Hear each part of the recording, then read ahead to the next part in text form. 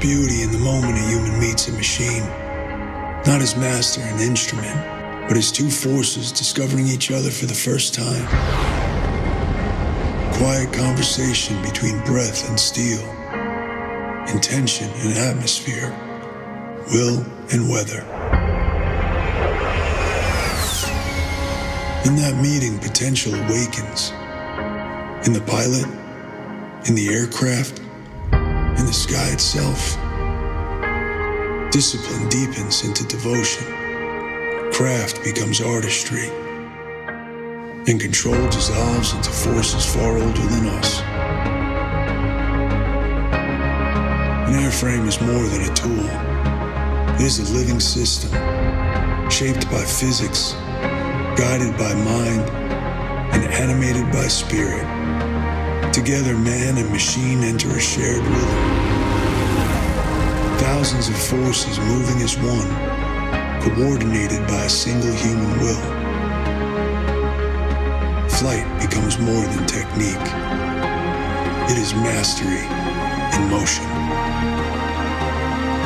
We were never meant to fly, yet we refused that boundary.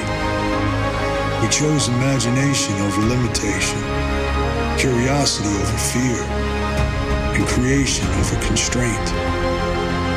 We rise not to escape gravity, but to extend our lineage beyond it. Believe our signature in what humanity believes it can become. Pilot doesn't fly for glory. He flies out of reverence for the sky that challenges him, the tradition that shaped him, and for those who flew before him.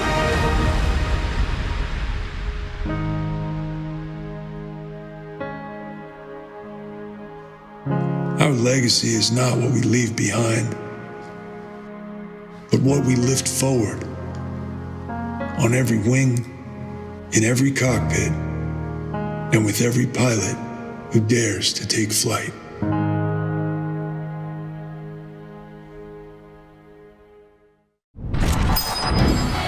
Welcome to the Strike Fighter League. I'm your host, Justin Walters, alongside my color guy, Rob the Higgy Tomlinson. 22 years as a Marine Corps aviator, now he's traded a seat in the cockpit for one behind the SFL desk. It's no Hornet, but it sure beats flying commercial. Dude, what's wrong with flying commercial? Let's just say inverting an Airbus at 40,000 feet is highly frowned upon. Okay, remind me never to fly with you. Note to self. Play calling next to a Top Gun fighter pilot was not on my 2026 bingo card, but what can I say? Here we are. Wherever you're tuning in from, whether you're a pilot or passenger, we welcome you to the very first Strike Fighter League online tournament. OTS-1, let's go. This is a big one for all of us, and just the beginning of a quarterly tournament series that will live online year-round. The online tournament series allows competitors around the world to participate remotely, run the same event concepts, submit official attempts, and build standings inside an online competitive field. Hundreds of pilots from 36 different countries tested their skills and submitted scores in the open trials for OTS-1. Only 8 were invited to compete. And only one will be victorious. That's right, but before we introduce the top 8 SFL pilots and watch them compete for a $10,000 cash prize, I think we should properly introduce ourselves. What do you think, DeHiggy? Pretty sure we nailed that part. Justin, DeHiggy, fights on. Not us, the SFL, come on, man. Yeah, probably a good idea. Yes, I think so. And who better to do that than the SFL founder himself, a weapons school instructor and a former squadron commander. And a former wingman of mine. He now finds himself in the SFL cockpit as the CEO. This is retired Marine Lieutenant Colonel Tim Monk Miller with the third member of our SFL broadcast team, Sibley Scholes. Sibley, over to you. Thanks so much, guys. Yes, I am Sibley Scholes, sitting with the man in the hangar, none other than Tim Monk Miller. We're getting down to business. First question, Monk, the call sign. How did that come about? You know the TV detective? Yes, is that where it's from? That's where it's from. I have a tendency to be neat and tidy to a fault. My first squadron mates made damn sure that I was well aware of that. Call signs are a funny thing. They're usually not flattering, I think I came out okay. There's a lot worse call signs out there. I love that show, so it works, okay? Let's talk about the 23 years that you spent as a Marine aviator. The idea for SFL, when did that go off as a light bulb in your head? So I flew F-18s and F-5s for a little over 2 decades. I had the privilege of commanding a fighter squadron, the world famous Silver Eagles, smoke 'em. I spent, my entire career in one of the most demanding, rewarding, and genuinely beautiful professional environments that exists out there, the fascinating world of tactical aviation. When I retired, I kept coming back to the same question. Why doesn't the rest of the world have access to this? It's incredibly difficult to get into. The barriers to entry are real, but the positive impact that it has on the people inside of it, well, it's profound. The discipline, the camaraderie, the character it builds. There's a relentless pursuit of something you can never fully reach, a perfect flight. And being okay with that concept, these are the things that shaped me and so many others into the humans that we became. The Strike Fighter League is the answer to that question. A professional digital combat league that's built to be the front door to a world that most people never get to see, but absolutely should. I know, obviously, your life was impacted by this, 23 years spent in that. This is going to be life-changing for those people a part of this. Yeah, for sure. We're going to be solely focused on their performance. They're going to have a ton of fun in the event. They can win some cash. And the important part is they get rewarded for all the effort and energy that they put into preparation. Nice. OTS-1, your first live event. Congratulations, by the way. We are here. How do you think about this moment for the SFL? I know our team's approaching this the same way a fighter pilot thinks about any first flight in a new aircraft. Prepared, completely present, and at the same time already thinking about ways that we can improve on this once we land. It's not meant to be a disclaimer, but the moment you think you've arrived, well, that's the moment that you stop getting better. So we'll push every element of this, the camera work, the comms, the event formats, the spectator experience, and when it's over, we'll debrief it ruthlessly and come back sharper the next time. No, it's going to be great to watch. The virtual aviation community is very passionate. This is something that I'm curious to hear your answer on this.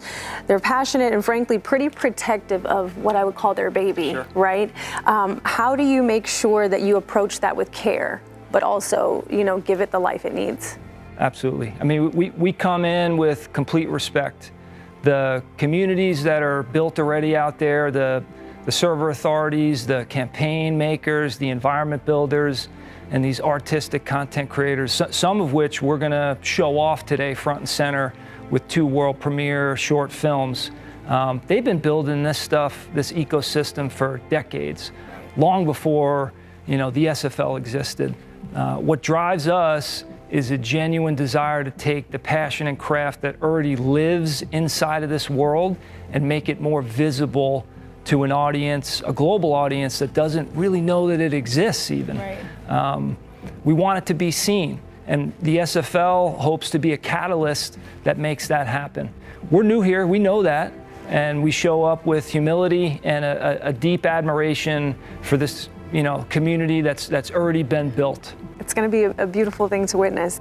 You've described the Live Professional Series, or LPS, as where the SFL is really going to push the limits. So we're going to pay attention very much to that aspect of it. What does that mean in practice, though? The OTSs are coming out. The LPS is where we're going. So we're going to put people in full motion simulators, life-size replica cockpits, fully controlled environments, so we actually can achieve a parity state between competitors. For more than 2 years, we've been doing the work, not reading about it, not hypothesizing, but doing it. We've traveled to facilities all around the world, we've toured factory floors, we've conducted extensive hands-on testing and built direct relationships with some of the leading manufacturers across this commercial and defense simulation ecosystem, motion platforms, mixed reality, haptic providers, full-scale high-fidelity cockpit replicas, The advancements in the last 2 years alone are staggering. And underpinning all of it is our Air Combat Advisory Council, or AC2. They're a cohort of elite fighter pilots and MILSIM experts from around the world who are dedicated to ensuring the SFL's authenticity and tactical formats are unimpeachable. These are people who've done this for real, and they're the guardrails that keep everything we build grounded in what matters. What we're building towards with the LPS is a pro league that brings the physical and digital collision directly to the masses. A live event that's part air show, all live event energy, and at the center of it, a viewer experience that feels like a front row seat to Top Gun Maverick in real time. So not a video game broadcast, not a trade show demo, but a cinematic, physically immersive competitive sport. The technology's ready, the community's global and passionate. This is the right moment for this sport to emerge, and when it does, man, it's gonna blow people away. It feels like it's a very deliberate thing to be doing that. How so, and why do you want that to happen? Yeah, it absolutely is. We start out with the Viper and the Hornet in OTS-1, but we're living through a pivotal transition in aviation. Autonomous systems are already fundamentally changing what tactical aviation looks like, and that's not necessarily a bad thing, but it does mean that the era of the fighter pilot as the central figure in the box, in the cockpit, is going to be different for the next generation than what it was for mine. Our commitment at the SFL is to that historical component, the Phantom, the Mustang, the Spitfire, the Corsair, the aircraft of the greatest generation, is our way of saying that that story matters. We're building a living time capsule. We want the next generation to have access to that. It's how we make sure these eras never become a footnote. What do you want from the people watching to take from everything? Come with us. I mean, it's going to be an incredible ride. Hold us to the standard at the same time. We want wingmen, and we want the honest, constructive feedback that a wingman you would expect to get from someone flying with you. And it's genuinely worth pursuing this endeavor that we're on. A pro sport, accessible to all ages, of all backgrounds, one that teaches real values and opens a door to one of the most extraordinary worlds human beings have ever created. It deserves this relentless effort. We won't be satisfied ever, and we wouldn't have it any other way. We're just getting started with OTS-1, and we're, like I said in the beginning, we're fired up. I love that it's the foundation. You want to pay homage to that and show people the history. That's right. Any last words to everyone watching? Just two. Fights on. You heard the man, Tim Monk Miller, here in the hangar. Everyone is in good hands. We can't wait for this to kick off. Justin, back to you. Thanks, Sibley, and thank you, Monk. Virtual pilots around the globe now have a place to compete and call home. The SFL welcome mat has been officially rolled out. Indeed, but now when do we find the meaning behind your call sign, DeHiggy? Hey, pull your throttles back, Justin. It's only our first show. Very true, but can't blame you for trying. Speaking of firsts, we've got a lot of them today on our very first online tournament series. If you're just joining us, here's the 40,000-foot view of the SFL OTS competition structure. It runs in two sequential phases. First, the trials phase, then the dogfight bracket. Trials are discrete skill domain events. They're measurable tasks designed to isolate core skills, speed, precision, and execution under pressure. That's right. Trials phase is the can you fly the jet portion. Hands, eyes, and discipline. Fundamentals of being a fighter pilot. Across trials, each event is equally weighted. Scores are normalized and then summed into a trials leaderboard. And that leaderboard matters for one reason. It determines dogfight seating, 1 versus 8, 2 versus 7, and so on. But that's only earning your parking spot. You still have to walk into the building and win the fight. But important distinction to note, trial scores do not carry over into the dogfight results. Trial scores only set the bracket. Dogfight decides the outcome. That's right. Trials say you can fly. Dogfight shows you can fight. The dogfight phase is head-to-head decisions, speed, tactical execution, and adaptation. It's competitive proof of how you operate against another human. This is the OODA loop in public. Observe, orient, decide, act. faster than the other pilot, and cleaner. The jet is just a tool. The brain is the weapon. I agree. And with all of that established, Higgy, we should state none of this would be possible without the digital environment. You know it. You love it. We all fly it. Eagle Dynamics DCS World, or for the uninitiated, Digital Combat Simulator.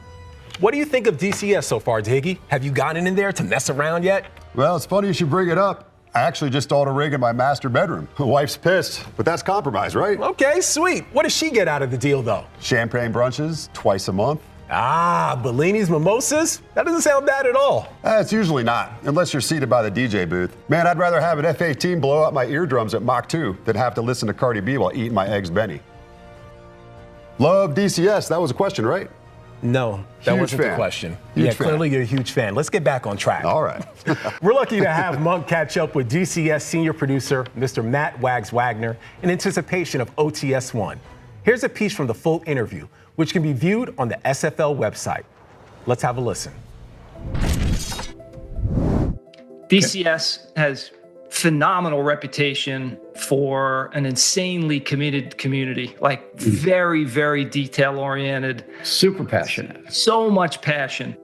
Mission makers, server owners, squadrons, modders, trainers, and these artistically focused content creators out there. I mean, it's mind blowing. I find new corners to it, every time I go doing a deep dive. So what parts of that ecosystem are you most proud of? And what do you think creates this, I call it like a fly forever loyalty that goes on in the DCS world community? So I think it's not one particular part. It's kind of, many parts making that whole. A big part of it, of course, is, even though single players, still, by a large majority, our biggest market, the multiplayer part is just, very important one and a growing one. And I think one of the biggest things that grows that multiplayer presence, it's, all those fantastic server runners out there and their associates who create all these great missions and campaigns and multiplayer environment that we don't provide that at this point. Now, obviously, when we get to dynamic campaign with a multiplayer element, we'll be able to kind of, crack that nut at that point.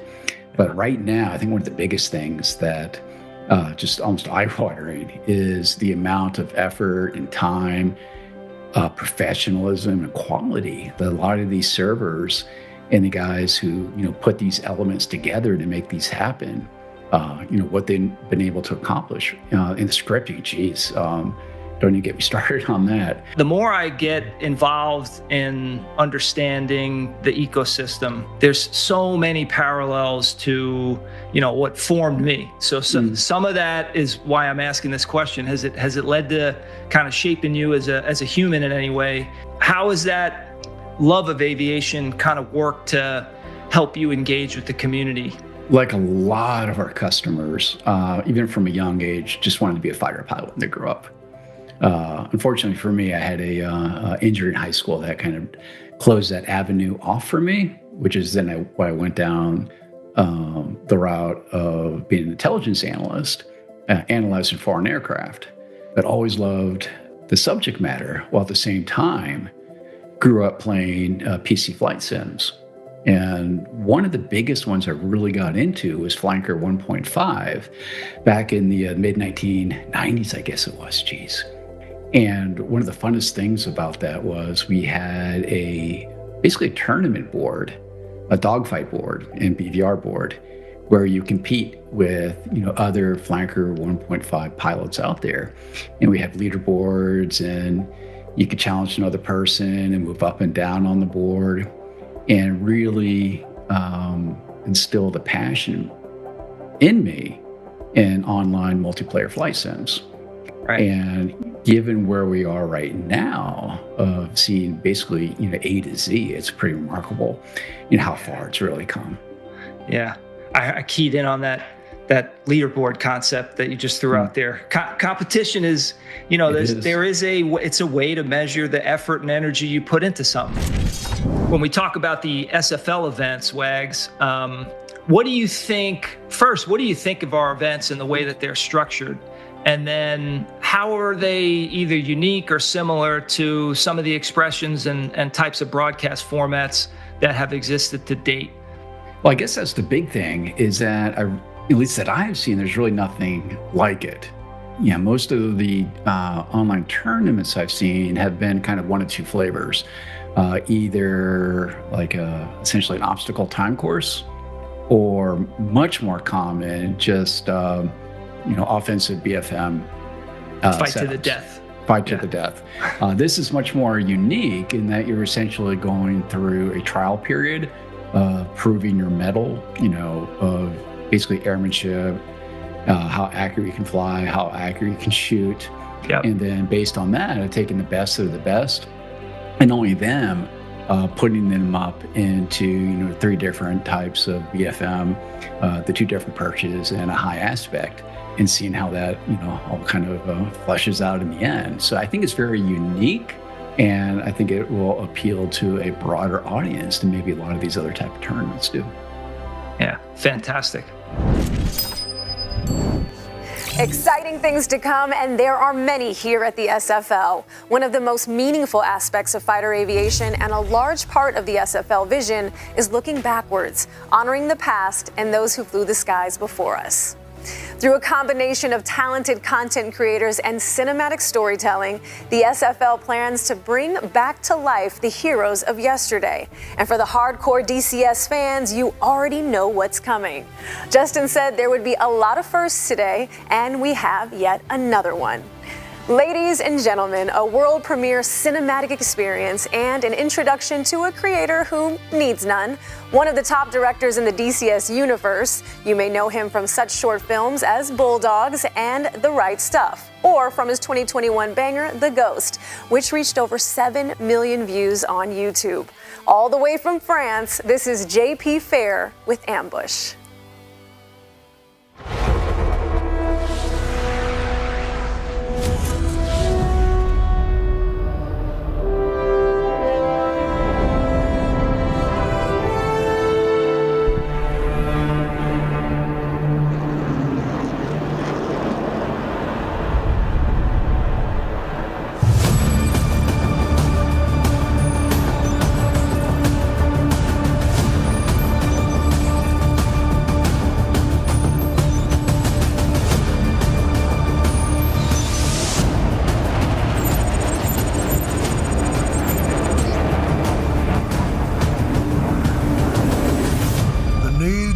Operation Bolo was apparent when the MiG started chasing us out of North Vietnam.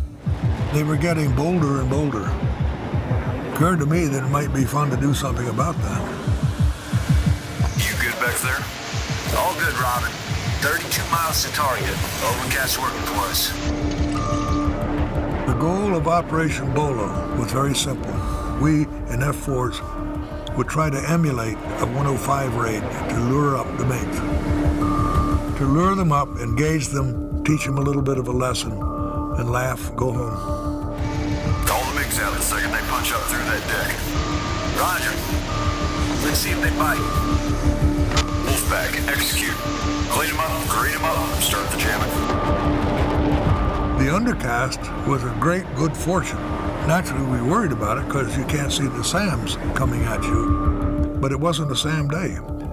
So we went in over the undercast, which hid the F-4 smoke trails, which easily identified the F-4 from any ground observation. We're over Phuket. Eyes out.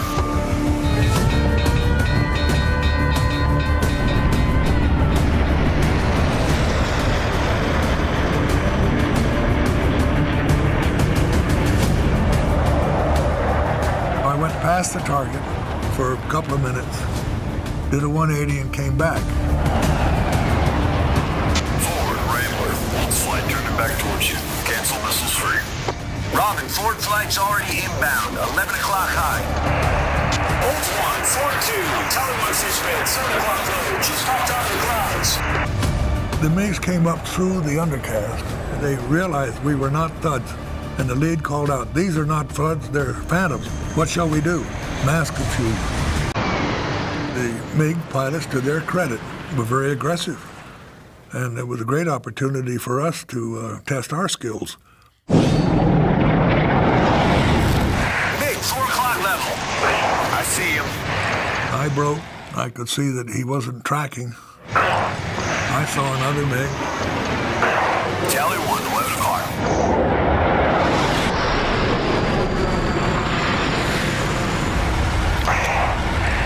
Stand by. Gun lock. Fox. Damn it, no guy. Stay on it. Stay on it. Going Sidewinder. Fox 2. Second Fox 2.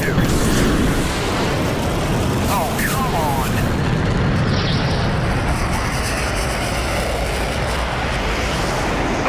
He's gone. More MiGs inbound. Engaging. Okay, keep pressing. Keep pressing. I have him locked. Fox 1. Missile's not guiding. No guide. Fox 1 again.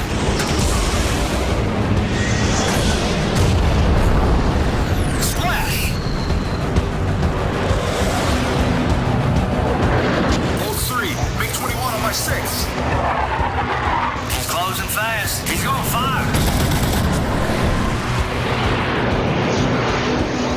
Hold 3's in trouble. Let's get in there. Roger.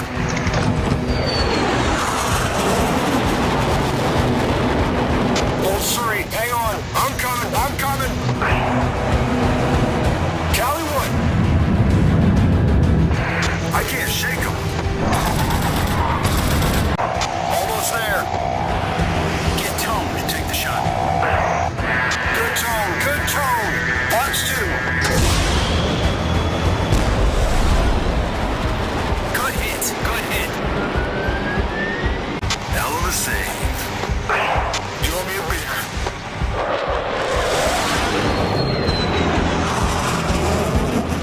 Cali Bandit, 10 o'clock below. Head on pass. Then there was another MiG going in one direction, and I was going in the opposite direction. I easily identified him, the MiG-21, fairly close. So close that I couldn't just make a flat turn and get behind him. Roll. I went way up above him and rolled over my back as he was turning. And came around, down, and behind him. Right off the nose now.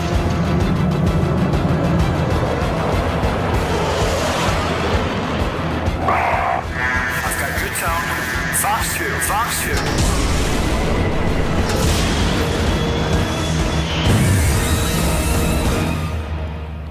And it blew his right wing off.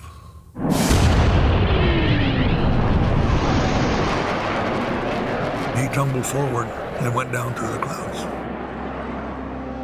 I don't think that MiG saw me. If he did, he was stupid. Tally MiGs, 4 o'clock low, climbing.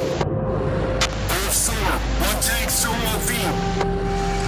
I'm losing fuel. Roger that, old 4 will push south.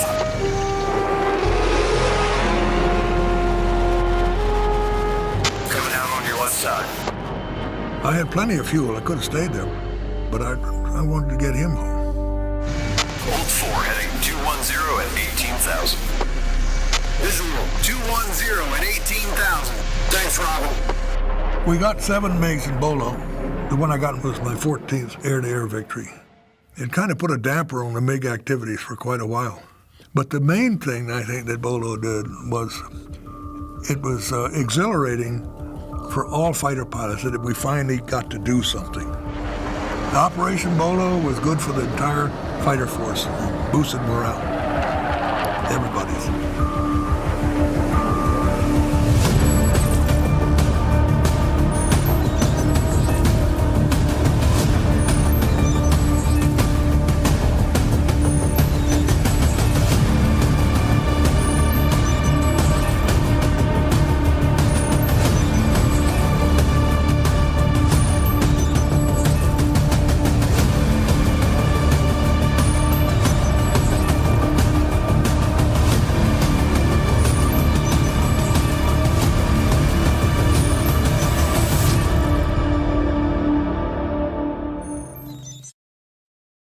I am at a loss for words seeing that. I know that's going to be hard to top, but I have 8 pilots who think otherwise. Now, before we meet them, let's break down how they got here. Qualification happened inside league-assigned submission windows. Competitors submitted official attempts for each required event, and those runs were evaluated and ranked to determine who advanced. Every submission is backed by the authoritative record, an Air Combat Maneuvering Instrumentation file, better known as an ACMI file, so the league can validate the run and the scoring. Hope you're following along. Now, if something doesn't meet the standard, it can be flagged for review, corrected, or refly directed. That integrity layer is built in on purpose. Once runs are verified, scores are normalized and aggregated into a ranking. The top 8 move forward into the OTS competition. There's one more requirement to compete in OTS: human engagement. It's a qualification prerequisite, and it's non-negotiable. Competitors must be available for interviews and debrief elements required by the broadcast. That's part of being on this virtual stage. Name on the scoreboard, face on the screen. We want to know who earned it, and we want competitors to stand on their performance. Bottom line, if you want the crown, you show up fully. And for the first OTS, boy, did they ever. We've got pilots ranging in age from 14 to 58 from 6 different continents and 36 different countries. A great reminder that the Strike Fighter League is for everyone. Now, let's take a closer look at today's competitors. Seed 1, Mario Schweiger, call sign Viper, out of Germany, age 36, flying the F-16C. Seed 2, Tomas Barrios, call sign Wolf, out of Brazil, age 46, flying the FA-18C. Seed 3, Michael Huber, call sign Dusty, out of the United States, age 40, flying the F-16C. Seed 4, Federico Aloco, call sign Mayo, out of Italy, age 24, flying the FA-18C. Seed 5, Frederick Coubard, call sign Couby, out of France, age 48, flying the F-16C. Seed 6, Adam Pribula, call sign Pribs, out of the United States, age 39, flying the FA-18C. Seed 7, Michael Sprague, call sign Ahab, out of the United States, age 38, flying the F-16C. Seed 8, Justin Moises, call sign Retro, out of the United States, age 54, flying the FA-18C. And here are your top 8 OTS-1 pilots side by side. Well, there you have it, folks. 8 pilots who made the grade, but who will take home the $10,000 cash prize and title of the SFL OTS champion? We're about to find out. Back to you guys. Thanks, Sibley. It's about that time. Are you ready? I hope the wait was worth it. I think we can all agree, Higgy. It's time for some action, and we've got 8 pilots ready to give us just that. It'll be really interesting to see how they handle the stress. Yeah, that's right. 10 grand? Whew. That's nothing to blink at. You think it's too late to enter? Dude, I need you here. You're my wingman. I need you to help decipher the world of titanium, geometry, and speed. Bingo. What, you out of gas? What? Yeah, man, bingo means you're low on gas. See, this is why I need you here, Higgy. Thank you. We start trials with speed, a timed circuit built for sharpness at pace. The course is approximately 17 nautical miles, built with 18 three-dimensional gates, and the pilot flies 2 laps, with lap 2 being different from lap 1. And that can really mess with you. You approach the same gate the second time through, and it's a totally different sight picture. The clock starts at weight off wheels, and it stops when the aircraft clears finish gate over runway 19 or right. A gate only counts when the aircraft passes fully through the ring without contact. If you miss it, skip it, or clip it, the gate does not count. So don't graze it and hope. That's like clipping a pylon in air racing. It's a mistake. Don't forget this, Higgy. A 40-second penalty is applied for each bad gate. Meaning fast is good, but fast and clean is legit. The quickest way to lose speed is by paying for your mistakes. The 18-gate sequence includes a mid-course turning section, starting with a lap 2 set piece called 2 T's for the win, a 3-gate combination that forces rapid alignment, changes late in the run. That section is tight. Tiny corrections, 0 margin. If you're yanking and banking without a plan, you're gonna lose. And format-wise, we'll see 8 heats, 1 pilot per heat. Each pilot gets their run, then we post standings as the trials leaderboard develops. And you'll see personalities immediately. Some fly it like they're flying a metronome. Others fly it like they're trying to outrun an Alamo missile. Straight hair on fire. Sounds like you. Bottom line, speed is about executing the published course, clean gates, disciplined geometry, and pace from takeoff to finish. Speed is life, but in this event, clean is king. Well, here we go, folks. The anticipation is over. The competition is beginning, and we are now ready to go. This is speed. Speed is not haste. It is clarity under pressure. The sky does not move for you. You move with it. Every knot is a conversation. Every acceleration, a promise. Power becomes motion. Motion becomes intention. Intention becomes stillness. For the pilot and the jet, moment by moment. Speed is mastery, expressed in time.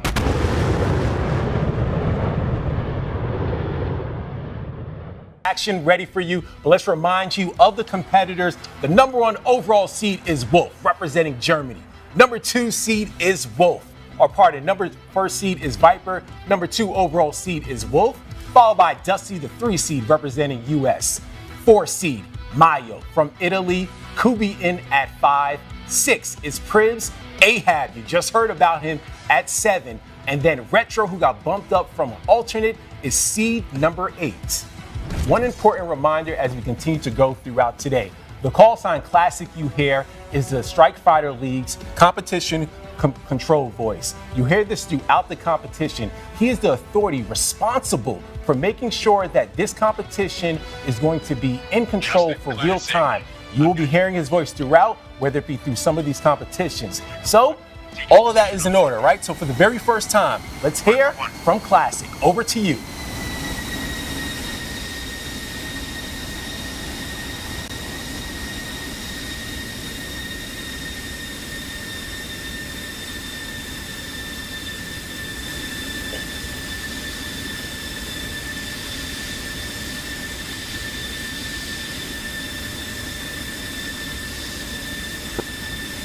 Viper 1, welcome to your speed trial. All gates are set, altimeter 2992. You are cleared for takeoff and low transition into the course. Fly fast. Viper 1. All right, it's showtime. The first of 8 heats. Weight off wheels, the time starts. Let's see what Viper is able to do. Remember, it's going to be 18 three-dimensional gates. Some cool fun nuggets about Viper. His real job is certified flight instructor. Full squadron program from the Tiger Mercs. All right, he's through gate 2.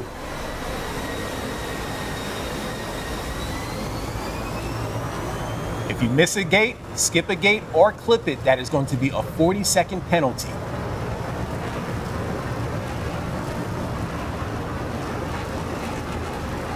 Viper had the second highest qualification score when it came to speed, coming in at a 90. All right, here's the first aggressive maneuver. How do you like the way that he came back closer to the skyline? It looks like directional control is maybe a little bit challenging right now. I'm not sure if this is how he performed during the qualification round, but yeah, he's managing the speed well and working his way through the course. It's no coincidence that, of course, he's flying a Viper because his call sign is Viper. It would be funny, though, if he chose a Hornet. That would be. That wouldn't make any sense to me whatsoever. You're going to go through this course 2 times. The second time you go through the course, it's going to be looking a lot different. We'll get you all the names of the gates, but we just want you to process this because this is amazing. Yeah, it's intense. You're trying to find your way through a small gate, going 800 plus knots. That's no easy task. It looks like we're getting ready to set up for the second loop of the course. That's right. This second loop of the course is going to look different, and it's going to be interesting how he gets to my favorite portion of the course, which is 2 T's for the win, because you have some strong turns there, David. Absolutely. And I think we have a little extra surprise for them today. Yeah, we do. A little Easter egg, right? I saw a few of the comments talking about April Fools. Well, we got one in store. You got to keep your eyes on the target. Looks like he may have come off course here a little bit. Yeah, that certainly will factor into his final score. Here's the second tee. Nicely done. 2 more gates left. Dealer's choice to no surprise. They're flying through Las Vegas. You don't want to gamble. You got to finish strong. Oh, yeah. And then 1 more gate left. Runway 19 right.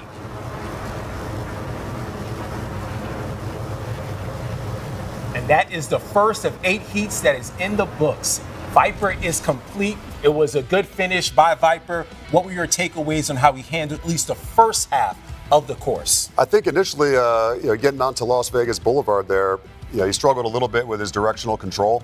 You want to make those big corrections out at range. It looks like he was struggling a little bit to maintain the flight path that he was looking for to thread those gates. Yeah, we're going to go right here. 2 T's for the win. He missed a gate. What did you see from him here? Well, it looks like he actually approached it from the other side and did a nice correction, in my opinion. Yeah, that area is very tricky, but this is the gate that he missed. He flew over too high because you're going from a high altitude to a low altitude. As a former fighter jet pilot, how are you able to maneuver that, and it's so tough to fly at that speed? Well, what I like to think about is, you got to project where you want to go in the future. So if you're going to try to thread that gate, it's a 3-dimensional maneuver. You got to set up for that approach, thinking about where you're going after the gate, not just making it to the gate. Yeah, as we mentioned, when Viper was able to do the qualification scores, he had the second highest score of all of the competitors, coming in at a 90. We're tallying up the score right now, and we'll let you know where things stack up for him on the leaderboard. You'd like to say that he was his Iceman, right? When you looked at his video submission. Oh, yeah, absolutely. You look at his scores as well. I mean, he pretty much flew it ice cold. Yeah, he certainly was.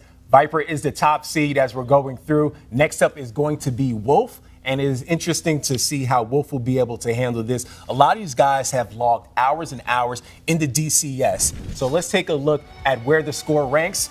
A 90 again. I mean, if it ain't broke, don't fix it. He missed that gate, and he probably would have got higher than his qualification score if he didn't miss that gate. But still, I think this was a strong first start by Viper. Reminder to those watching that no matter what, it's going to come down to dogfighting. So let's go over to Classic for seed number 2. Wolf. That'll be all on Cry in a minute. Okay. Classic, I got it.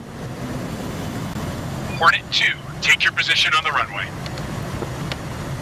Hornet 2.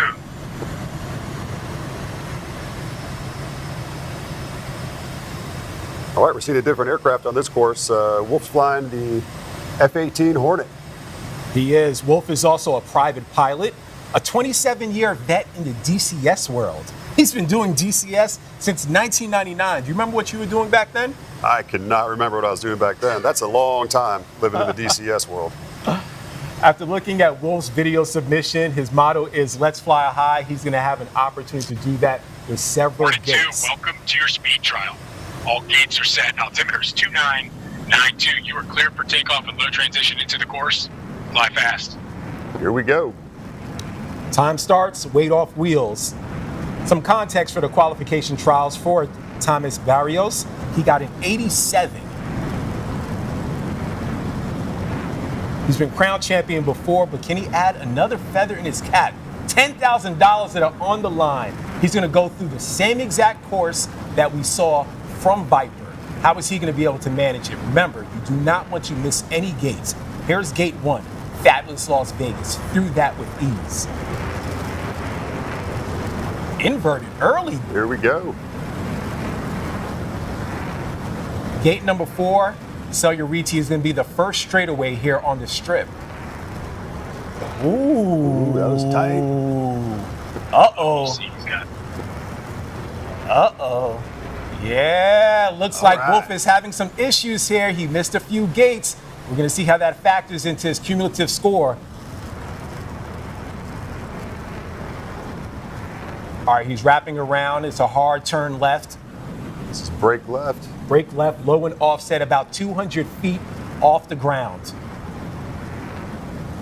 Now, the key here as he approaches electric playground that we just saw from Viper is that Wolf is going to want to lift his nose up because the next gate is 3,000 feet in the air. Dehiggy, right. What is the key as you get through that and you're pushing your nose up so high? Well, I mean, you're projecting again where you want to go. So even though he's going uphill to this gate, what he's really thinking is I got to work my way back downhill to get back on the course. So this is the longest straightaway of the course where the aircraft are unloading, trying to accelerate as quickly as possible. However, at the end of the straightaway, you can always expect. Wolf is having some issues. He's going rogue. I've seen several gates he's just wrapping around. I'm very curious to see how things shake out with his final score. Here we go. Yeah, he's closer to the runway now. He hasn't even passed 2 T's for the win. So he's resetting. This is surprising. That's aggressive, yeah. Now, this is the second highest speed. This is not easy at all. He's going back through the course. He's doing his best to play catch up. Oh, he looks like he's trying to lead turn it. Yeah, here's the second go. tee. He's through it. Now for the next gate is for the win. He's trying to locate it. See, and for those watching, a reminder, this course is humbling. This is a guy that has been doing DCS since 1999, a 27-year vet, and even he's having struggles with it. This isn't his first time going through this. Yeah, it is not easy. Yeah, what you'll see, the Hornet is a little bit slower than the F-16, but it is a little bit more maneuverable. So we'll see how this plays out. Yeah, that was really tough to see. I was surprised by that. Honestly, probably the tougher start compared to the two competitors. What did you take away on how he got lost at the beginning? Well, I mean, I think what he was doing is trying to exploit the vertical. So, with a fighter attack aircraft, as you're carrying a lot of energy on that aircraft, you got to bleed that off in order to be able to do a sharp turn. So, I think what we're seeing was he was using the vertical to slow his airspeed down quickly, and then we'll see how this plays out for him. Yeah, I think we saw immediately at the beginning where it looked like he almost clipped a gate, but he missed this one right here, and he was certainly in for trouble, and it looked like he lost his sight. Yeah, things are happening fast, so. Yeah, wow. Looks like he did a good job recovering there in the middle of the course, I thought. Just getting back, he did his best to come back. It's safe to say that he probably won't have as high of a score as Viper, but this was the second overall seed. Anything can happen. We certainly have seen a lot of tricks, and 2 T's for the win. It's still going to be one of those tricky sections much later in the course that is going to give a lot of these competitors difficulty. Absolutely. So right now they tallied up the score, and wow! Because he came back around, the Wolf was able to get a 91. I did not expect that. I didn't at all. That's impressive. That certainly is impressive. Shout out to Wolf. Let's fly high. Let's fly high, and he's representing the Harpia Squadron. As we learn more about these competitors, Dehiggy, I'd love to know your why. Why did you want to be a fighter pilot? This was a fascinating story you told me. That's easy. I mean, at a very young age, I saw the movie Top Gun like many other fighter pilots out there, and I was sold. I was all in, 100% focused. That's what I wanted to do. So made life pretty easy for me. You got one focus, you know where you're going. Now, you saw it immediately when the movie came out, and you said, this is exactly what I want to do. Absolutely. That's from like 5th or 6th grade on. I knew exactly that's what I wanted to do. All right, so we got 2 scores in the books from Wolf and Viper. Let's head over to Classic for seed number 3.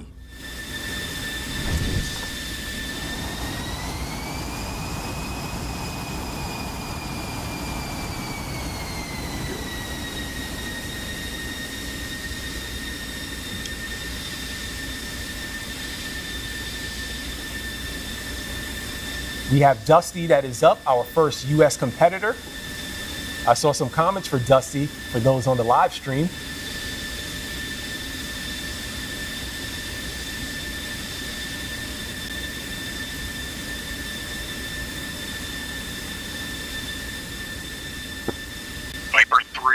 to your speed trial.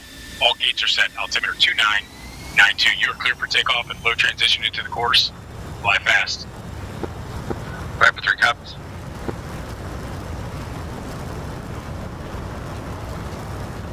Time starts, weight off wheels. A reminder about Dusty, private pilot license, former Air Force flight engineer, and doohickey. Now, I feel like I should undersell and possibly over-deliver, but he had the highest speed qualification score. But I just gave great nuggets about Viper and Wolf, and both of those guys had challenges on this course. Absolutely. I mean, competition is fierce. These guys may be trying to push it a little harder than they did in the qualification round. Sometimes that leads to mistakes. We'll see if Dusty can dust off those skills. Here's gate number 3, Lady Liberty.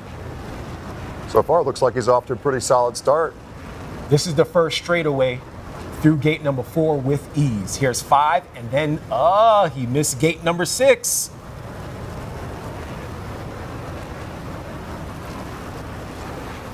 All right, here comes that high to low transition. He missed gate number 5. And we actually just heard from our comm center, they're going to be reviewing the score, so the leaderboard could change.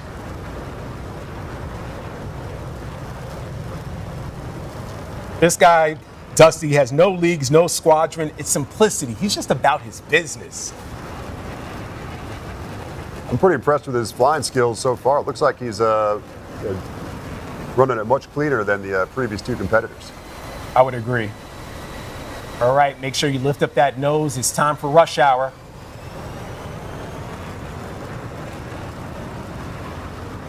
The rush hour gate is 3,000 feet in the air, and as soon as you get through that gate, which Dusty did, it's over to Orby, which is 200 feet, closer to the strip skyline. Here we go. We got Afterburner fully staged right now. You can see he's pushing over 700, approaching 800 knots. That's impressive. Nice.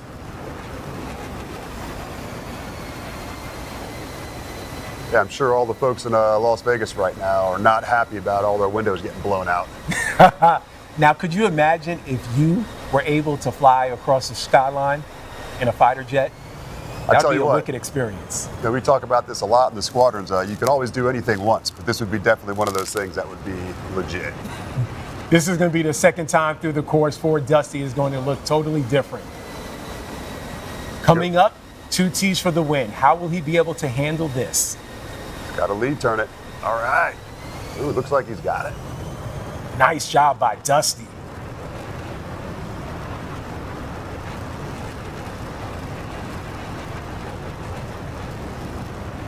Dusty also flying a Viper that we saw from Viper earlier in the course. And now he has to finish strong. No gambling here. Make sure that you end off on a high note. Here we go. Finish line in sight. Looks like he did an outstanding job of managing his energy and managing the three-dimensional turns throughout that entire course. I'd agree. I was pretty impressed. We're going to see how the cumulative score is calculated, but compared to the 2 previous pilots, in terms of smoothness, what did you see stick out to you from the way Dusty was able to handle this course? I thought he did a real nice job of projecting where he wanted to go next. So you make those big corrections out at range as you approach that gate, and it looked like it equaled a much smoother run for him all the way throughout the course. Were there any specific gates that stood out to you as we're looking here at some of the great execution gates from Dusty? I think the way he made it through 2 T's for the win at the end there, I mean, that was the best run we've seen yet. And that was rush hour, high up in the air, and then he crushed it coming back to a low and offset gate. Dusty really did crush his course, coming in as a 3C. And it's no surprise because we mentioned that he had the highest qualification score from the speed trials, and he certainly murdered it and showed it. I think his familiarity with the course definitely stood out. I would agree. When you see the way that he was able to handle in terms of knots, did you like his speed compared to Viper as well as Wolf? Well, one thing I noticed, he managed his speed to a certain extent where, that aircraft can go fast. No doubt about that. But, if you're going to try to maintain that speed through a turn, you're going to have the turn radius of the Titanic. So you got to manage that at some point. So that's where the discipline comes in to recognize what you have come up in front of you and, and managing your energy either in the vertical or, bleeding it off with an aggressive pull. These aircraft can bleed upwards of at least in the Hornet, about 60 knots per second. In the Viper, pretty close to that as well. So that's how you manage your energy, is with the, adding excessive G-force to the aircraft to slow it down. Personal preference, if you're flying this course in DCS, would you prefer to use the Viper or Hornet? Well, if I could switch throughout the course, you would choose. No, we can't. We can't switch. Okay. Can't switch. Well, I would stick with the Hornet all day long. Why? Near and dear to my heart. I'm familiar with that aircraft. 20 years of experience flying that thing, and I'll take the maneuverability all day long, particularly in the dogfight. Okay, and we're going to find out, because that's what it's all going to come down to. We're tallying up the score. Dusty, 100, crushed it. Wow. That is easy. That was really nice by Dusty. Wolf there at second, 91, and Viper, the #1 overall seed, with a 90. Over to Classic for seed number 4. That was textbook.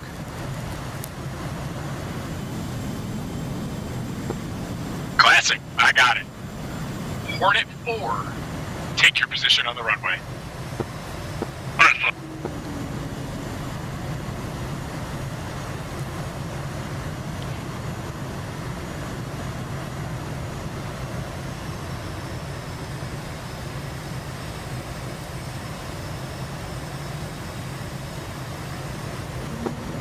Hornet 4, welcome to your speed trial. All gates are set, altimeter 2992. You are clear for takeoff and low transition into the course. Fly fast.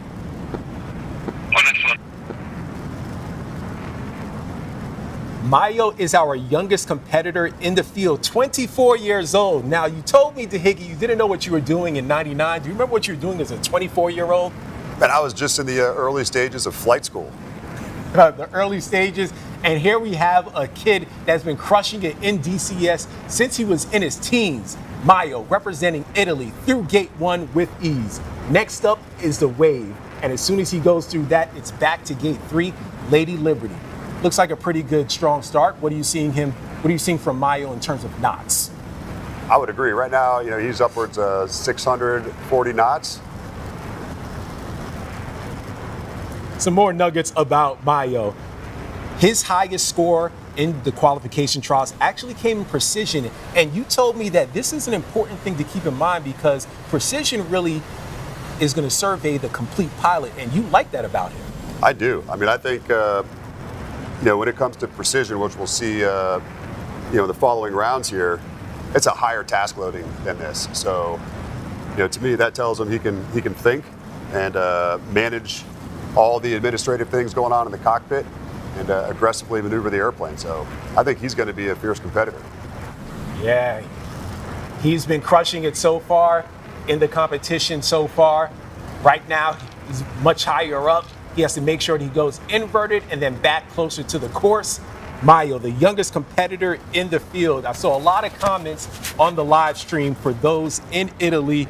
Don't let this young age fool you, or even his smile. He certainly has logged thousands and thousands of hours in the DCS world, and his experience is showing right now, doing this course with ease.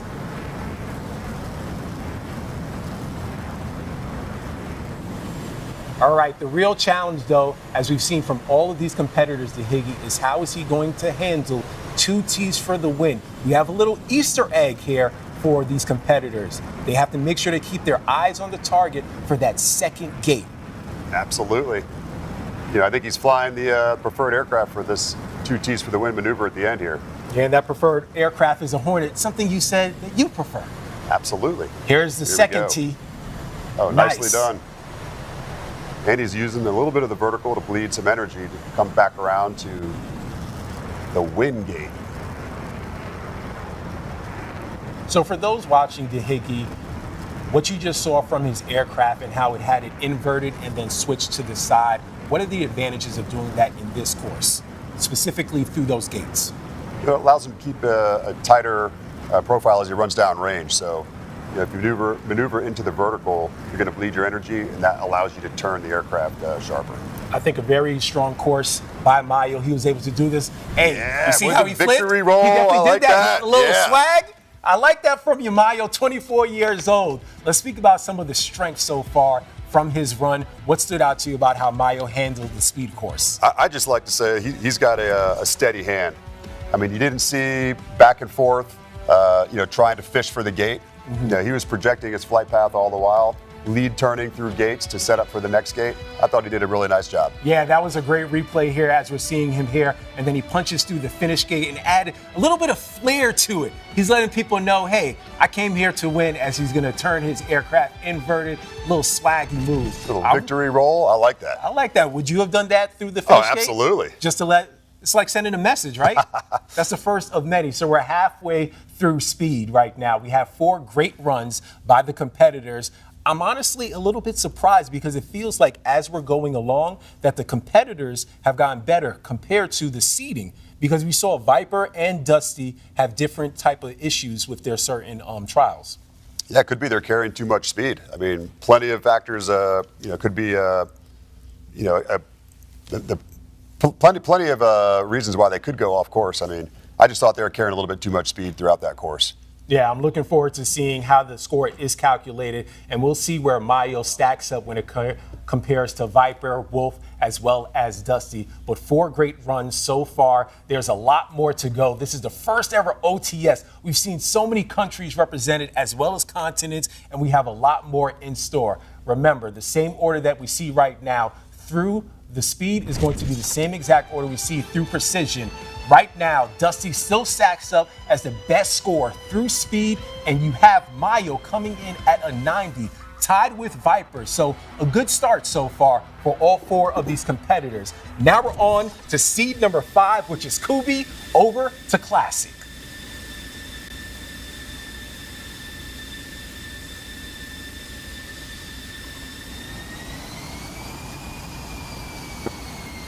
Classic, I got it. Viper 1, take your position on the runway. Viper 5, take your position on the runway.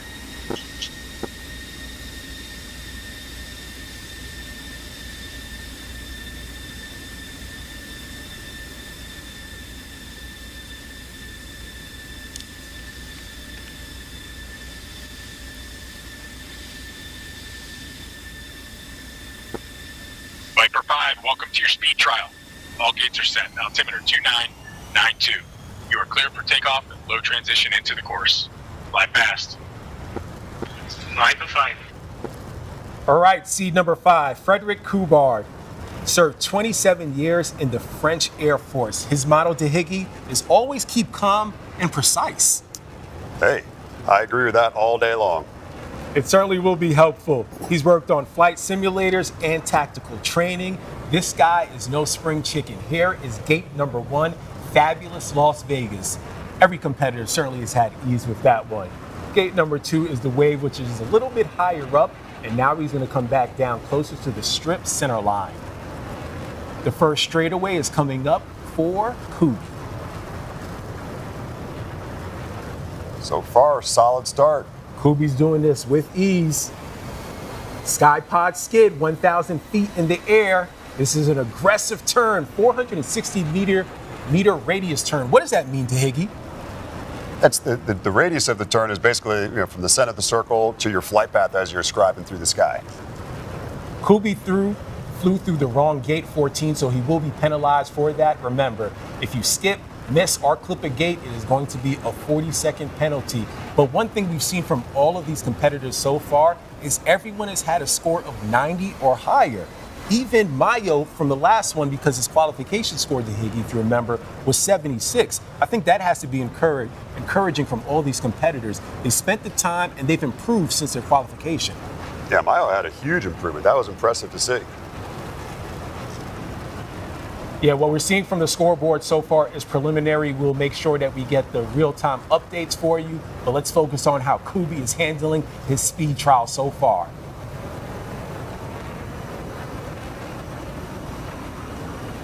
This is radical, dude. I'm just seeing, like, it's amazing to see how all of this is put together. Even the documentaries from earlier. When you said you saw an ambush, you asked Monk and the crew, you're like, wait, that's DCS? I could not believe the footage. It was unbelievable to me. All right, the second time through the course for Couby. I said my favorite portion of this course was going to be 2 T's for the win, but all these competitors, they appear to be handling it with ease. They're like, Justin, bump that. Oh, I spoke too soon. Oh, no. I spoke too soon. What happened? Couby. Oh, Couby. Wow. Man, that happened fast. Some would say I forecasted that. Was that foreshadowing when I said that all the competitors? Maybe you jinxed him. I don't know. Maybe I jinxed him. Wow. I did not expect that. Here's a replay of Couby. He handled the course with ease, started off really strong. Everything was going in his favor. He missed a gate, but that's fine. But then the big penalty, which we'll eventually see. But wow, he had a strong start, but here comes the penalty. The second tee, he crashes into Trump Tower. Oh, man. Lord. Oh, my gosh. That's certainly not going to be good on the scoreboard. That's the first time. Wow. That's not what you want to see. I mean, maybe he clipped the gate. It looked like he maybe just was carrying too much speed for that turn. Okay, now walk us through, for those watching, the difficulty of why I keep saying 2 T's for the win is my favorite portion, when you're bending left and then you're bending right. So for you in that cockpit, what are you doing to make sure, in terms of knots as well as speed, that you're making sure that you're not too aggressive? Well, if you study the course, which these competitors have had the opportunity to do, you can take a look at the the first turn there for the first tee, for the 2 T's for the win. That's an aggressive turn, and if you carry too much speed off that straightaway, it'll bite you. I mean, his turn radius was too big to manage, that turn that he was trying to perform. So it's unfortunate. Yeah, it's unfortunate, but the good thing for Couby, as well as any of the competitors that possibly may crash, is that they still have life, because it's all going to come down to the dogfighting, and that's what this is going to be setting up. So Couby right now with a score of 58, to no surprise, the lowest score. That's pretty straightforward. He did much better in the qualification trials, but that doesn't matter. How are you going to show up today? All right, so we're going to move on to the next, and that is going to be seed number 6, which is Pribs, over to Classic to get a setup for heat number 6 of 8.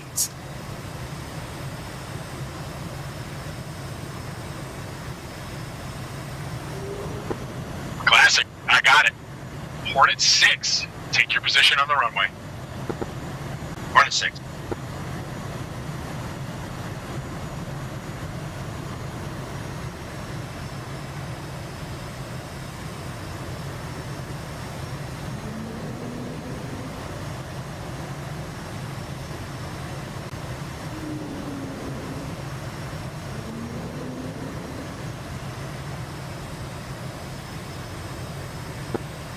Hornet 6, welcome to your speed trial.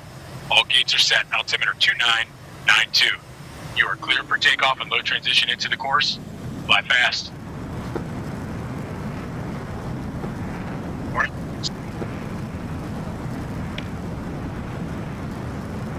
Time starts, weight off wheels. It's showtime for Pribs. He's flying the Hornet Dahigi, which is something that you prefer. And now we've seen a lot of veterans in this course. But this guy, Pribs, has only been flying DCS 2 years ago. No squadron. All right, here we go. Approaching the first gate. Nice alignment. Through that with ease. Pribs was a former AV National Guard, 8 years.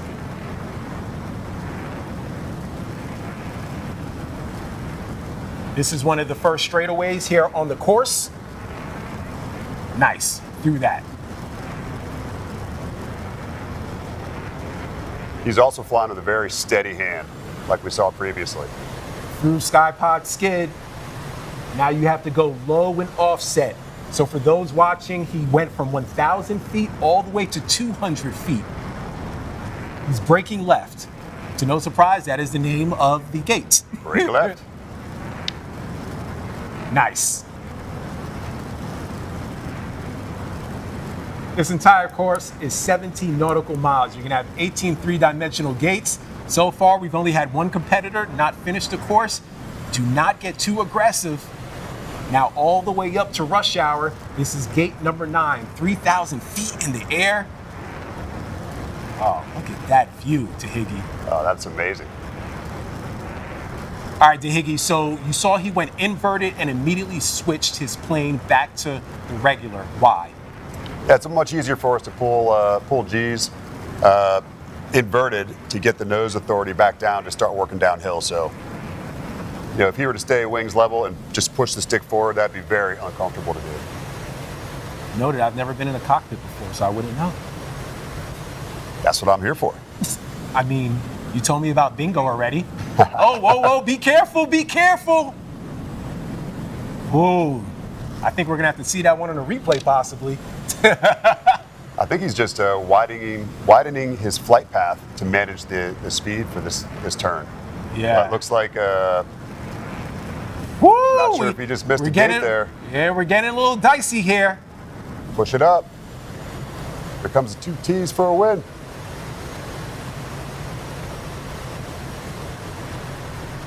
All right, here's the second T. We just saw a crash.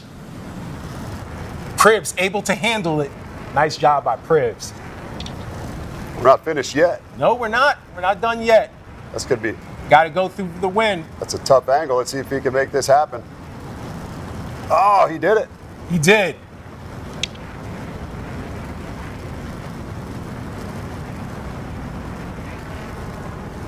The alignment there that you saw going into that wind gate was obviously carrying a little bit too much speed. So nice correction though. Strong finish. Are we going to have any yeah. flair at the end? There we Okay, go. we got some flair. All right. Pribs, all right. We see you, Pribs, my guy. Honestly, the goal, it feels like, after we just saw Couby crashing that, is just make sure you finish the course. And I think because that tone was set from the previous competitor, that possibly could have been dictated on how Pribs was flying this course. Take a look at the replay here. Here we go.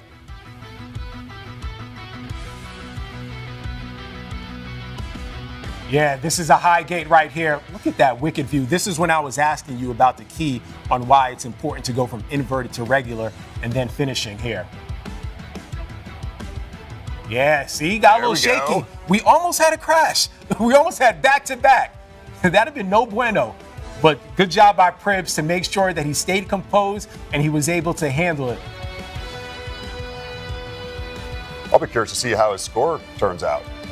I will be as well. I think it's safe to say, though, he'll be higher than Couby. You want to bet me on that? No, I'll take you up on that. All right, what have you liked from the competitors so far, including Pribs, on how they're handling this course? Well, I'm just surprised to see they're all, taking a different approach to it. So we're seeing, different flight skills from each one of these competitors. They're doing some things that maybe I wouldn't have thought of, and for the most part, those with a steady hand have done a better job. You've got to manage the energy and manage the turn radius through those maneuvers. There have also been a few gates that appear to be a little bit more tricky than we expected for some of the competitors. Are there any that stick out to you that some of the competitors have had issues with? Absolutely. I mean, that 2 T's for a win at the end there, that's the most challenging portion of the course, in my opinion. Yeah, absolutely. I would agree with you. We already saw one crash. We'll see what else is in store. We're calculating right now the score for Pribs. We have 6 of 8 heats complete so far. The same order that they have right now for speed. We're going to see that same order in precision. But that course, that's different. We're going to see 3 different weapons employed. But right now, let's see what we have in store for Pribs' score. And we have tallied it up right now. Pribs has a 61, so coming in at the second lowest score. Dusty still leading the way with 100, followed by Wolf, who was the second overall seed. He has a 91, and Mayo at 90. 6 heats in the book for speed, 2 more to go. Next up, we have Ahab, the legend of Ahab, over to Classic. On the runway. Viper 7.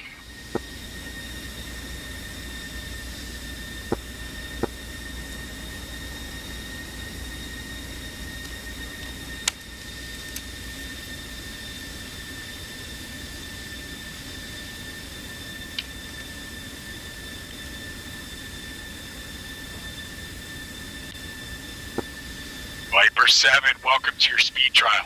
All gates are set. Altimeter 2992. You are cleared for takeoff and low transition into the course. Fly fast. Viper 7.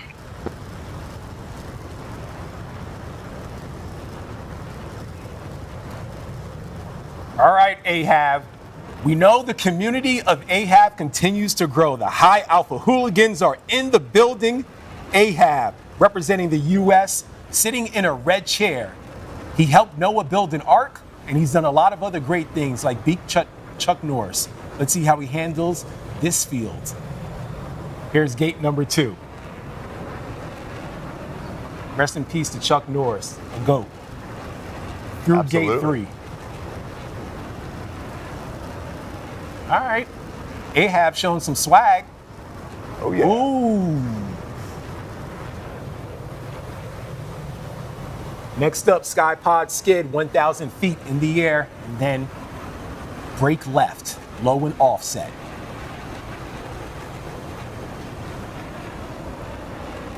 Dahigi, if you're competing in this competition, to have so many people tuning in, watching you, would that give you more confidence? I think it might push you, to the limits a little bit more than you would otherwise. In general, when you're in the cockpit, though, you're in the zone. I mean, he's focused right now. He's doing what he has to do to get the job done. So for you, you would be unbothered by it. You're going to be locked in the zone no matter what. You may think about it, before you, go out there, but once you're on the course, I mean, you're laser focused on the competition. That was rush hour. You made it through the gate cleanly. Remember, if you miss a gate, skip it or clip it. You hear that a lot. Even in precision, it is going to be a penalty. So far, Ahab is doing well.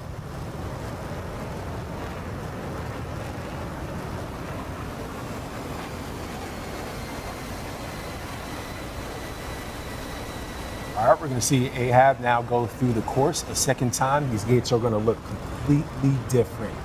This entire course is 17 nautical miles. Yeah, so he utilized the vertical there to bleed off that energy. Let's see if he can find the course through this straightaway. Yeah, don't get too crazy on the straightaway because we've seen some people slip up in this section. 2 T's for the win. Here we go. All right. Whew, lift up the nose. Nice. That was a nice shot by Ahab. Right before he lifted up the nose, it looked like he was on the same route as Couby.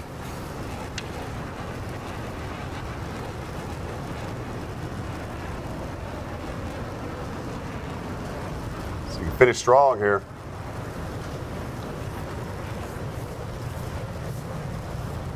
Ahab flying really low, close to the deck. He's going to finish with some swag. Yeah. All right, Ahab, High Alpha Hooligans. Put some respect on their name. What did you like from Ahab's run right there on the course? Well, it started out a little shaky, finding that directional control, but I think you did a great job, improving throughout the course and at the end. I mean, I tell you what, this guy's got one heck of a squadron behind him. Those High Alpha Hooligans, I want to party with those guys. I would want to party with them too. Let's take a look at the replay on how he was able to go through this course. He crushed it. He had a little bit of swag at the end as well when he finished strong. But you liked how he was able to handle 2 T's for the win, right? Absolutely. I think he did a really nice job. Right here, Skypod skid. I also liked how he was able to make sure that he lifted his nose up on that second tee. That was important because he was really low, and then he made sure he identified the Easter egg. Yeah, that was a different approach than we've seen from any other competitor. I mean, like I said, you got to project where you're going next, and he was working on bleeding off that energy to hit that win gate. So that was really nicely done. I think it was a pretty good job, especially when you have so many people that are building up this guy's character. And we wanted to see what he was made of, and I think he did a good job so far on the course. Yeah, I mean, you got to have thick skin in the squadron, man. People will tell you, when you make those mistakes, and I think he did a really nice job. I'm not sure, his squadron mates could give him too much of a hard time for that performance. That was nicely done. I think so as well. We're going to tally up the score and see how Ahab stacks up to all the other competitors. 7 heats done so far. We have 1 more left. Where does Ahab? Woo! Look at that. Top dog, Ahab. Nice. 103 over Dusty. Ahab, the top score from speed. It's safe to say he's lived up to the billing. The legend continues to grow with Ahab. Absolutely. I mean, I think he maybe got some bonus points, too, for that inverted finish. That was awesome. Man, this is just preliminary. We're going to make sure we tally up the final score. We have 1 more heat in speed, an alternate that was bumped up. Shout out to Retro over the Classic.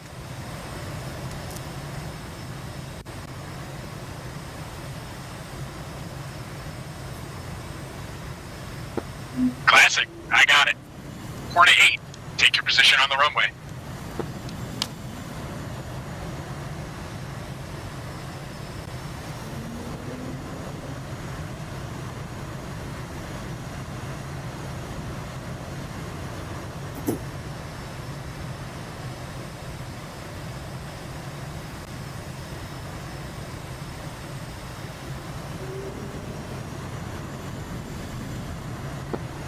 Hornet 8, welcome to your speed trial. All gates are set. Altimeter is 2992. You are cleared for takeoff and low transition into the course. Fly fast.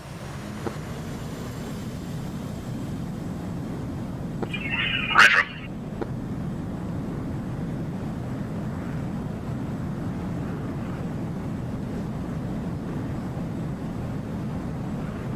All right, let's see what Justin has in store. My brother from another mother of a different color. Retro, you said you liked his submission video the best. He had a whole lot of confidence. I tell you what, this guy brings a character you'd expect from any fighter pilot. Stereotypical. Take a look at his face. Mean mug. He means business, and he also had the aviator sunglasses for the submission video. Trust me, you were going to see a lot of swag from this competitor. Yeah, he's not flying for a squadron today, but I bet you those high alpha hooligans would absolutely welcome him into their ranks. Be careful. Let them decide that, Higgy. Absolutely. All right, goes inverted back to the skyline. Justin is a senior pilot in this entire competition, over 4,000 hours in DCS. Also skilled in Big Fighter, aka the Tomcat. His qualification numbers in the Hornet speak for itself. The name is vintage, retro. I like that. Absolutely. This guy's got all the experience, man. He's flying the Tomcat, the Hornet, the Viper, the Phantom.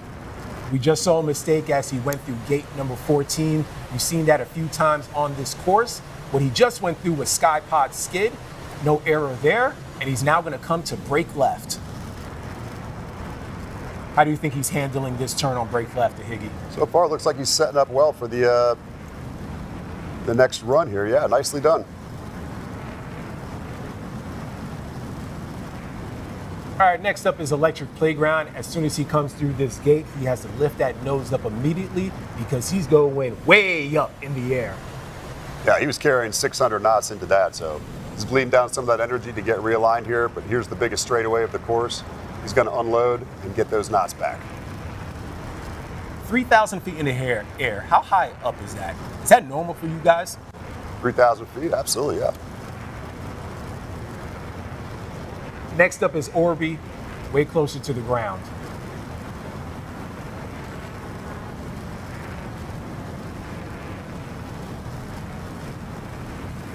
It's approaching 700 knots.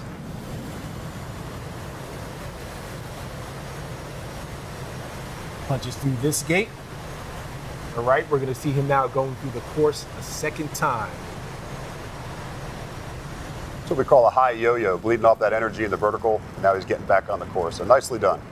Yeah, this trial is all about the mantra that every fighter pilot loves to hear. Speed is life. But don't get too fast, especially when it comes for 2 T's for the win. Let's see. Ooh, a little shaky on that one. Retro was able to handle the second T. Here comes for the win.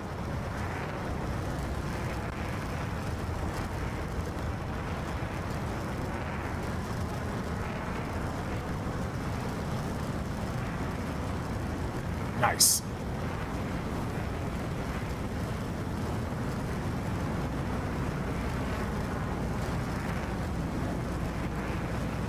Yeah, sprint to the finish. Now, will Justin add some swag on the end and do a little... All right. Oh, yeah. Yeah. All right. Nice job there by Retro. 8 heats in the book for speed. Let's speak about some of the things we saw from Retro's run in speed. What did you like? I mean, I tell you, he made it through the 2 T's for a win again, with, without a hitch. I mean, he's managing the speed, hitting those tight turns. Here's a replay of the course run. This was earlier at the beginning for Retro. He started off with a lot of confidence, and as you mentioned, it continues to grow in the course to Higgy. Absolutely. Outside of 2 T's for the win, what other gates stood out to you? Well, coming off of the approach into rush hour, he did a real nice job lead turning that and then unloading all the way back to the second circuit. So real nice job. Because we saw that penalty earlier from Justin as he flew through 14 and missed gates 6 through 13 that is going to cost him. We'll see how it stacks up in the cumulative score. But it's going to be interesting to see how all these competitors use what they just did in the speeds for precision, because precision is way different. It's low altitude, about 100 feet off the ground, and you're going to have to use 3 different weapons. But as we just finished everything in speed, big takeaways from what we saw from the competitors, because we had a few different loopholes.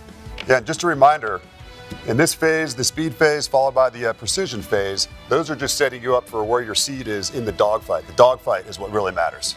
Absolutely. Who stood out to you about how they handled speed? Coming into it, we had preconceived notions because we saw what they did in qualifying, but in terms of how they handled today, who stood out to you? Well, I tell you, I expected Dusty to maintain his position at the top. He did a great job. However, Ahab came through, I think, with the 103. That was impressive. I'm not sure I was expecting to see that, but that was awesome. That certainly was. It has been great to see how everyone has been able to adjust. We had a little bit of a blip, but I think it's safe to say that everyone is excited that we're pushing through things, and everyone outside, only just one missed gate.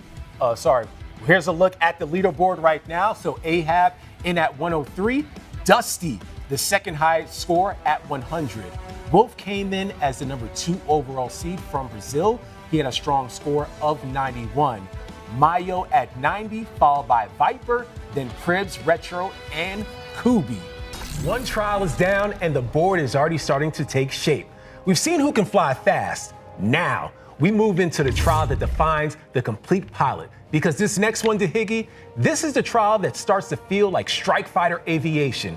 Because it's not one skill, it's multiple chained together. Exactly. Speed shows you can handle the jet, but precision shows whether you can put it all together under pressure. All right, folks, here's the setup. Precision is a low-altitude clockwise circuit through multiple air gates that funnel pilots to 3 target sets. And just like speed, those gates matter. Miss one, skip one, or clip one, and the penalty stack fast. But unlike speed, you're not just racing the clock. You're managing time, geometry, and weapons all at once. This course runs just over 40 nautical miles, and it's flown below at a strict altitude cap, meaning you're down in the terrain, maneuvering aggressively for the perfect line. Your margin is thin, your workload is high, and the moment you get sloppy, the course punishes you. And it's not just fly low and don't die. You're managing energy, lining up gates, and staying below the altitude cap, all while setting up for weapons employment. It's a full mental stack. The name of the game, Dahigi, bombs on target. But these pilots have to go full AB between target sets. All right, target set 1 is a Mark 82 general purpose bomb delivery. Target set 2 is a 2.75-inch rocket attack. And target set 3 is a 20-millimeter strafe. 3 different weapons, 3 different delivery profiles, and each one punishes sloppiness in a different way. And pilots don't get to pre-program a perfect script either.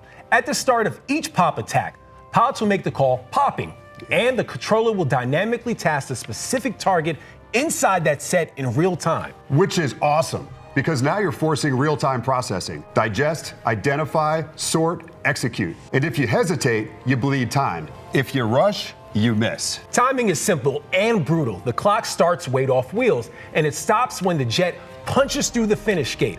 And if you hit the dirt or the gate, your time stops where you crash. That's the part that will bite you. You can't hero your way through precision. You either fly it clean or you pay for it. And don't forget this, listeners, the scoring rewards a complete pilot. Missed gates cost you. Time above the altitude cap costs you. Sloppy weapons work costs you. And if you don't end up Winchester, that scoring punishes too. So the best pilots here aren't just about aggression. They're disciplined. They know when to push and when to be patient. Here's the bottom line. Precision is the most complete trial. Speed, airmanship, energy management, and weapons accuracy, all under one clock. And whatever happens here sets a tone for, yes, the dogfight bracket. If you want to win this event, you need a plan and the discipline to fly it when the ground is rushing up at your face. This is where real pilots separate themselves from eating Hot Pockets in their parents' basement. Okay. This is precision.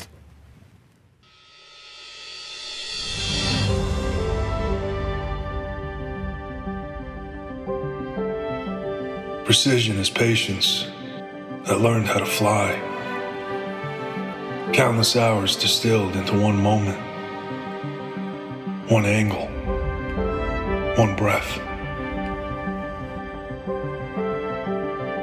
The pilot becomes the instrument, The aircraft becomes the expression. And flight becomes prayer in motion.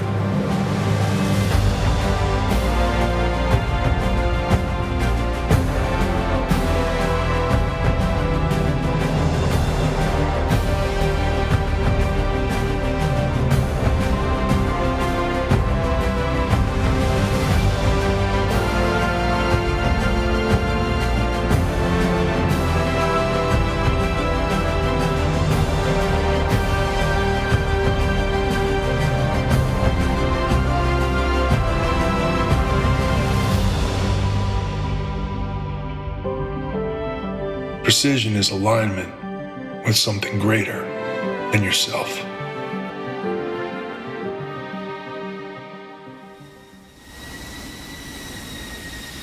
Over to you, Classic.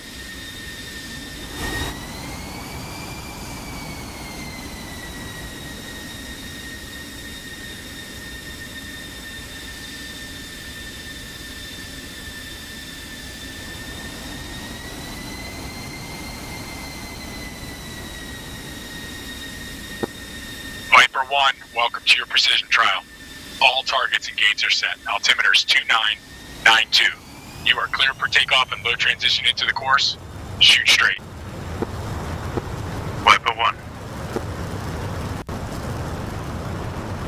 All right, Dehiggy, it's showtime. Viper back at it, came in as the #1 overall seed. Let's see how he handles precision.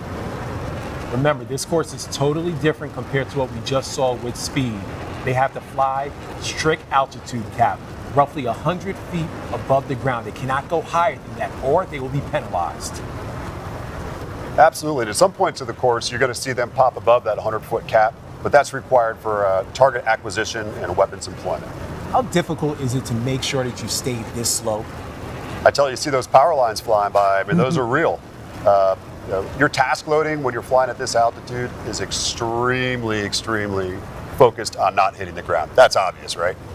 You have 1 second to basically cross-reference your instruments, to cross-reference setting up your weapons, but you're always back to making sure you don't hit that ground. That is the priority. All right, we're approaching the first target set, general purpose bomb delivery. We'll be hearing from Classic very shortly.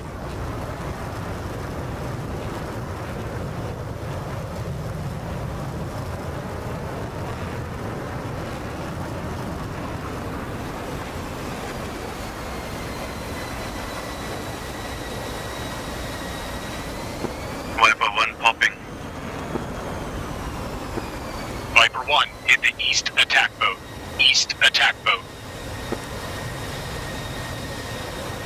The east attack boat is to the far left. How is Viper going to be able to deliver that? We'll see if the bombs were able to hit on target. Next up, remember, 3 different weapons for this trial. 2.75-inch rocket attack. Not as many gates, so he'll be approaching this one a lot quicker.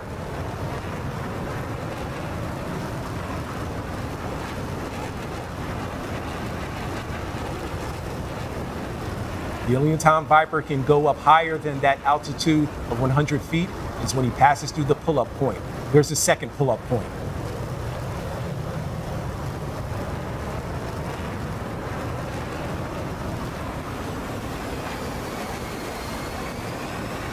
Viper 1 popping. Viper 1, hit the north APC. North APC. Nicely done. The biggest difference between using the rocket, 2.75-inch rocket attack, as well as a general purpose bomb delivery. Well, the rocket, that projects forward from your aircraft. The bomb just ballistically falls away from the aircraft.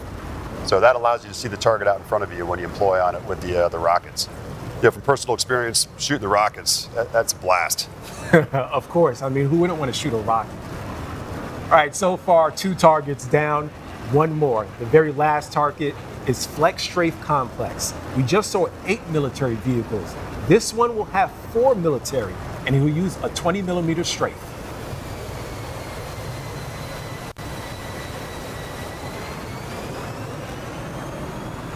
Viper 1 popping. Viper 1, hit the east aircraft in the open. East aircraft in the open.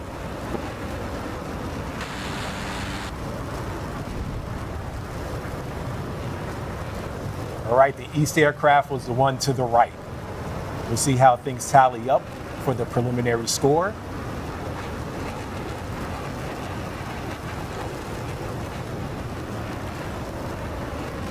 Looks like the finish gate's over the speedway. Back home. Here we go. Nice finish. We just heard from the comm center. Viper was 3 for 3. Crushed it on all target sets. Of those target sets, which one stood out to you about how he handled it? I tell you, you got up close and personal for that rocket attack. That was nice to see. It's always easy to hit bigger targets. What is the key as you're going through the pull-up point and making sure that you get your weapons ready and you're reaching out to Classic? Well, the pull-up point really initiates the target attack. So prior to that, you better have all your cockpit admin squared away. Yeah, you got to switch weapons between each attack. Here's the replay for the first target. This was a general purpose bomb delivery. Walk us through what you're seeing here, DeHiggy. All right, so he's getting lined up in the chute right now. He's on the wire right now to release those bombs. So your nose is actually above the targets when you drop the bomb, because obviously the bomb falls off the aircraft and, you know, doesn't have the propulsion of the aircraft to support it once it releases. And that's a shack right there. Here's Great job. the second, the rocket, which you love. And the very third target set, 20 millimeter straight. 3 for 3 for Viper. Pretty strong finish.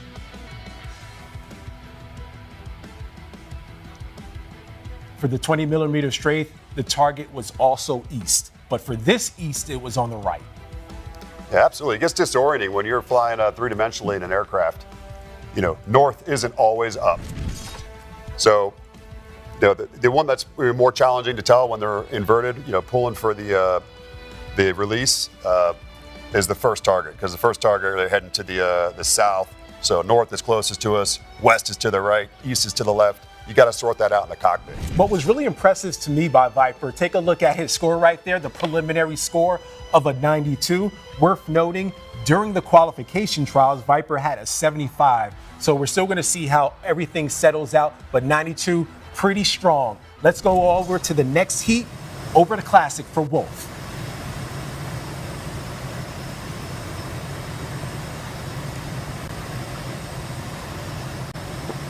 Classic, I got it. Hornet 2, take your position on the runway. Hornet 2.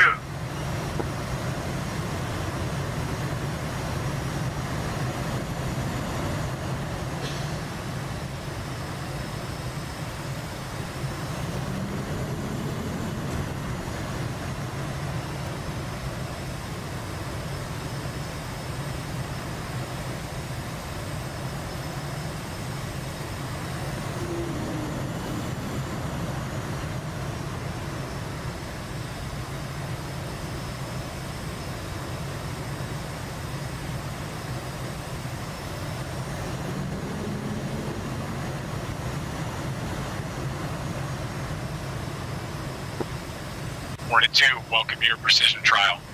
All targets and gates are set. Altimeter's 2992. You are clear for takeoff and low transition into the course. Shoot straight. Hornet 2. All right, DeHiggy, it's showtime. Heat number 2 of 8. Wolf did a really good job in speed.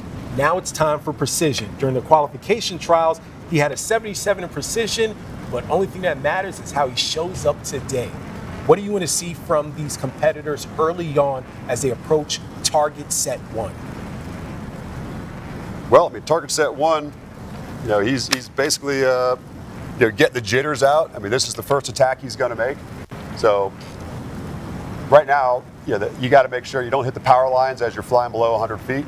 And then he's setting up for the weapons deployment. He's got to select the weapon, got to select the correct quantity of weapons to release, and then make sure that he has his target designation properly placed on the correctly sorted target.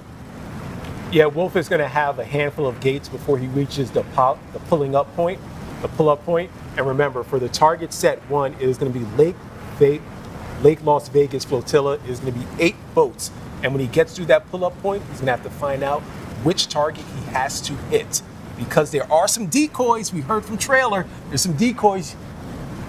Absolutely. Here we go. We're in the pop.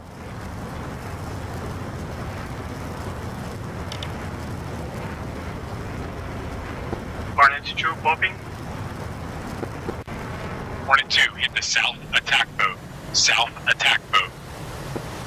South attack boat.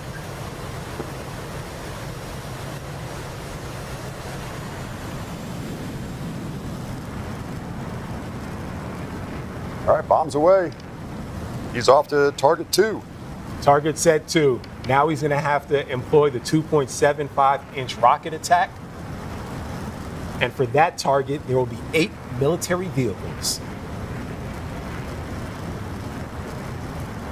Remember, Tomas is a veteran in the DCS world. 27 years, has been doing this since 1999. He's not new to this, he's true to this.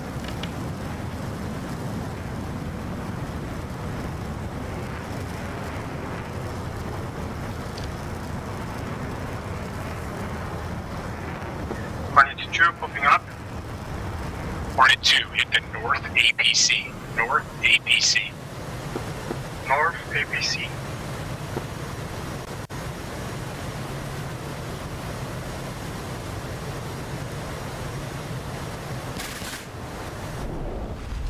Awesome job. Nice job. That was the North. APC.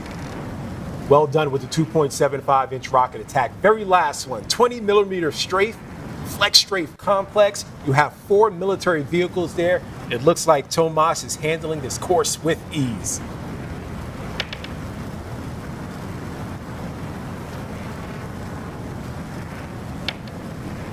Shout out to the Harpia Squadron.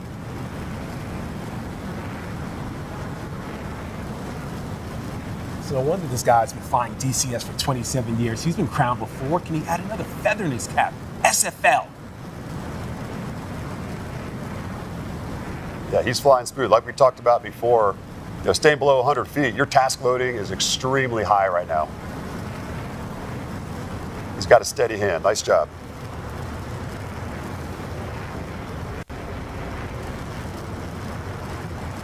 Hornet 2 popping up. Hornet 2, hit the east aircraft in the open. East aircraft in the open. East aircraft.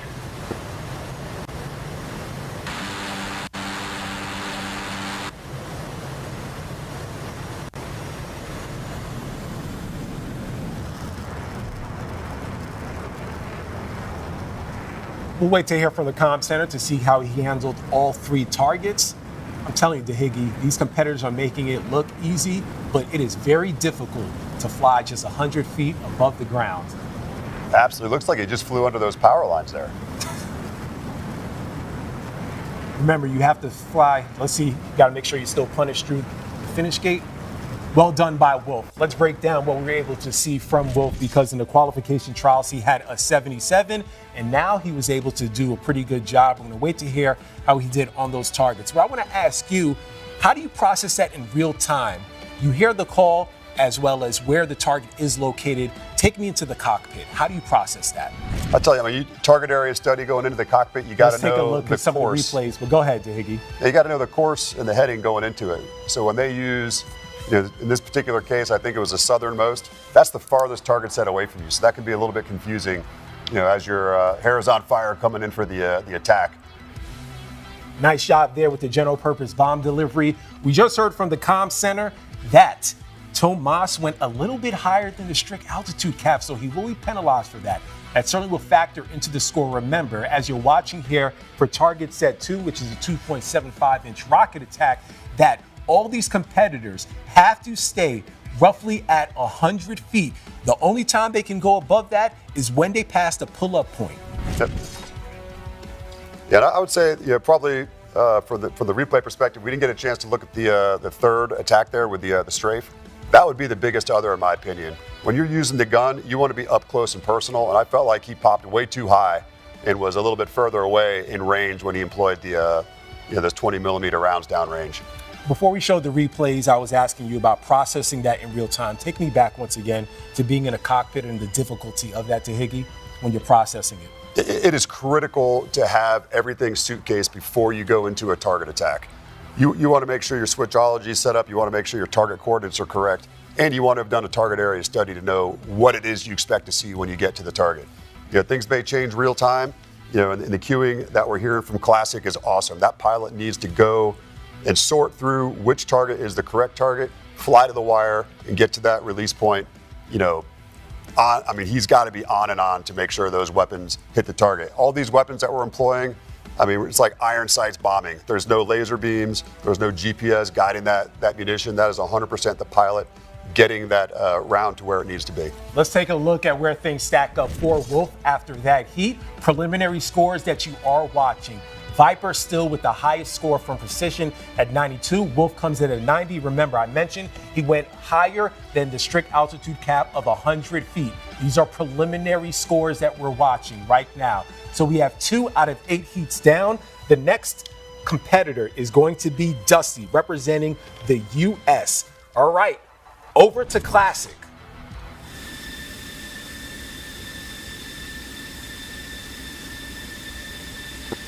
Classic, I got it. Viper 3, take your position on the runway.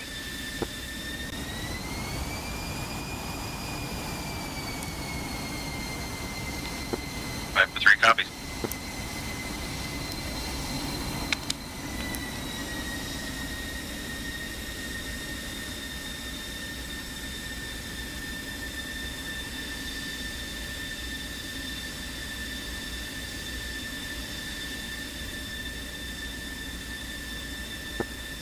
Viper 3, welcome to your precision trial. All targets and gates are set. Altimeter's 2992. You are clear for takeoff and low transition into the course. Shoot straight. Viper 3. All right, Dusty is up. Dusty had the highest score from the qualification trials in speed, did okay in precision. Let's see how he's able to run it back now that the SFL OTS is finally here. Just like we saw from the 2 previous heats, make sure that you fly at that strict altitude cap because you will be penalized. And you've heard the motto already, miss it, skip it, clip it, Dahiggy. A penalty is coming. Absolutely.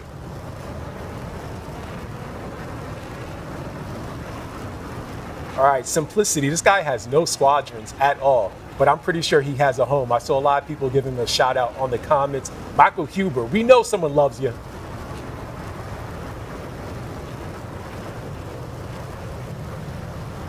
Michael Huber flying the Viper.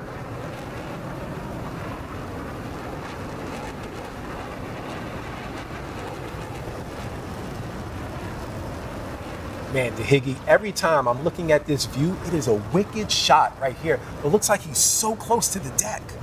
It is real, man, and he is so close to the deck. he's pushing 700 knots right now. Viper 3 popping.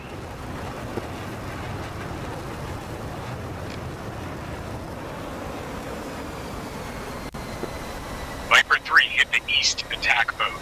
East attack boat. That's the boat farthest to the left. General purpose bomb delivery. 2 bombs away.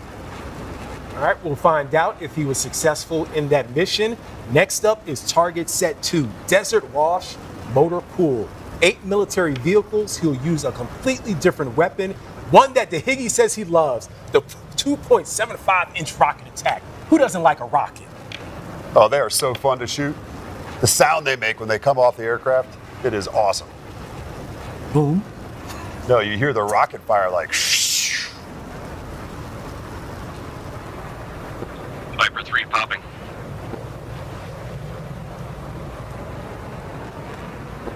Viper 3 hit the south APC. South APC.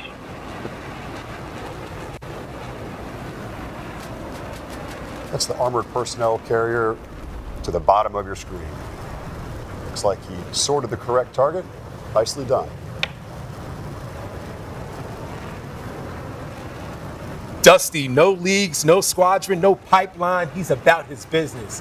Has to make sure that he flies low. We just saw the last competitor penalized for that.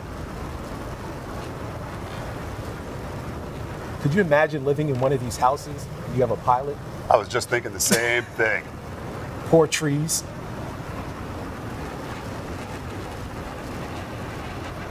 No one really cares about the trees. People really care about their roofs. Windows. Blowing out windows. I didn't realize how expensive windows are until I owned a home. Sheesh. All right, here comes the final attack. Viper 3 popping. Viper 3 hit the east aircraft in the open. East aircraft in the open. Should be the target set to the right. This is a 20 millimeter strafe. Ooh. Looks like he could have gotten a little closer on that one. We'll calculate the preliminary score and see how Dusty stacks up after that 20 millimeter strafe. 3 targets in the books, but make sure that you finish strong because at any point you could crash here. That's why this course is not forgiving. Remember, multiple skills together. This is more about the complete pilot. Like we talked about, the task loading is high. And the margin is thin. That's true. No doubt. All right, what did you see there from Dusty? Takeaways as he was able to maneuver the course with ease. I think he sorted all the correct targets. We'll see how the scoring plays out. You know, again, on that target set 3 with the 20 millimeter strafe, I think he was a little bit far away for the attack. This was the first target, the general purpose bomb delivery. And here is the second target. This was your favorite. Everyone loves a rocket attack. He had to hit the south target for this one. Well done. And then followed by that 20 millimeter strafe.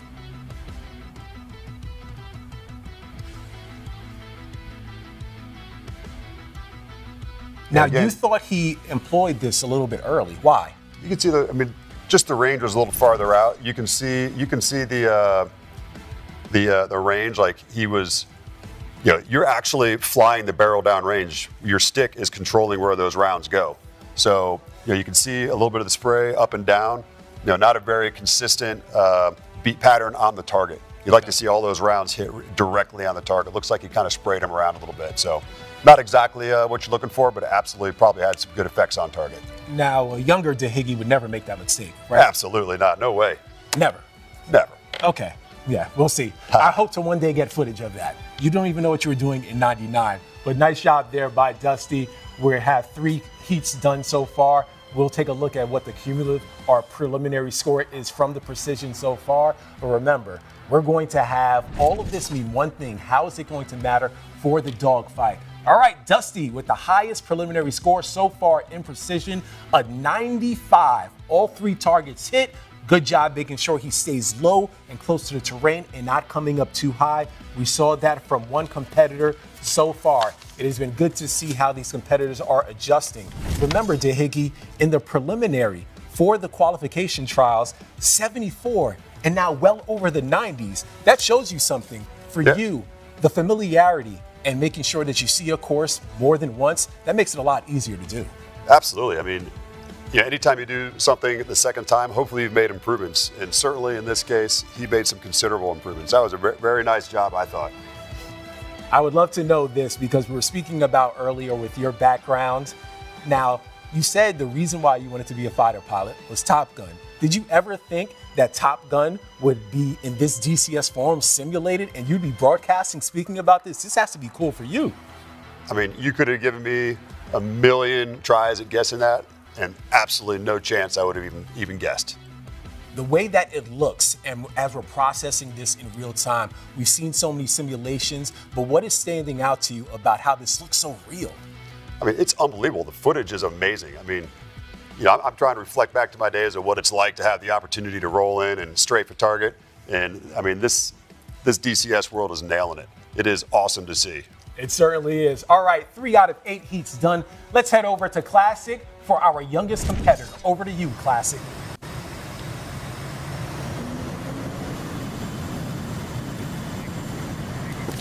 Classic, I got it. Hornet 4, take your position on the runway.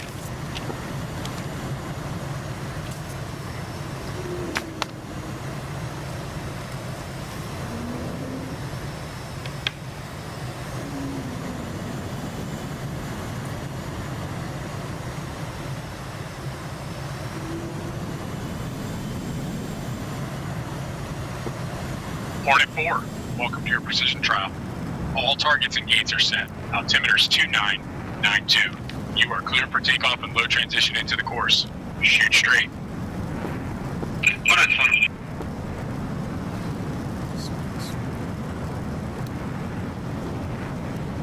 All right, the youngest competitor in the field, Mayo, representing Italy, 24 years old, over a decade worth of DCS under his belt. As Ahab mentioned during speed, Mayo had the highest precision score during the qualification trials. This is his strength. He's young, he's fearless, he knows what to do in this course. Let's see if he came back with vengeance. Through gate number 1. Just a handful of gates before he reaches the first general purpose bomb delivery. That will be target set number 1. And there you have 8 boats. As the Higgy has shown us, there are decoys. You have to make sure that you listen clearly to the instructions from Classic, because you have to know what target to hit.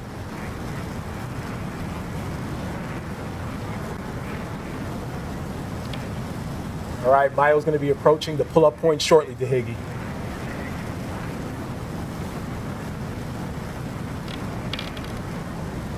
All right, there's the pull-up point. You should be hearing from Classic shortly.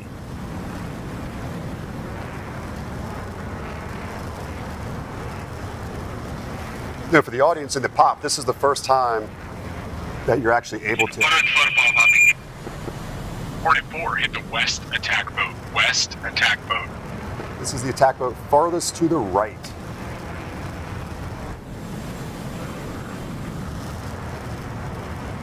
Looks like he sorted correctly. All right, that was a general purpose bomb delivery. A shorter amount of gates here for Mayo as he approaches target set number 2, 2.75-inch rocket attack, AKA the Higgy's favorite weapon. Oh yeah, I don't know about that.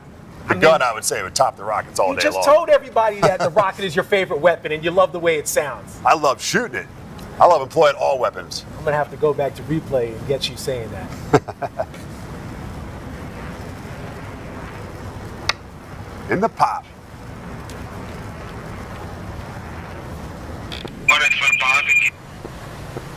44, hit the east APC. Farthest to the APC. right. 8 military vehicles there, furthest to the right, using the rocket.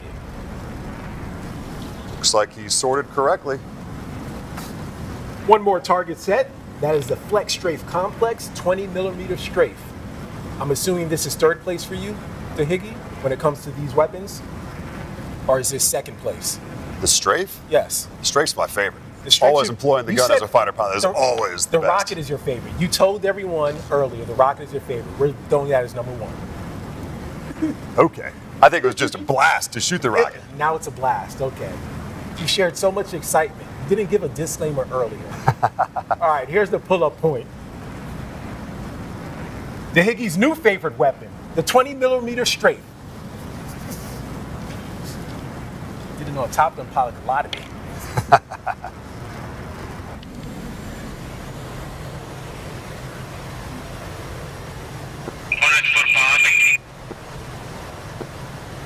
Hit the west aircraft in the open. West aircraft in the open. Oh, man. My training officer would have crushed me for that employment. Ooh, it looks like the youth has shown a little bit of inexperience, possibly. It's much easier to shoot big targets. You got to get up close and personal with a gun. Curious to see how that factors into Mayo's score. And remember, this was the best trial for Mayo during the qualifications. Oh, whoa! What just happened? Mayo! No. Wow. Oh, man. Man, I Yikes. tell you what, like we talked about, that mission cross-check time will bite you every time. You know, P sub K, or probability of kill for the ground, is always 100. This is just a reminder. It doesn't matter what you did in qualifications or how many hours you have logged. Mayo came into this competition. Take a look at the replay. He was doing a well-done job when it came through the targets. All he had to do was finish. But Higgy, this goes back to what you were mentioning, the difficulty of flying so low to the ground. You can never be too comfortable in aviation. I tell you what, it'll always crush the mistakes that you make. Here's the general purpose bomb delivery. We'll focus on some of the positives we saw from Mayo's run. All right, here's next up. The rocket. Well done. But you didn't like what he did when it came to employing the strafe. Yeah, I mean, you need to get much closer to the target. If you want to have good effects on target, you got to be close. The mill dispersion of the gun, the beat pattern in the target area, you need to be close to have good effects. Yeah, but what is important to note when it comes to the cumulative score, that Mayo most likely is still going to have a good score, because when you're factoring the formula, it comes down to what you do with the targets. He just missed finishing strong and punching through the gate, but we'll take a look at what the preliminary score has so far. But Mayo, this was a strength of his. That seemed like a rookie mistake for a young guy, but I tell you what, I was surprised to see that. I didn't expect that at all. No, so far we've seen 2 crashes. Let's take a look at the board and where Mayo scored stacks up. All right, Mayo still with a real good score, as I mentioned, 95, just as well as Dusty, followed by Viper with a 92 and Wolf at 90. All right, ladies and gents, hope you're still watching. We're halfway through the heat of precision. Over to seed number 5, over to Classic.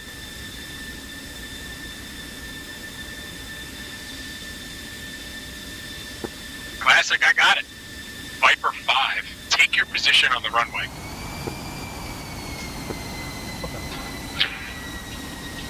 Viper 5.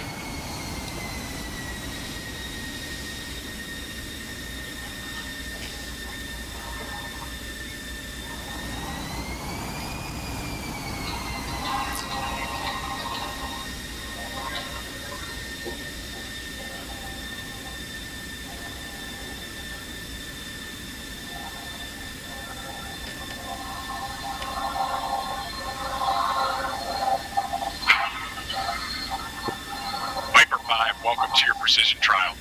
All targets and gates are set. Altimeters 2992. You are clear for takeoff and low transition into the course. Shoot straight.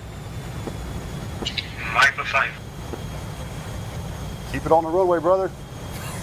Be careful, Couby.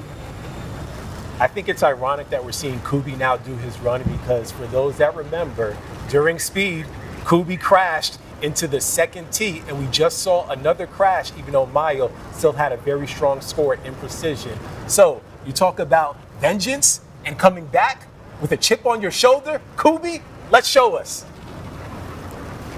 Let's see what France has to offer. Couby served 27 years in the French Air Force. He has a lot of experience. He's worked on flight simulators and tactical training, the air and nautical background. Calm, precise, and always learning. I mean, you got to be calm and precise after you fly into a building. There are no hotels now. You just got to worry about mountains. Yeah, only in the DCS world will you get a second chance after that crash. Yeah. A cat has 9 lives, and a pilot has even more when it comes to the DCS world. All right, so for those that know that DeHiggy has been certainly dishonest, general purpose bomb delivery is his least favorite of the weapons. We'll hear from Classic shortly. Here we go, we're in the pop.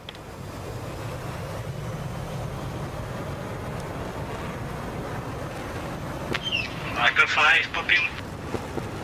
Viper 5, hit the east attack boat. East attack boat. Far left target.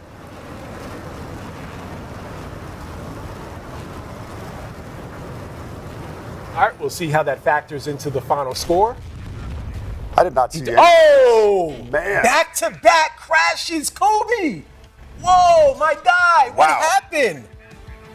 I tell you what, I'm not sure he actually employed ordnance on those targets. Maybe that got into his head, and you take your mind out of the game for 1 second, you're going to hit the dirt. That's what we saw.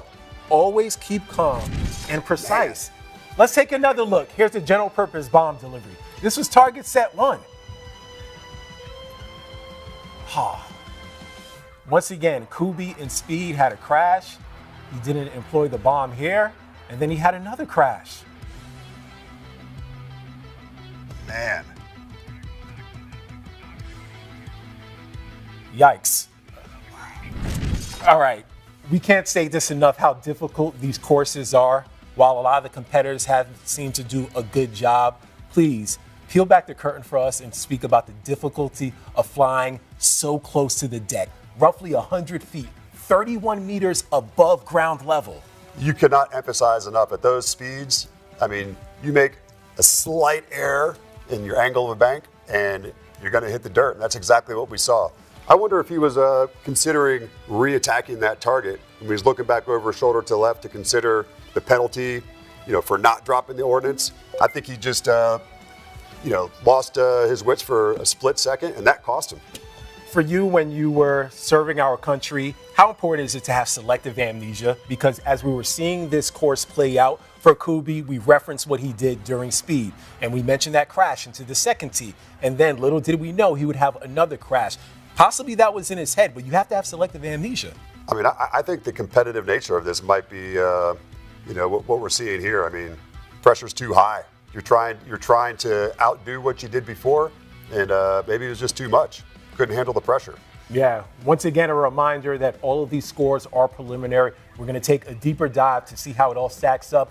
2 crashes by Couby, but Couby knows one thing is going to be fine, that he's going to have an opportunity to still compete for 10 grand because it all comes down to dogfighting. Based off the 2 crashes, it's possible that he could be the lowest seed and he'll have to face against the top seed, but there's still life for Couby, and that's the best thing about this. I'll tell you, all day long, I love the fact that we get to see these pilots in all 3 events. I'll favor the underdog all day because, when you're shooting real missiles and real bullets at real aircraft, I mean, that's real. It's a different kind of skill when you're competing against another human. Totally different skill set because you actually have someone chasing you. I mean, in all other video games, you're attacking an opponent. In this one, you have 2 real, live thinking humans that are actively trying to kill one another. So this is a whole different sport altogether. This is something we've never seen before. We're mentioning Ahab as well as the high alpha hooligans, and we were speaking about this off camera to Higgy. What is it like to be in a squadron? I tell you, you got to have thick skin to be in a squadron. I mean, you're going to get bashed down for every single mistake you make. You're going to earn, some crazy call sign based on what those mistakes are that you make. You got to have thick skin. You got to learn to take, criticism from everybody around you because ultimately, at the end of the day, the camaraderie of the people around you, that's what matters. They're trying to make you a better fighter pilot. They're trying to make you, a sharper edge to go out there and take it to the enemy because that's what it's all about at the end of the day. We've heard about the legend of Ahab, but apparently the legend of Dahigi is also amazing. I'm not sure if you've crossed paths with Noah and you've helped him build an ark, but one thing I want to know is, do you miss flying a Hornet? That's an easy question, Justin. I mean, every single day you miss that. I mean, the freedom of being able to strap on a fighter jet and take it to the skies, there's nothing like it. What is it like to be in the cockpit, to know you're inverted, you're flying through enemy terrain? Just walk us through that because only a few people are able to, or I shouldn't say a few people, only a small majority or fraternity are able to experience that. Yeah, it's like nothing you could ever imagine. I mean, the pressure, you're trying to help your buddies on the ground, you're setting up for the weapons deployment for close air support. I mean, it's intense. You got to be on your A game every single day. You're trying to mitigate any mistakes that you make. And the entire time, you're always trying to improve from mistakes you made on previous flights. So every time, you got to get better. Speed is life. Do you remember the fastest you've ever punched it? I've been upwards of Mach 1.8. Okay, for those that are uninitiated, how fast is that? That's fast. That's real fast. Like we're talking about skin peeling back fast, like that fast? We're talking hair on fire, man. Alamo it is missile. Fast. I mean, unbelievable speeds.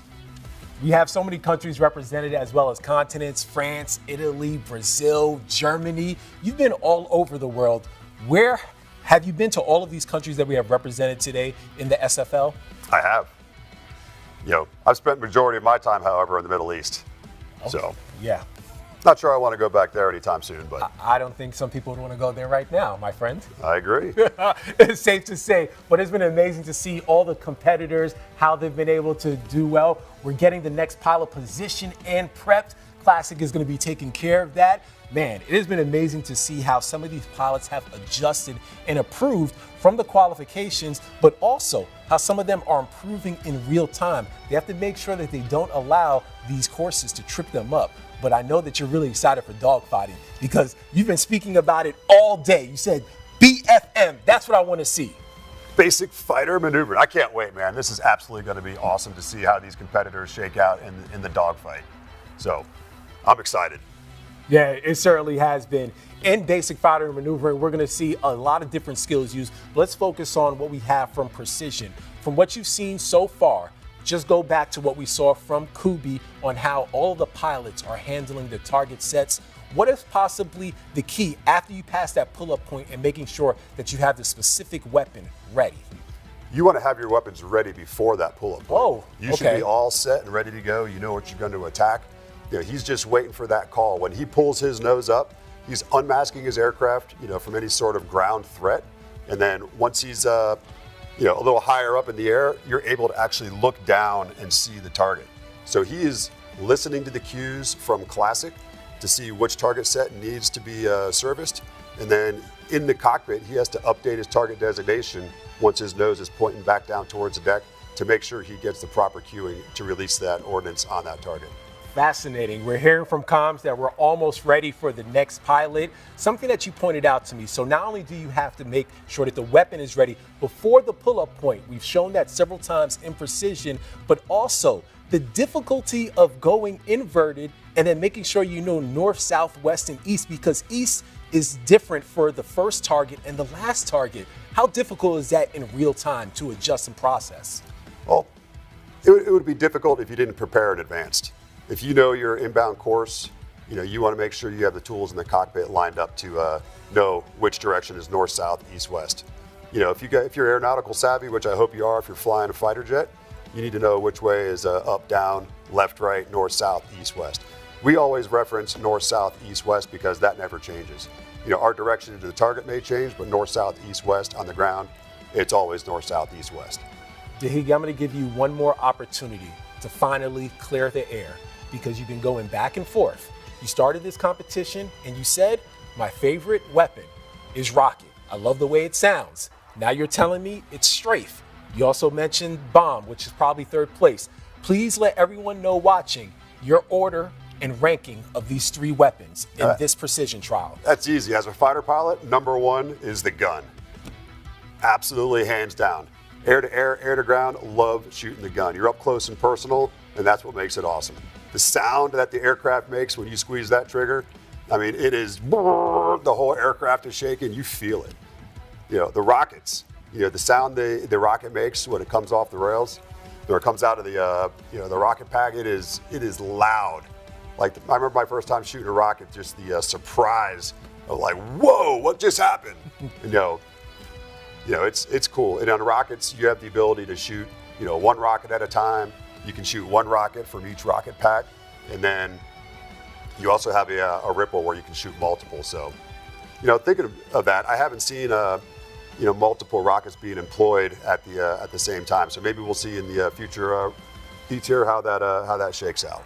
We will. We had a reset login process with our competitors from around the world. We appreciate everyone's patience as they're tuning in. I know you're excited for basic fighting maneuvering. We are too, but we still have a few more trials left a few more heats left when it comes to the precision trials. All the action has been exciting. We're going to send it over to the Classic soon, but right now we just saw Couby crash. We have a few more heats, and next up is Pribs representing the U.S.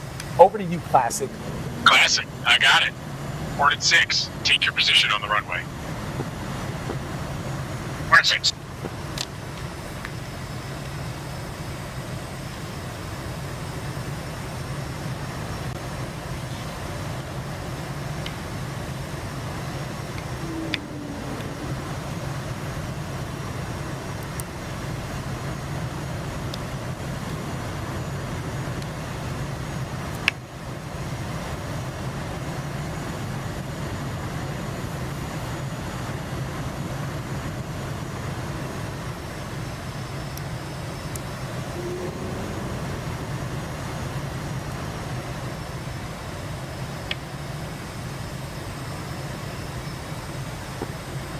Hornet 6, welcome to your precision trial. All targets and gates are set. Altimeters 2992. You are cleared for takeoff and low transition into the course. Shoot straight. Hornet 6. All right, it's showtime for Pribs. Once again, just a reminder, when you see these preliminary scores, we're going to take a deep dive into the forensics of the scoring to make sure we crown the appropriate king, Pribs.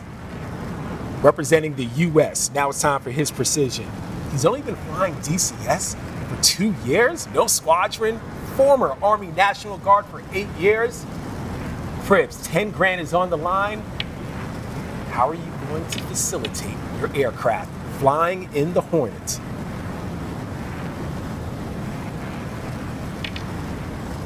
Are you going to renege Dahigi and say that you prefer a Viper, or you still prefer the Hornet? I always prefer the Hornet. Okay, you always said that you love the rocket too. Remember, strict low altitude cap. These pilots are flying roughly 100 feet close to the terrain. They cannot go above that or they will be penalized. Pribs working his way closer to target set 1. He'll have 8 boats using a general purpose bomb delivery.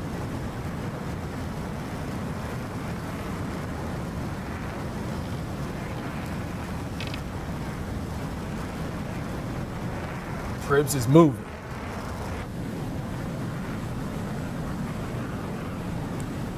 Ooh, he's taking a low angle into this. Hornet 6 popping up. Hornet 6, hit the west attack boat. Farthest to the right. Boat. Is it me, Dahigi, or was that call late to Classic? A little bit late. Looks like he was still sorted on the right target, though. Yeah. We'll talk about this in the debrief, but a little bit low on the pop. You want to be a little bit steeper to have better effects on target. Yeah, he's the first competitor to do that. That's okay, though. He's probably trying to prioritize staying below that altitude cap to improve his score.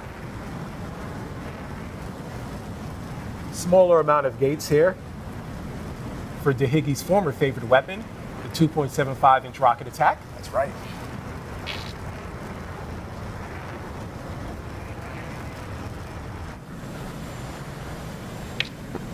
Hornet 6 popping up. Hornet 6, hit the north APC. North APC. Ooh, I'm not sure that was a correct sort there. I don't think so either. That might cost him. I think that was a miss. Yeah, we'll see how it factors into the final score. One more weapon. Once again, you got to make sure you finish strong.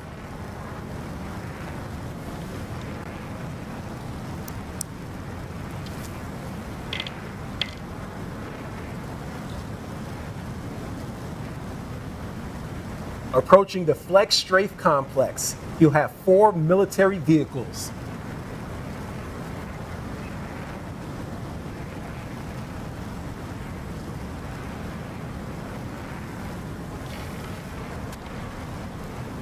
Ooh. Whoa! Oh! Hey now!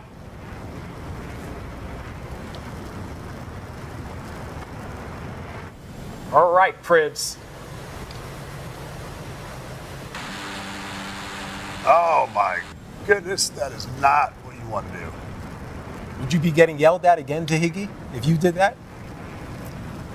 Maybe a little bit more than getting yelled at. He just shot all of his rounds off the range. Oh, whoa, whoa. And that's a huge save. Slow down, Pribs. Real close.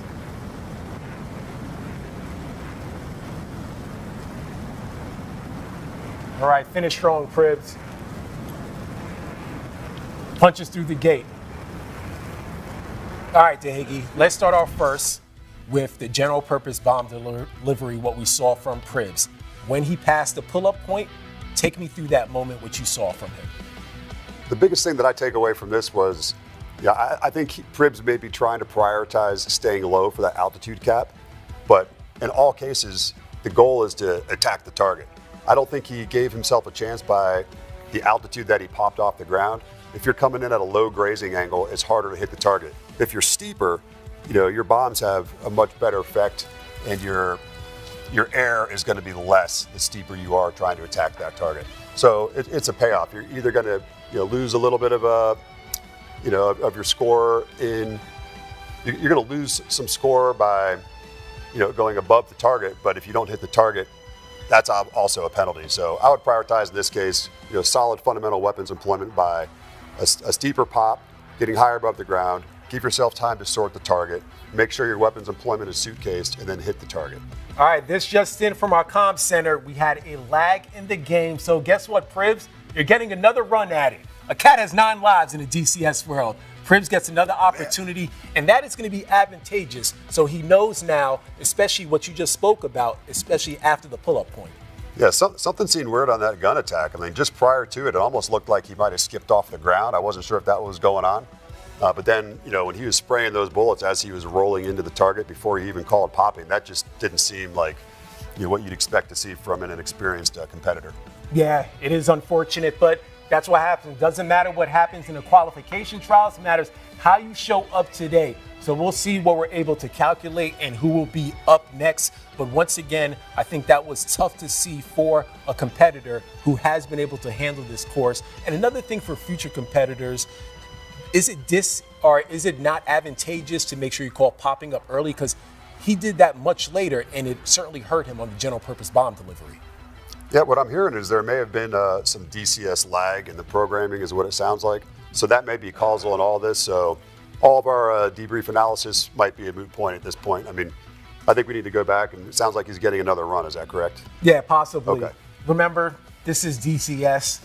These mistakes happen. I mean, we were trying to get you earlier. We just took like a small little maintenance break, right? Those things happen, but we're going to be working through it. Well, all the competitors have been amazing so far. Thank you once again for your patience as you're locked in. We're making history right now. The first ever SFL OTS, one of many that is coming, but we're knocking it out for one. Thank you for staying tuned, and congrats again to all the competitors for just making it this far. Remember, 36 different countries. We had submissions from that many. Today, 5 countries represented, 3 continents. It's been great to see.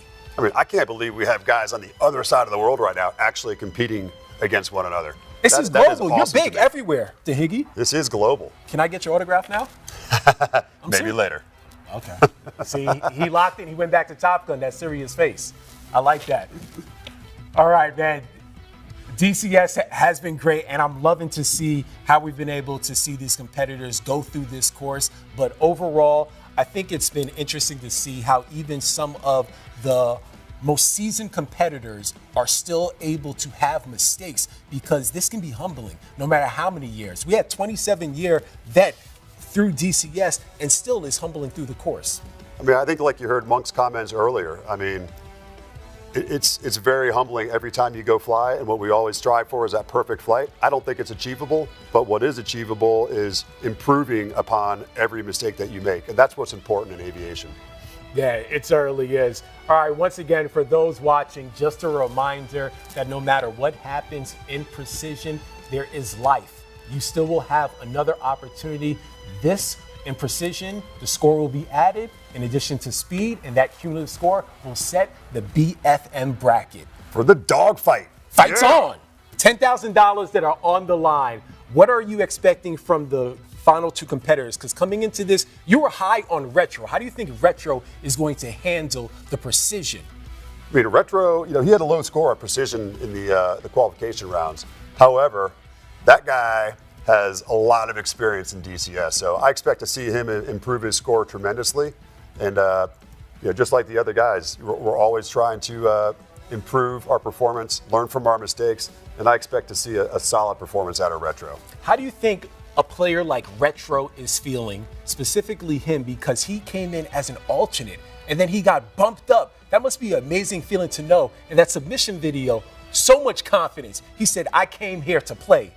I mean, he meant business from the moment we saw his video. It was amazing. Let's take a look at some of the highlights throughout the day. This was earlier in the day for speed. This is all about your ethos. Speed is life, Dahigi. And we saw a few of the competitors really do well on it. There's something I haven't told you, Justin. Speed is life, but altitude is life insurance. Never heard that. I like that. You can make mistakes up high. Let's say you depart the aircraft. In a dogfight, if you have some altitude below you, you can recover. However, in speed and precision, that doesn't apply. Here's Michael Sprague going through the course. Ahab, he was able to do well on 2 tees for the win. We saw a few competitors struggle there, but Ahab did well, and we know that the high alpha hooligans are in the building. Here's Ahab punishing through the finish gate with some swag on it. Yeah. A little cherry on top. All right, now we're going to be getting ready. There's more highlights throughout the day, and it's been great to see, but it is time to get back to precision, Dahiggy. I'm ready. All right, we have a few more, and then it's going to be BFM. All right, over to Classic for the next competitor. Let's get this show rolling. Classic, I got it. Hornet 6, take your position on the runway for run 2.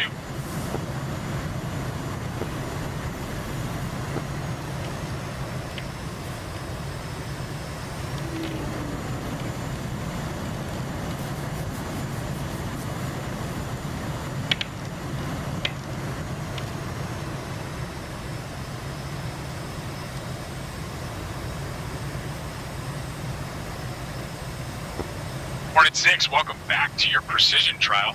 All targets and gates are set. Altimeter's 2992. You are cleared for takeoff and low transition into the course. Shoot straight.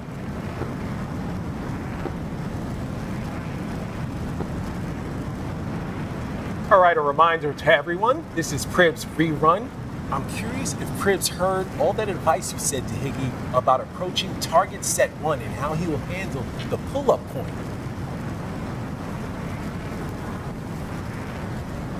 There'll be a few gates before he reaches target set 1. You're flying at a low altitude, roughly 100 feet in the air. Make sure that you don't crash or go above that cap, because then you'll be penalized. Looks like you may have just pushed it above the cap there for a moment. Nice correction. Through gate 1 with ease. You know the motto by now, folks. Miss it, skip it, clip it, there will be a penalty. But Pribs, he's getting another crack at this.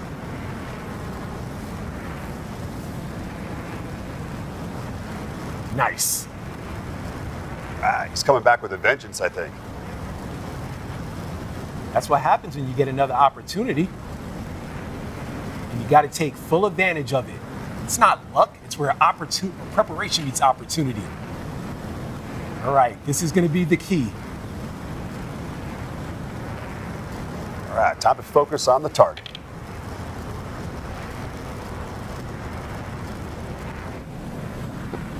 Interesting.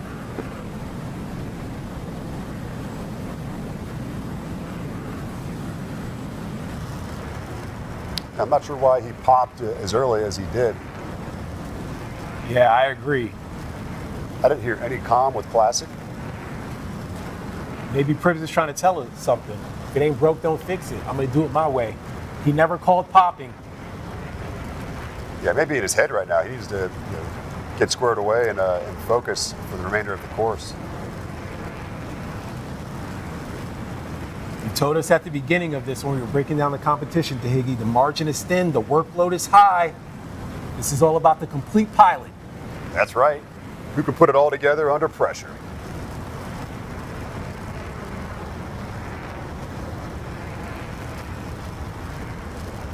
Pribs is just not getting high enough in the pop. We haven't heard from Classic yet. Hornet 6, hit the north APC. North APC. There was Classic. We'll find out once the score is accumulated if he was able to hit the right target. All right, one more target for Pribs. He's going to be using Dahiggy's new favorite weapon, 20mm strafe. Always my favorite weapon. Yeah, okay, buddy. 4 military vehicles, 4 strafe. Make sure that he finishes strong.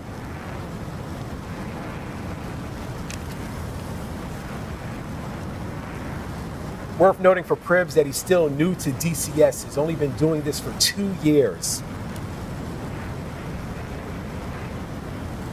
Former Army National Guard, 8 years. All right, is it the pop again? I'm wondering if there are some communication issues. I'm not hearing any communication with Classic. Yeah, it seems like Pribs is having some comm issues. That happens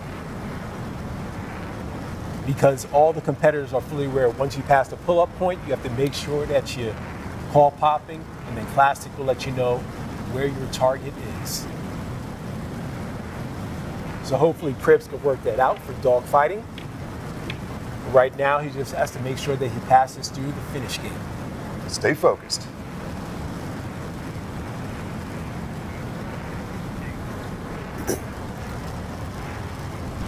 All right, so Pribs right there possibly had some communication issues, which is why you didn't hear popping, especially on the first target. When you have comm issues, how difficult is that to try to stay calm and post? It can get in your head, but we break it down real simple. Aviate, navigate, communicate. So communicate comes at the end. Okay. But in this event, obviously that critical communication of which target you need to attack, I mean, that's a game changer.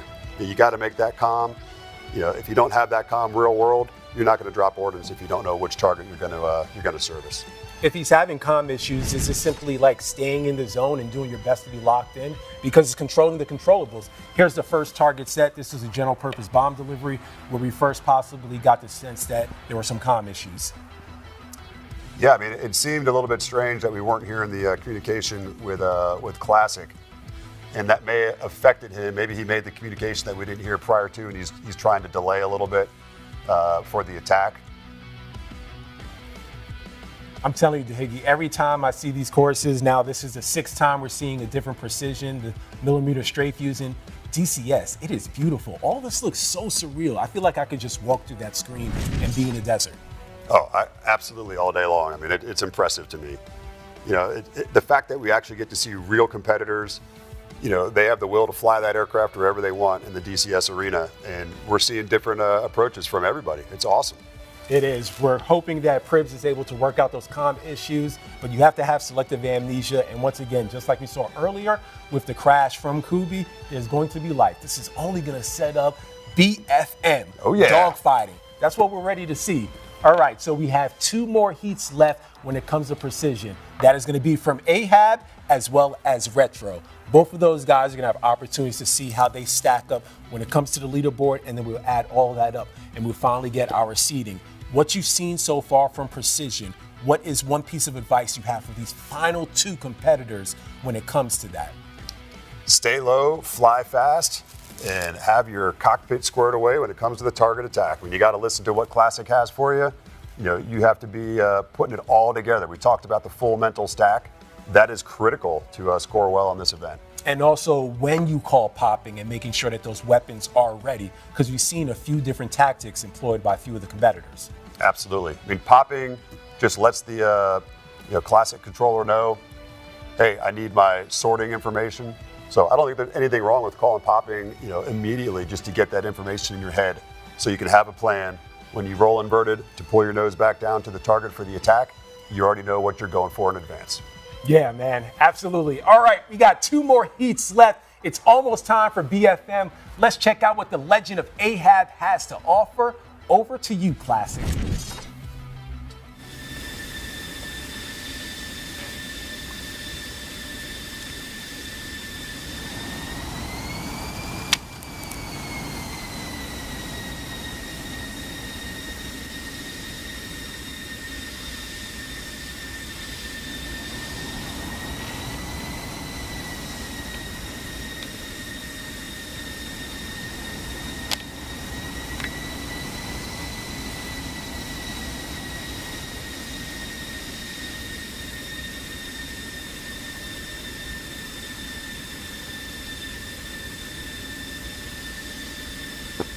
Viper 7, welcome to your precision trial.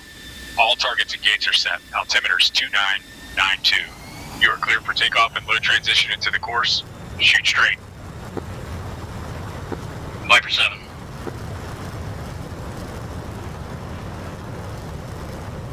Ahab repping the High Alpha Hooligans. Call sign from Moby Dick.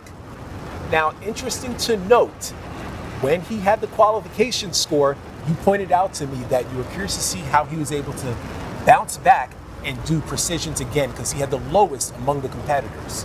Yeah, he was at a 56 in the original trials. But who knows? Maybe he made a mistake that we weren't aware of. So, I'm sure the high alpha hooligans are pumping him up. He's in his red chair.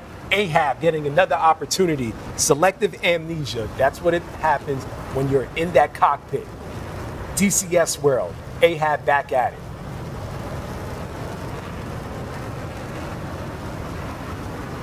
yeah, he's focused. He's doing a great job right now, staying below the cap.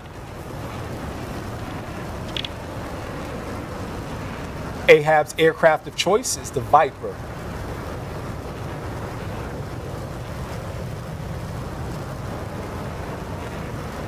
All right, target set 1 is approaching. We should hear from Classic shortly. Here we go, in the pop. Viper 7 popping. Viper 7 hit the west attack boat. West attack boat. Farthest to the right. Viper 7.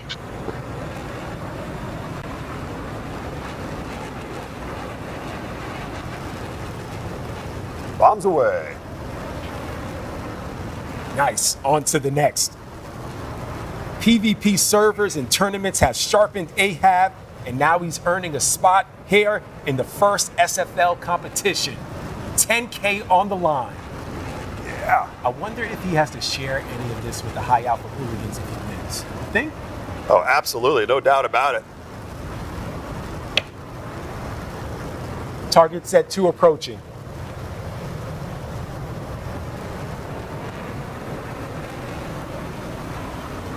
Viper 7 popping. Viper 7 hit the south APC. South APC. That's the target. Viper 7. Target closest to us.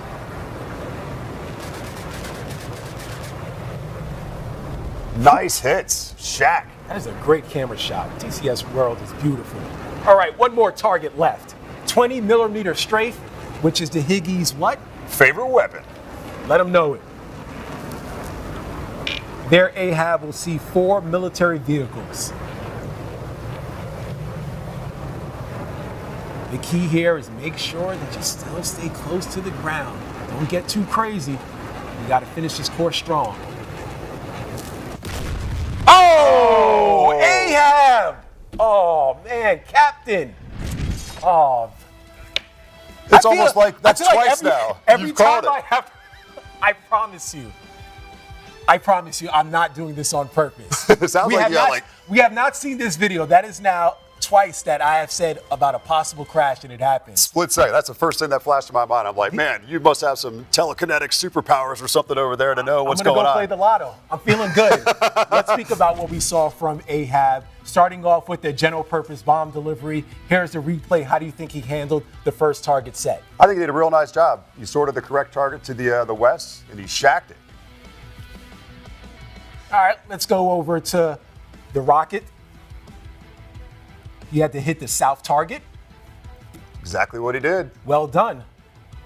And then just when I was saying, make sure you finish strong, life comes at you fast. I was talking about those trees. Someone has to worry about the trees. You were speaking about the windows and the roof in the DCS world. How about the trees? And the trees, they clipped them. Airplanes and trees don't mix. The trees are part of the ground. It's going to win every time. That's tough right there for Ahab, who has plenty of experience, but he still will have another opportunity in BFM. They'll calculate the score and see how his score stacks up. For an opponent, because now we've seen this from a few that just crashed, do you think that makes them a little bit more aggressive once they go through BFM, or do they just have to push what happened to the side? I mean, you got to push to the side and move forward all day long. I mean, you know, for Ahab, it's unfortunate that he hit the ground before he got to employ the gun, but he's got to stay focused. He's got to collect everything and you know, pick himself up off the ground and get back in the fight for the dogfight. I mean, at this point, I should not try to foreshadow anything. We'll see what Justin has in store. We have one more heat before BFM, and that is going to be Retro bumped up from the alternates, and he has the final 8 seed. All right, Retro, the stage is yours. Over to you, Classic.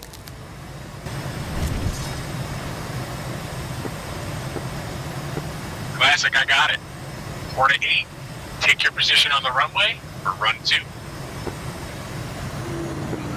1 and 8 taking position.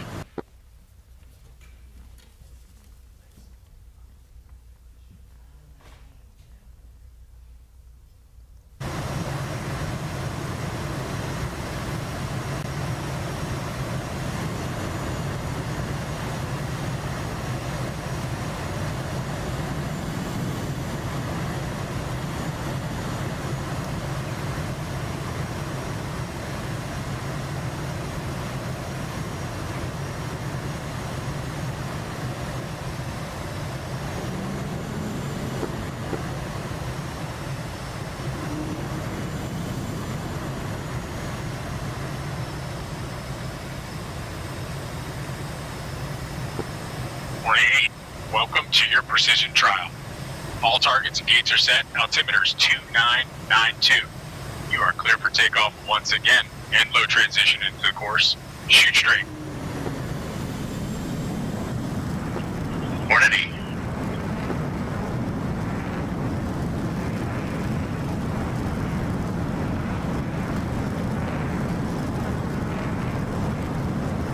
All right, Retro, another run at this.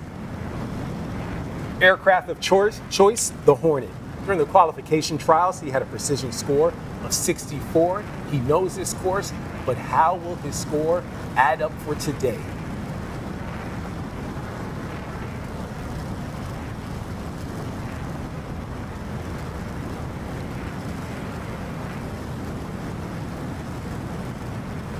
Still low to the... Make sure that you go through that gate cleanly. Yeah. Higgy, do you feel that? I feel the speed. Need for speed? Oh, yeah. Remember, this is the very last heat before BFM. Justin hoping to finish strong before he approaches target set 1.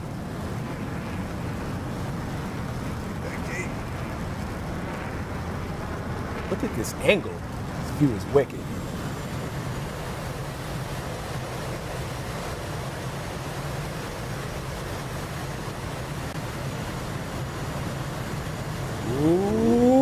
He's working hard. He's working hard.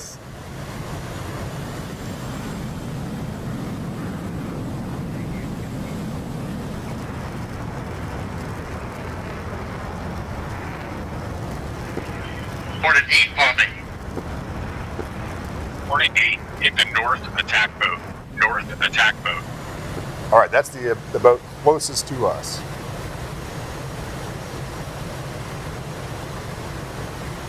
This is the general purpose bomb delivery. Bombs away. All right, off to target set 2, Desert Wash Motor Pool. There, Justin will see 8 military vehicles, and he'll be using a 2.75-inch rocket Hornet 8 attack. check.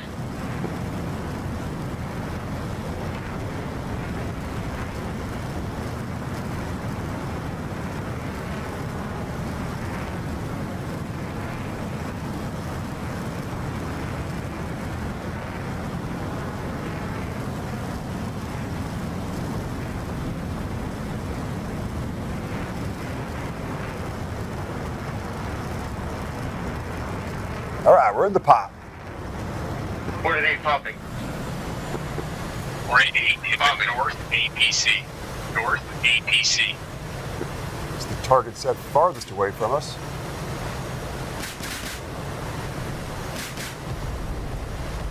Shack. Well done there by Retro. Watch the dirt. Hey-o. That was close. I mean, too close. Retro's handling it with, well, remember, Higgy, we saw this guy's qualification, or sorry, his submission video. He has boatloads of confidence. He does. No doubt about it.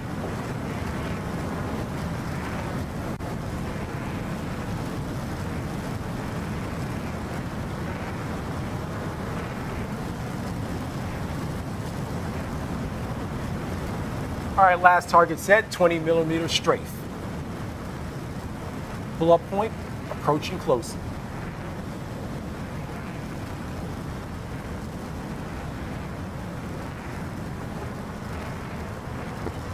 Hornet 8 popping.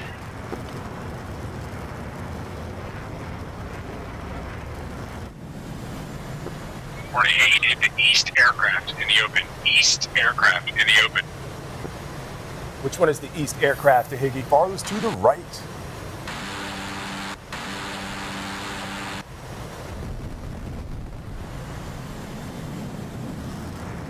All right. Oh, Justin again, getting Come real on, close. there we Justin, Retro, make sure you lift up your nose, my guy. Hornet 8 winch.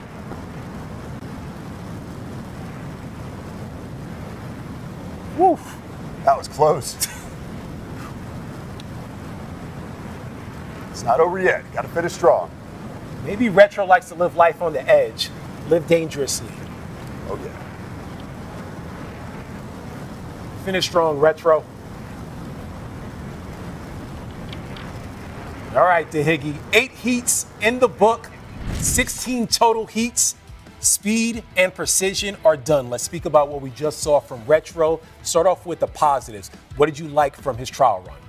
I thought his strongest attack was probably the general purpose Mark 82 bombs. I mean, nice pop, sort of the correct target, good effects on target. When it comes to making sure that he stayed right at that altitude cap, we're going to focus on that right now. You just mentioned the GP bomb delivery. Walk us through what you saw from him.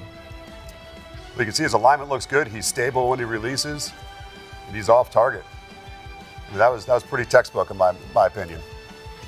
Next up, you have the rocket attack. Good go. Good effects on target. He sorted correctly, got up close and personal. Nice job. Followed by the 20 millimeter strafe. 20 millimeter strafe, that's kind of another. He had multiple trigger squeezes coming down range, but he did eventually get up close and personal with the target, which is what we want to see.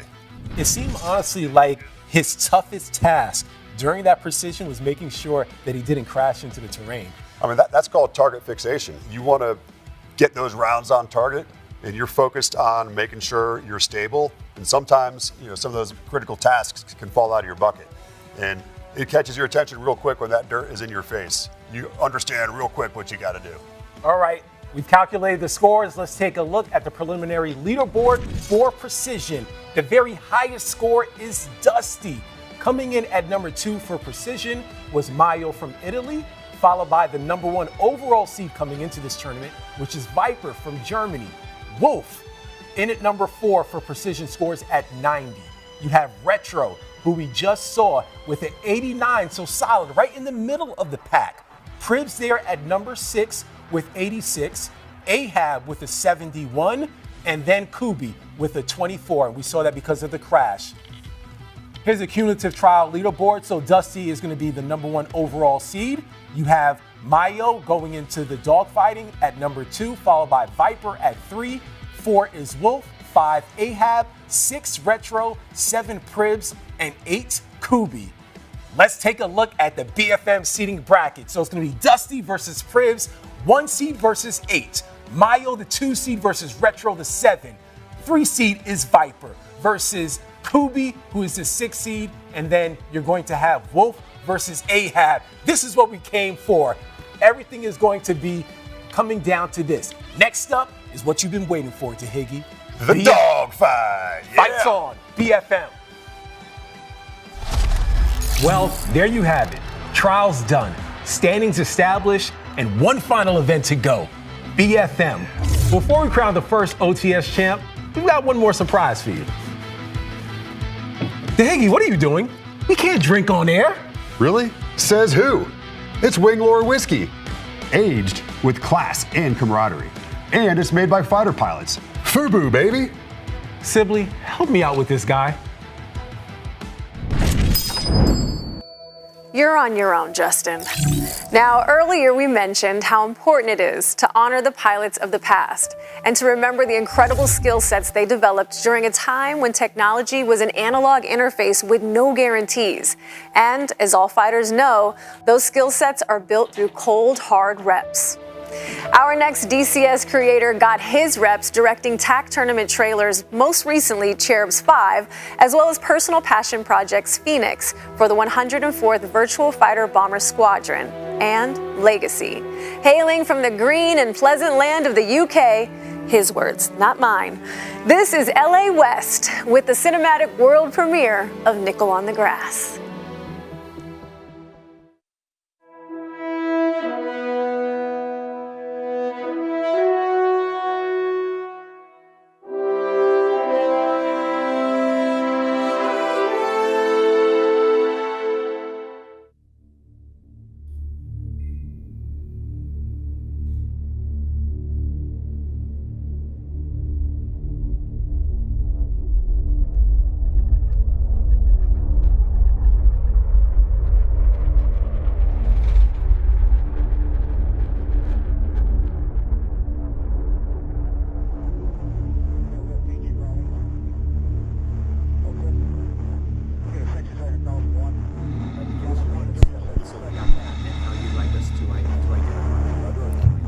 My name is Philip W. Hanley, spelled with one L, Philip, initial W, Handley. Right. Is it Colonel? It's Colonel, United States Air Force, retired. Brenda, reverse.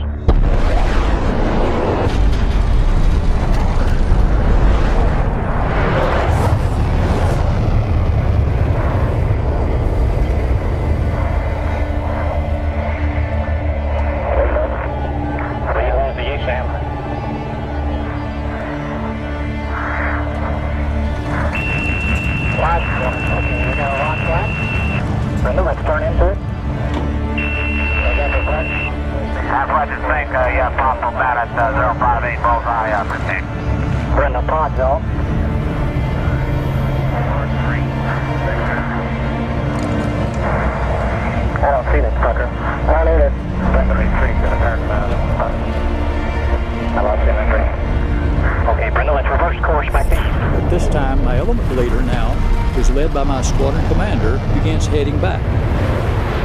My wingman, a great guy named Buddy Green, he's still got a little bit of fuel left, and so we stay. That will be on your 167 and 8. Possible 167 and 8. Copy that. Put it 7,000 power. That's Brenda 4. Copy, what the tank out. Brenda, you're on the dark band at 444, Bullseye 14. My backseater, Jack Smallwood's doing everything to try to lock these guys up, but it's a look-down angle, and these aren't pulse Doppler radars in those days. Looking down into ground clutter is like looking into clabbered milk. It took a real pro to be able to pick something out of that. Red ground, Brenda 1. Where's the match? Brenda 2 is big go. Stand by, you're in the dark, estimate. Okay, give me heat resisting. You got friendlies up there to the left, boys. Brenda's 1, estimate about 039. Brenda 2 is big go. Okay, 2, let's plug out. Let's switch gears and let's talk about the work. I know Green is out of fuel. We do a 90-degree left, and Buddy is line abreast on my right side at 6,000 feet out, and I'm looking through him. Oh, no. It's off. Off, I mean. It's off. We made about a 090. Okay, 100. 100. We're continuing out, and there's a barrage of radio calls about various things, other flights. And we're going along there at about 475 indicated, 15,000 feet, and we're heading out toward the Gulf of Tonkin. All right. Brenda 4, move it up the line, abreast. Okay, Fletch, Brenda's coming out. All right, we're on station. Fletch is the egress cap. I call them, and they're on station, to try to head anything off that's going to intercept us. And I had 2 AIM-7s and 2 AIM-4s and a gun. The others had various mixes of missiles. It wasn't a good setup, but the main thing that was wrong is we did not have full fuel on the others. And down below the cloud deck is 10,000 feet scattered. It was clear above, and I'm clearing Buddy 6 o'clock, and down there somewhere I see this glint of light behind Buddy down low about 4 o'clock. Roger. Okay, I've got a MiG-21 in our 3 o'clock low down there, Brenda 2, cross to the other wing. He may try to pop up on us. We do a cross turn, he goes to the other wing. Somewhere in the recesses of my mind, I recall that some of the older MiGs had a ranging-only radar that operated in the Gulf band. And I stretched around, and there they were, bigger than Dallas, 2 silver MiG-19s. Okay, I'm going to take one quick run, A2. You continue on out. I'll stay with you. Buddy pulls sharply up. He's got to conserve fuel, so the stage was set for the kill. Brenda 1. All right, Brenda exiting the area.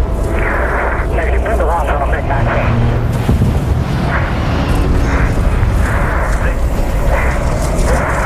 Okay, I'm up, we're set. Okay, turn the right, ADM. Go free. You got it.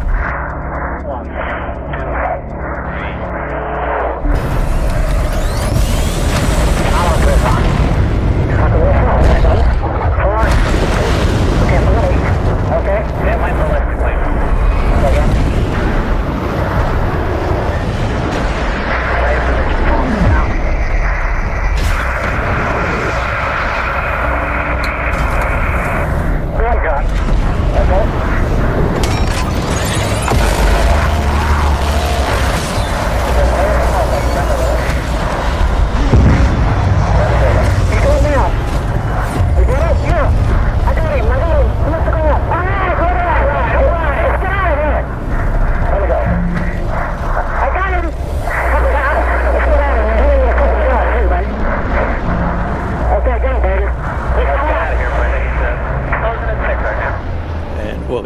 closing at 6. I was going so fast that he couldn't possibly follow me up. Wow, it's quite a story. Unbelievable. I'm happy. You happy? Yeah.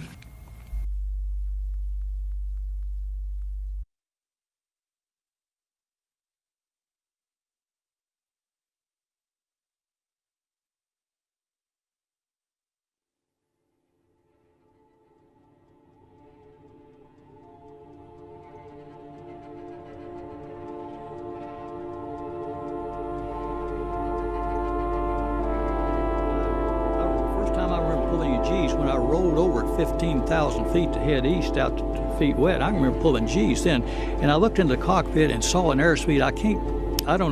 I can't say precisely what it was, but it was still so high I couldn't believe how fast that F4 would go when unleashed and burning all of that energy. And so Buddy was ahead of me, and we egressed on out, got out there, and the next big problem is to get green on the tanker before he flames out. And so I was supposed to have the tan anchor. I called them, I can't get them, and someone on the purple anchor comes up and he said, it's been a real mess, screwed up. He said, can we help? And Smallwood locked him up and he said, God, Phil, he's 80 miles, we won't make it. And so I said, can you come further? He said, if you got an emergency, we're coming. I said, we got an emergency. He said, we're coming. So we did a point parallel rendezvous out there, and another flight of F4 showed up to cover us, and old Green slid on that boom with just fumes in the tank.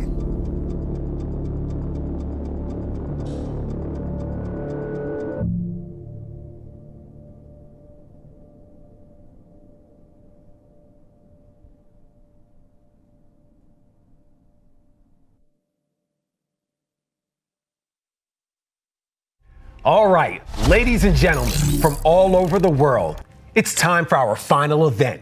BFM, better known as dogfighting. The sport of kings. Trials are done, the leaderboard is set, and now we enter the phase that decides the champion. Because an important reminder, trial scores don't carry over. Trials only buy you your seat. Dogfight decides everything.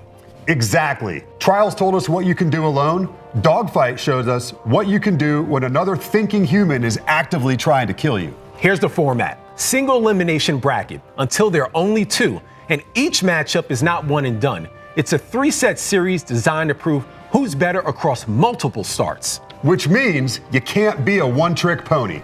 You've got to fight from advantage, fight from disadvantage, and then fight from neutral. Here's the breakdown. Set 1, Perch BFM, attacker role versus defender role.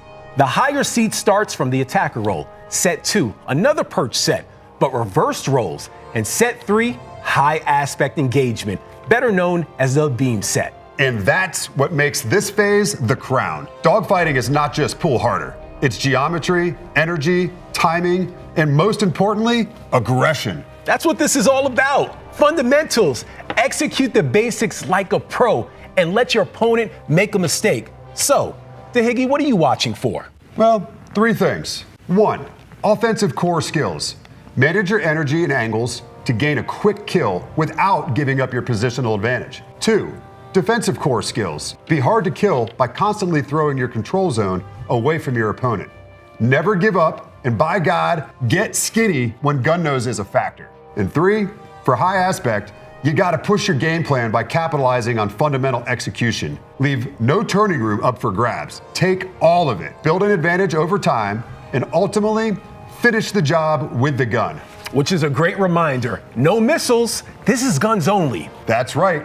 Come correct with your gun work, tighten your OODA loop, or go home empty-handed. You said empty-handed? $10,000 are on the line. Any final words of wisdom for the competitors? Yeah, man. If you want to win, don't die. Ladies and gentlemen, pilots, you know what? DeHiggy, do us the honor. Welcome to the dogfight.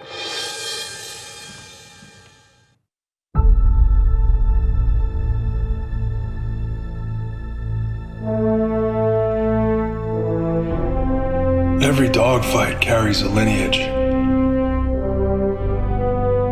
of pilots who tested the edge of possibility, of machines that reshaped the sky, of battles won not just with power, but with will.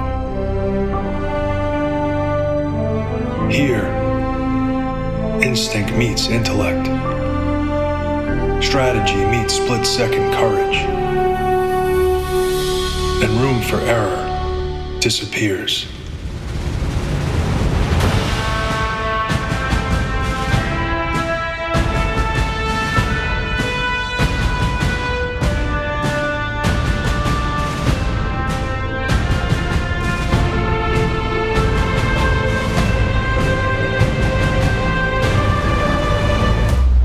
Two minds, two machines, one sky.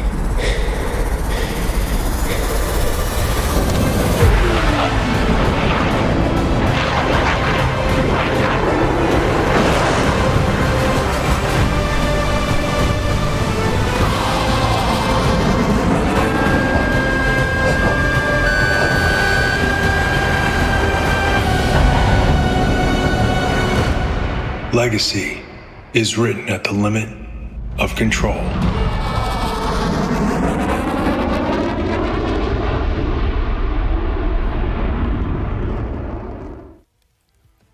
Oh, you thought we were going to BFM? Not just yet. We're glad you're tuning in. Thank you for everyone that's been staying patient. We're about to see BFM and a bracket that will decide who wins $10,000. But I got a fighter pilot here. So I think we should break down BFM for those that don't really understand it. So BFM stands for what? BFM is basic fighter maneuvering. It's the purest form of getting out there into the dogfight. So BFM, dogfight, synonymous basically. Before we do more of a deeper dive, a shout out to Nickel on the Grass. That was a beautiful film. We've had a few of them today, but it's amazing to see how we've been able to honor the past. Truly an amazing film, and I love how it was able to be depicted. But back to BFM. So how do you train for BFM? I hear you have some stories about the SFL CEO, Monk. So give me some dirt. Yeah, funny you should bring that up.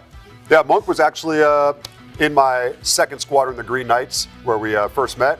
And I had the opportunity to train him up for Top Gun. Wait, you trained him? I did. Okay, just make sure. Say it with your chest now. Let people know. You trained Monk. I trained Monk. That's a true statement. And then he went out there to Top Gun under a very short period of time and absolutely crushed it. Then he went on to MOTS-1, which is the Marine Corps' weapons school, similar to Top Gun, but more of like a mission commander type of course.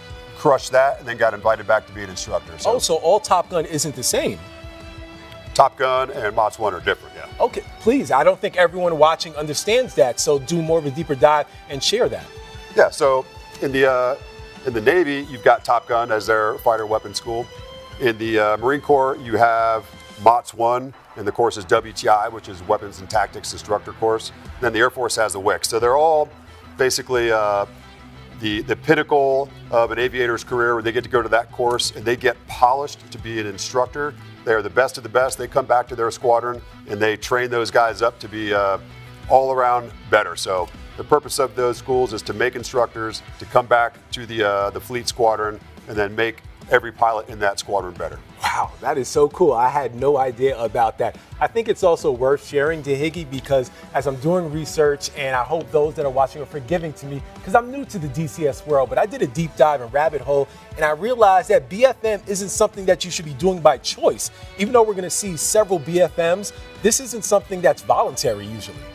Well, I mean, BFM is within visual range. So, in general, if you're in an air fight, we shoot beyond visual range. And when that happens, hopefully all the bad guys blow up before you get to the merge. But you never know. I mean, there's a lot of jamming and stuff that goes out there in today's environment in the RF world. The chances of coming to the merge with another aircraft are real. So we need to prepare. We need to be good at fundamental basics of dogfighting, and that's what BFM is all about. And a reminder for those that are watching, he just used the term merge. We're going to see a lot of that in the BFM. Merging is when both aircrafts are passing each other. Also share with the viewers about RAC, range, angles, and closure, and why that is so important to BFM. Well, range, angles, and closure, that's just one of the fundamental tenets. You're trying to maintain your offensive positional advantage, and you need to manage range, angles, and closure to do so. So, range being distance, nose to tail from the other aircraft. angles being the geometry of how you're approaching the other aircraft. And then closure is, hey, let's say we're really excited. We have a gunshot we're going to employ on that guy.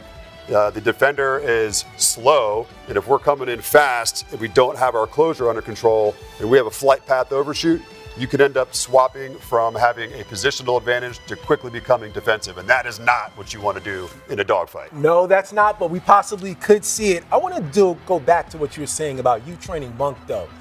Let's say you're in the Hornet, Monk's in the Viper, BFM, who's winning?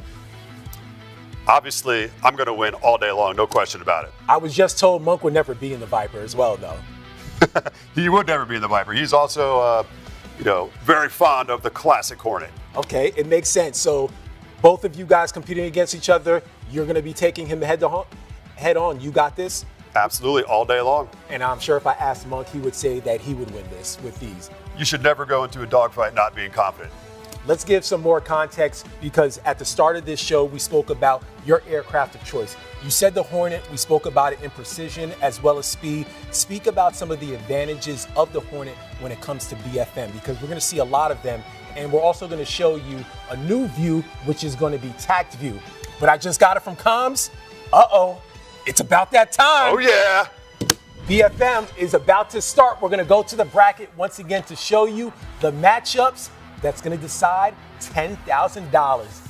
Doesn't matter what happened with precision or speed. It comes down to BFM. We're going to see 3 different sets. First will be 2 perches, and then it will be going to be a beam set. Starting off first is Dusty and Couby. Over to you, Classic. Classic, I got it. Viper 3, Viper 5. Welcome to the dogfight phase. We're going to execute 3 sets, 2 perch sets, followed by a beam set. Viper 3 is the higher seed. We'll fly the attacker roll first. Break. Fighters, this will be perch 1. Viper 3 attacker, Viper 5 defender. Attacker, call ready. Viper 3 ready. Defender, call ready. Viper 5 ready. 3, 2, 1, fights on.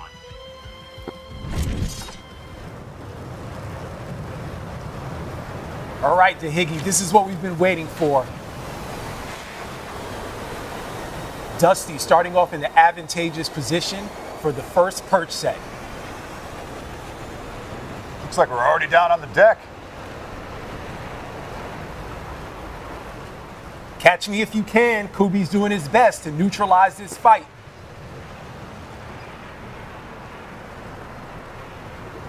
Yeah, like we talked about earlier, as a defensive aircraft, you can never give up. This right now looks like a 2-circle fight. Is that accurate, DeHiggy? Well, it is a 2-circle fight. You have 2 misplaced turn circles, and eventually the attacking aircraft is going to have nose to bear, and we're going to see how the defender handles this. It appeared that on that turn recently just by Dusty that he had an opportunity in terms of range angles and closure, but he didn't employ any weapons. Looks like he's being patient. Remember, with the cumulative score in BFM, it's not just about killing. Both offensive and defensive skills are all going to be factored in. So just by Couby playing really good defense, that is helping him out a lot.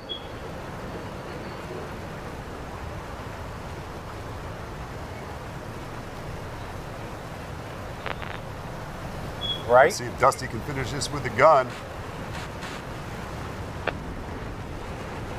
Few misses there by, Ooh, looks like we may have had a couple rounds. Yeah, we'll see what happens over there, but that was it. Whew, this is what we've been waiting for. Man, I'm excited. I mean, we already have a 1 gun employment shot from Dusty, hitting the skin of Couby's aircraft. I mean, that's impressive. Let's start off first with Couby and acknowledging how he was able to play defense. Even though Dusty was staying patient, I think it was impressive. You're starting with the perch. Let's first break down the perch set. Explain to our viewers the perch set and how it works. Okay, for the perch set, you're starting up about 40 degrees angle off tail with about 3,000 feet of range, but roughly a half a mile. Okay, so for those watching, this is Dusty and that is Couby. That is correct. Okay. And so the purpose is the offensive aircraft wants to maintain that offensive position, and he wants to get a quick kill. So just like you said, in that case, Couby as a defensive aircraft, I think he did a really nice job of deterring or preventing Dusty from weapons employment. So, Dusty needs to get in there close with the gun and employ without having that flight path overshoot. And it took him a little bit of time to get in there. So, be curious to see how the points add up for both Dusty and Couby on this one. Yeah, remember, that is just the first of 3 sets. For the next set, as you heard from Classic, it's going to be reverse roles. So Couby will now have the opportunity to be on offense in the perch set versus Dusty, who will be on defense. But overall, what do you think about the approach from Dusty when it came to being patient? Because that kind of could cost you. You want to make sure that you get the splash. Yeah, you want to maintain that offensive advantage like we talked about, but you also have to shoot big targets. Yes. So he needs to get in there close. He needs to get those fangs out. He needs to get in there and employ that gun. I mean, your life is on the line. So, also something we didn't talk about, in a dogfight close to the deck like we were, these aircraft are in full afterburner and they're burning gas at their rapid rates. So you only have so much time to be engaged in a dogfight. Yeah, and also a reminder for those watching, no matter if there's a glitch or not, because there are multiple sets, what you see will happen. So for the first set, you have a you got a very nice shot there by Dusty. DCS lag is a dice roll, but we're having fun today, man. Yeah, I tell you what, this is awesome.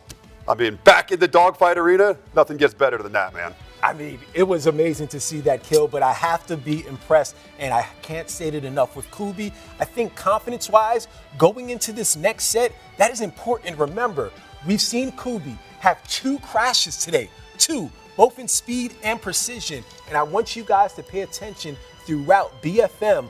Offense and defense matters. We'll see how it all tallies up with the score, but I think Couby has to feel good going into set 2. Yeah, I think that performance was strong. I mean, the time to kill was extended, and that's what you want. You can see an early splash just like that with BFM because of the starting position, correct? Absolutely. Right now, I think it's swapping roles. We're going to see Couby as the offensive aircraft. Correct. And hopefully, he's got his wits about him. He's got his confidence back, and he comes in here and then finishes the job with a gun. I mean, that's what it's all about. Everything that happened up to this point really is kind of trivial. It's all about who wins the dogfight. Yeah, it's all about getting that swagger back, and I think Couby was able to get that from that first perch. We're looking forward to seeing set number 2 between these two. It's seed number 1 versus 8, but honestly, this kind of feels unfair. Like, you got to throw the seeds out the window because we've seen how you can maneuver the course, but no one is shooting at you. You might have to deal with the low terrain or with the 3-dimensional gate. This is a brand new game. This is real, This man. is like the postseason. What you saw in precision as well as speed, that is just like the regular season. This is the playoffs. And you know what time of the year it is. It is March Madness. It is. National Championship this weekend. Yeah. Final 4. We're going to get the Final 4 right now. Let's just consider this the Elite 8. That's awesome. Yeah, I'm excited to see how this unfolds. Like I said before, I'm all about seeing the underdog come back and have a victorious finish. I think we might see some good action out of Couby here on this next round. I still remember your line at this show. Only one will be victorious, and so that far is a true statement. Yes, that is very true. All right, let's take a look once again. Dusty versus Couby. It is the 1 seed versus the 8 seed after 2 exciting rounds or trials with speed and precision. So there you see the skills right there. 195 for Dusty and 82 for Couby after the first set. Over to Classic for set 2. Classic, I got it. Fighters, this will be Perch 2. Viper 5 attacker, Viper 3 defender. Attacker, call ready. Viper 5 ready. Defender, call ready.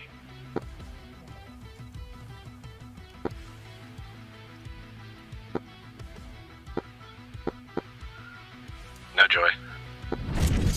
All right, thanks, Classic. We're just making sure that both pilots are getting positioned and prepped. I mean, it feels like I'm on the edge. I'm just ready to jump ready. through I want to see this. I'm ready to jump through the DCS world, but I don't want to get shot or anything. So I would hide behind a mountain with binoculars. But this has been amazing to see. So once again, Dusty came in as the #1 overall seed for BFM after having the highest cumulative score from precision as well as speed. Couby had 2 unfortunate crashes, but you just saw the scores after the first set. He got a couple of points. While he might not have got more points than Dusty, I think he should still be encouraged. This next set, this perch too, is going to determine a lot. Oh, it is. I mean, it's payback time for Couby. Let's see how he can handle the pressure and how well he can perform here. Okay, so put me in the shoes of Couby.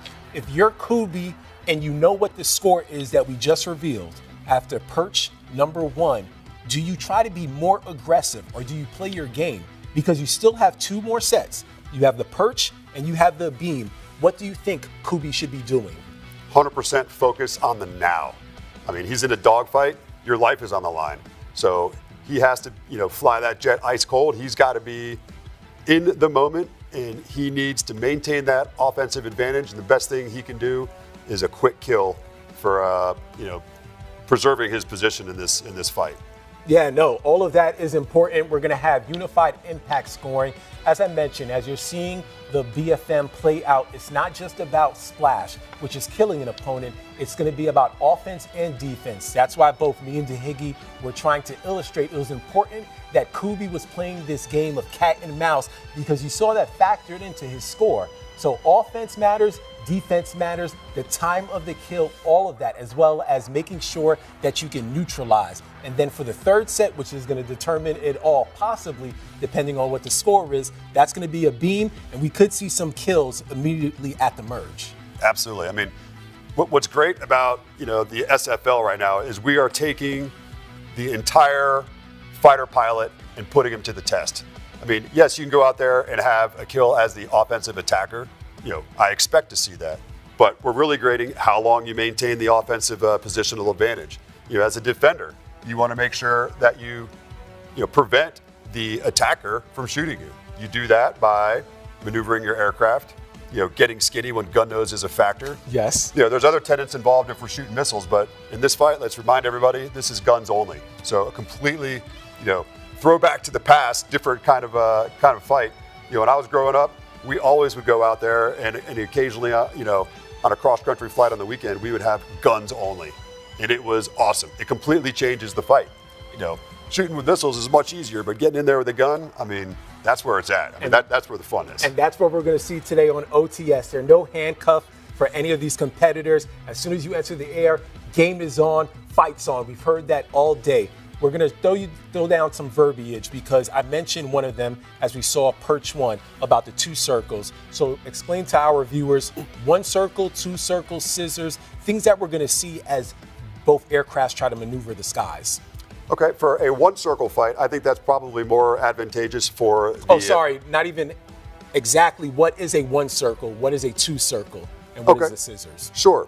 When you come to the merge, a 1 circle fight is when both aircraft are turning on the same circle and they are going to merge on the other side. So nose to nose. Nose to nose. Both heading in the same direction.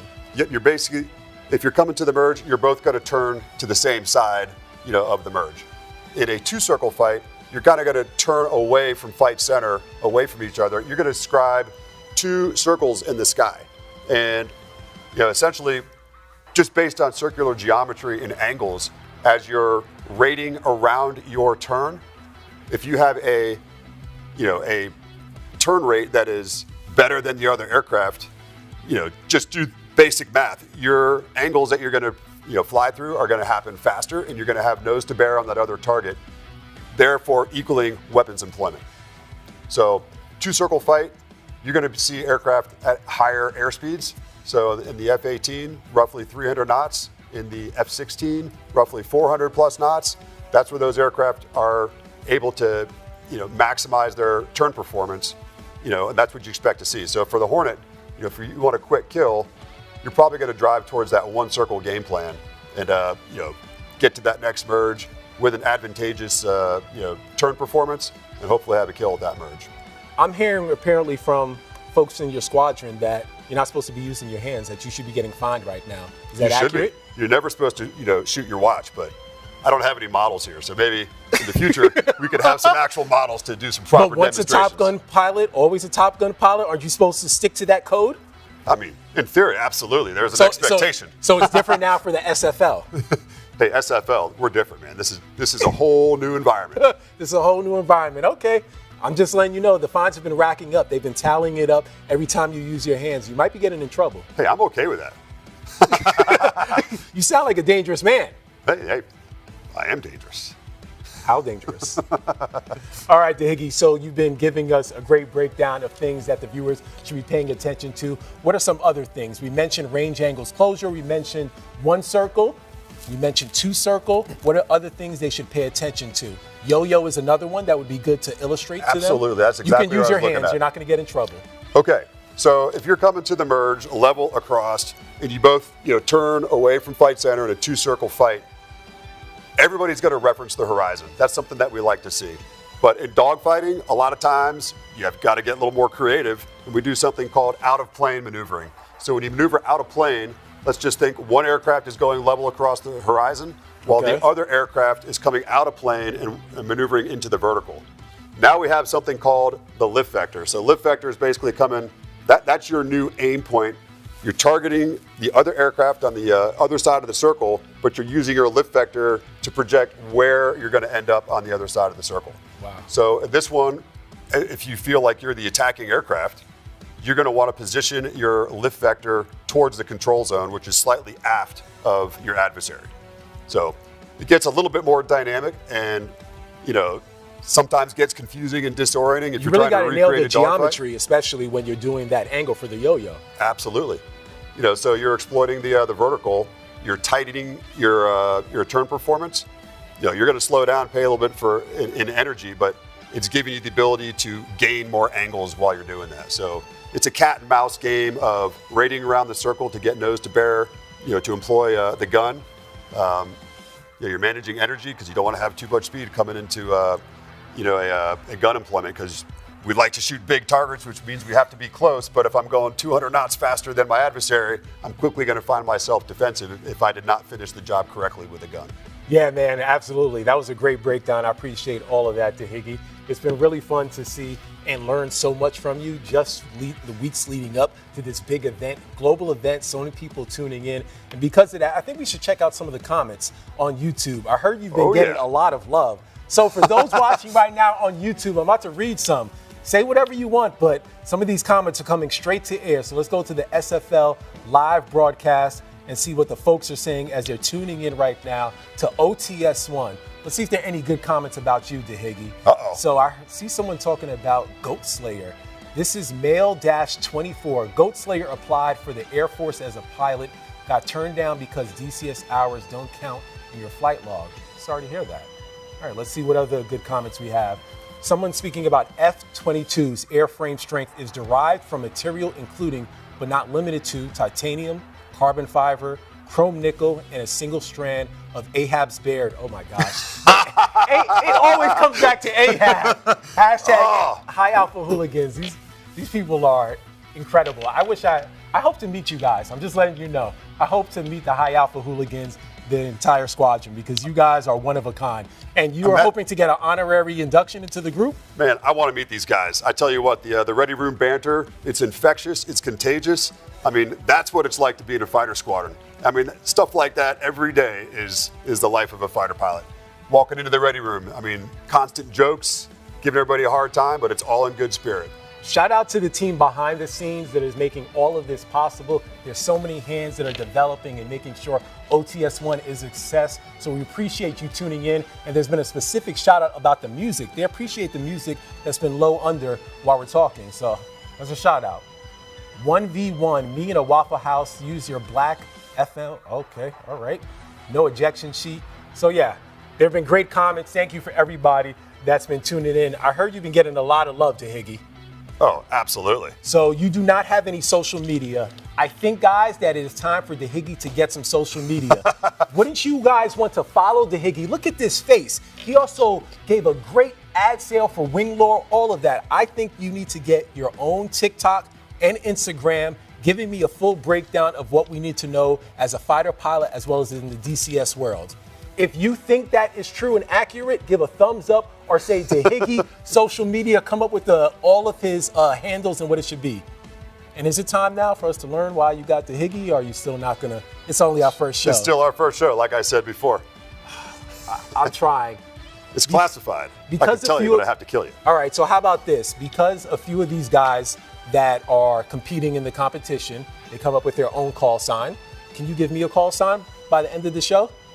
I mean, call signs, they're different. Air Force, from what I've seen, they generally have awesome call signs like Slayer, Slugger, Conan, Viper, And then in the Navy Marine Corps, it's a little bit different. We generally focus on anything that we can do that is humiliating. You make a mistake as a new guy checking into your first squadron. Oh my gosh. You're trying to impress people, but you do something really dumb. Yeah, there have been some classic call signs out there. What it is a PG bad call sign that you can share with the viewers? PG. Ooh. I mean, there's some good ones out there. Is there a PG bad call sign that you could? I don't know that. I'm trying to think. Like, most of them are not very, politically correct. Okay, So, you can't think of. I could. All right. Let that simmer. I planted that seed, and hopefully you can give the folks one. Okay. There's got to be at least one, though. Okay. Do you like your call sign? Yeah, I mean, it sticks. It's There was a- unique. there was a and, pause. You absolutely There was have a pause. to keep the call sign. Yeah. You have to keep it. There was a pause, though. You may not like your call sign. You're like, yeah. It grows on you, man. It's part of your culture. It is, but it's the reason why I call you the Higgy and not Rob. All right, so as we're approaching closer to BFM and making sure that everything is prepped for Couby and Dusty, what would you like to see from these competitors when they have this amount of time?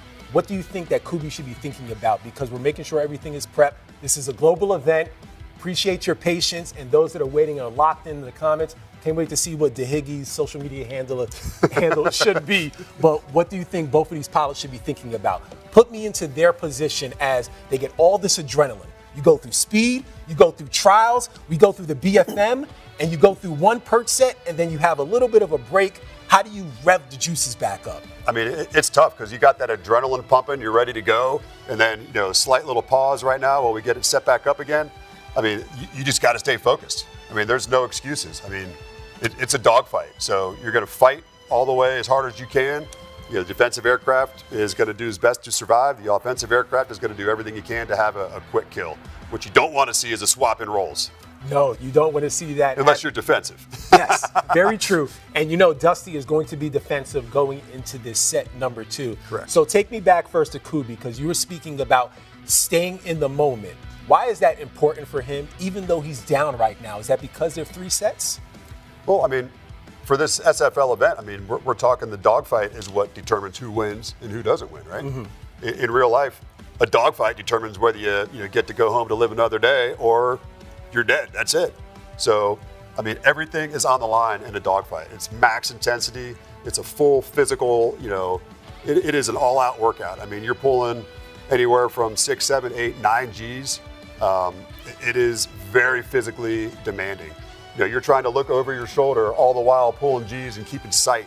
You cannot fight what you do not see. So you can imagine. I like that. You cannot fight what you don't see. In a 3-dimensional fight, if you lose sight, I mean, you're going to pay for it with your life, potentially. Give a quick sneak peek for the viewers on some of the keys that they should be paying attention to in the merge. You spoke about it when we did the competition breakdown, but some of the things that they should be looking for, that what determines the merge on who is going to be winning. Yeah, when you merge, there's lots of things that happen at the merge. One, we're trying to take out all of the turning room. So if you merge and you're really wide, one aircraft, if they take advantage of the turning room, they're going to try to take a lot of angles at that merge. If you delay or wait, that would be, potentially an error.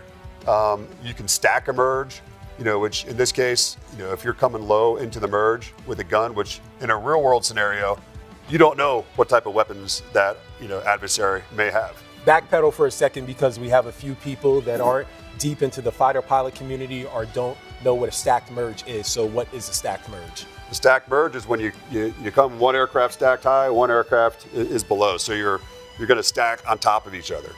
The aircraft that's below, he can take turning room by, lead turning into the vertical at that merge, so he has an angular advantage at the merge. It's amazing how you know all this information and it doesn't leave you at all. You're just wired like that. Yeah, I mean, I don't know that, it's been obviously years since I've been in a dogfight since leaving the Marine Corps, but, it's not like riding a bike.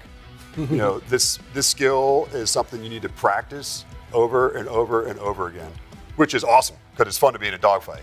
But I mean, it's all about in real world scenario, the opportunity to, I wouldn't say the opportunity, but the chance that you end up in a real dogfight. You want to make sure you're bringing your A game into that fight because that could be your last fight. Take me back to young DeHiggy. You said it's exciting to be in a dogfight. How is that practice? It's just the challenge. I mean, you start out generally learning offensive BFM, starting in an offensive perch position. You want to be able to maintain your offensive advantage. It is humbling when you show up thinking, I'm a new fighter pilot, I'm going to whoop all these old guys in the squadron. And did you? And they just demolish you. So, I mean, experience is a thing. I mean, you need to be experienced. You need to learn from those before you. And like we said, you're always trying to sharpen that blade to get better for the next fight. Now, you didn't answer the question, did you? Because I know you came in as probably a young hotshot thinking you could take down all the OGs and vets. Oh, I got humbled real quick. Real quick? Absolutely. What was that humbling experience like? I remember one time somebody said, I'm gonna whoop you, and I'm not even gonna pull more than 4 Gs in the entire fight. And it absolutely happened. I'm pulling 7, 8 Gs, trying to do everything I can to win. And yeah, they just have the sight picture. They know the lift vector placement. They know the tenets of fundamental BFM, dogfight maneuvering, and and if you don't know what you're doing, you're going to get crushed. And we're going to find out very quickly from today who knows what they're doing. So thank you for staying patient. Let's get a refresher of the bracket and where things stand. We know who's the 1 seed. That is going to be Dusty taking on Couby. Let's take a look at where the versus stands. You have after Perch set 1, 195 versus 82. Here's Perch set 2. Over to you, Classic.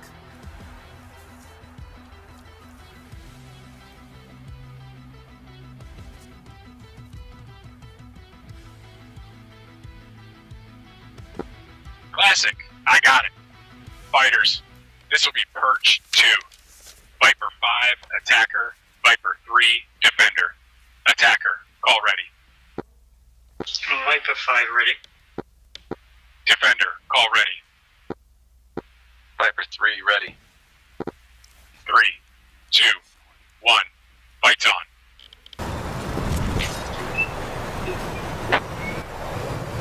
All right, here we go. Set number 2.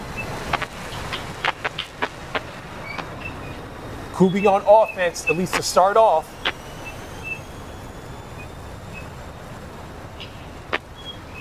Anything popping out to you, DeHiggy?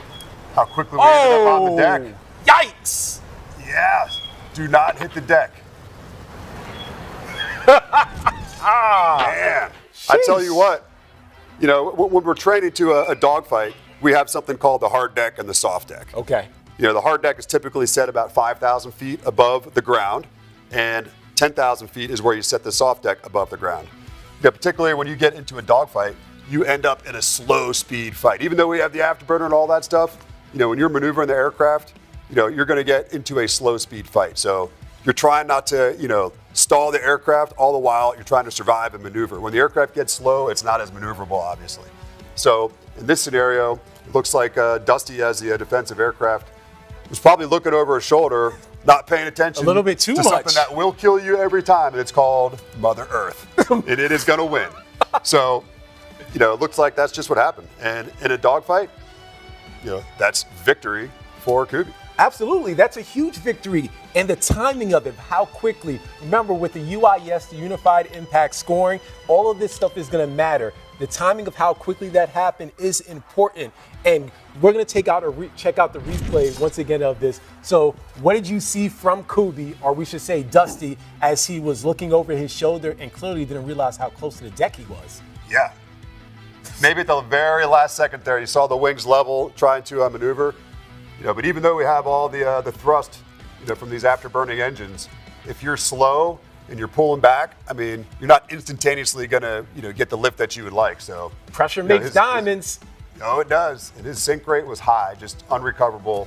When he recognized that the ground was rushing up at him. I have to credit you, DeHiggy. You remember what you said? How Couby should be coming into set number 2? You said stay present. Absolutely. I'm curious to see how things shake out with this score. We still have one more set, and that is going to decide who advances to the semifinals. But wow, that was an amazing job by Couby. Remember, all this is going to determine $10,000, and it is impressive to see how Couby was able to bounce back after set one, as well as those 2 crashes. That's right. This is a whole new pilot. He said, I got this. He's hungry. Got to redeem himself after that, right? Oh, man. Yeah, I think he did a great job. That was a downward spiral fight that we saw. Obviously from a 10,000-foot start, ends up quickly on the deck, and unfortunately for Dusty, just didn't recognize the ground rushing up at him. Number one thing, you got to fly that aircraft. Aviate, navigate, communicate. Aviate, slipped to the wayside for him for a second. And you got to focus on number one, aviate. Aviate, that's right. So can't hit that dirt ever. That was pretty quick. That was probably going to be, I can't say it, that was amazing to see how quick the kill was, because even though it was self-inflicted, it was important for Couby as things shake out. Now, put me in the shoes of Dusty and how he should be trying to think about set 3. Even though we don't know the scoring just yet after the first 2 sets, Dusty may be thinking, I may have to be a little bit more aggressive. Because one thing we do know, as the score is being accumulated, that kill in set 2 was a lot faster than 1. Absolutely. I mean, time to kill is a thing. I mean, for Dusty, he's got to shake it off. He's got to put all of that behind him.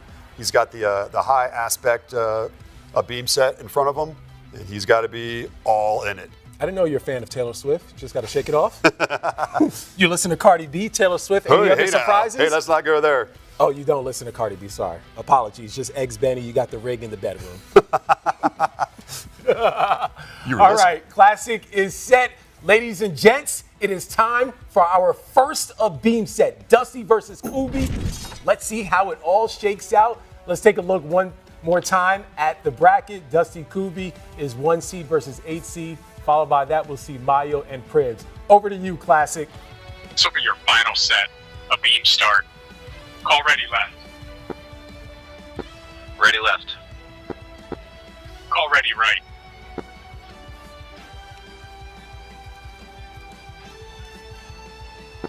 Viper 5, call ready right. 3, 2, 1, lights on.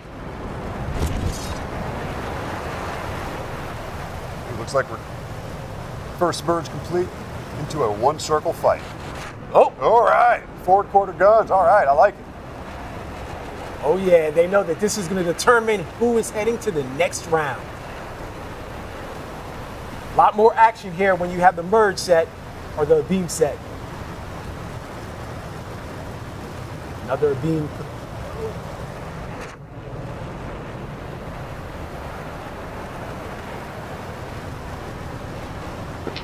Nose to nose. The merge. Yeah. Oh right. Man, 1 circle, nose to nose. Someone's going to employ guns. Notice we're back on the deck again, though. Oh! Splash! Couby is down! Couby is down! Woo! Man, I mean, that was intense. We saw 3 1-circle merges there, down on the deck. Wow. Kill or be killed. This is what BFM is all about. They're going to calculate the final score to see who advances to the next round. But we said Dusty had to come in here and make sure that guns were blazing. And I loved how both competitors were aggressive. I mean, aggression is what it is all about in high aspect BFM. We're starting from a neutral start, and right from the turn-in, both aircraft starting here, they're both turning in, and it is fights on from the turn-in. So you could have employments. Take another look at this and walk me through as we're seeing several 1 circles, and that was one of the merges that they passed through. Here we go. Now we're on the deck. You can see we got to save the deck. Now he has the opportunity to load a high for the employment. That was some impressive work, man. All right, Dusty, we see you. Dusty, he was one of our top competitors from the beginning, and he's showing it now for sure. Yeah, here's the angle through the lens of Couby on the beam set. Down goes Couby. Woo! Man, yeah. That was exciting. I mean, that is something that you don't get to see in real world. How many more of those do we have? We got a lot more. A lot more. This is awesome. A lot more. We're going to calculate and see between Couby and Dusty, who will be advancing. That was exciting. Every single competition that you see throughout this BFM bracket, you're going to see it in that style. There'll be 2 perches, and then there'll be a BFM. You'll be hearing Classic giving the instructions to the competitors. But that was thrilling. I mean, this is what we've been waiting for all day long. And I think it's exceeding my expectations. I've only had one. I mean, I'm stoked. I mean, what's amazing about this to me is in training, we're shooting imaginary missiles, we're shooting imaginary bullets, because obviously you don't want to shoot your wingman down or your buddies that you're training with.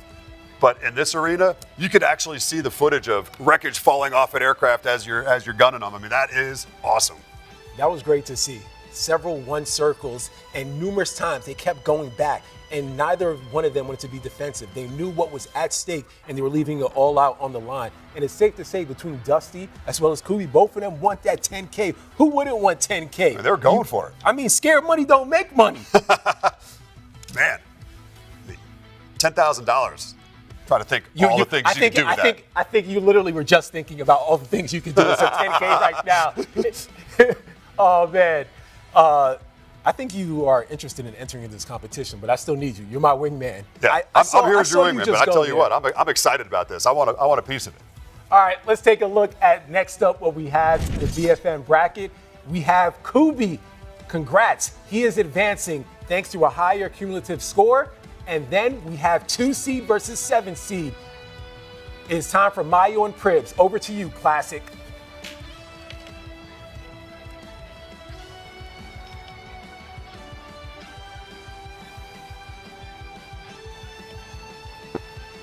Classic, I got it. Hornet 4, Hornet 6. Welcome to the dogfight phase. We're going to execute 3 sets, 2 perch, followed by a beam set. Hornet 4 is the higher seed. We'll fly the attacker roll first. Fighters, this will be perch 1. Hornet 4, attacker. Hornet 6, defender. Attacker, call ready. Hornet 4 ready. Defender, call ready. 3, 2, 1, fights on.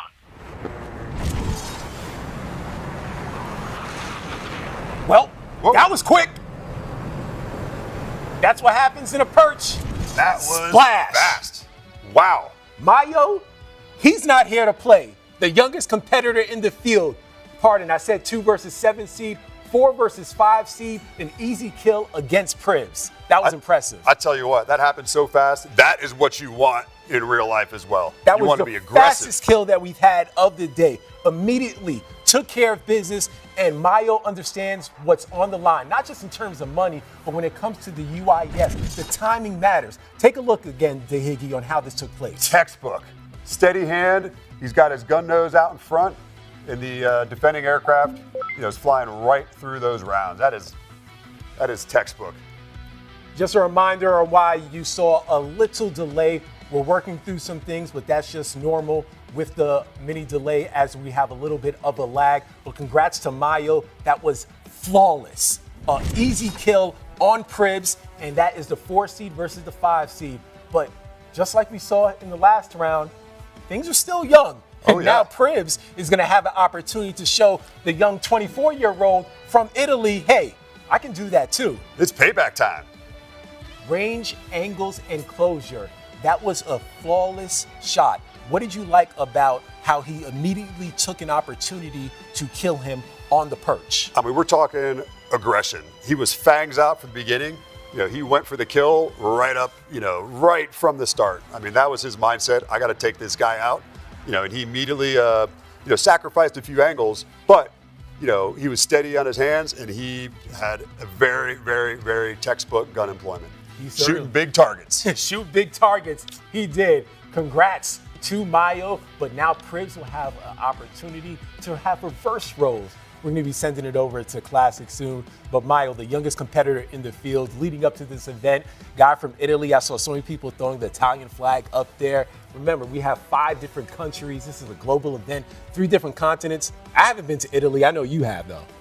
I've passed through. I have not spent any time. Matter of fact, I think we're trying to go there this summer, so I'm excited to go check it out. Nice, nice. I like that. Should go to the Amalfi Coast or something. Yeah.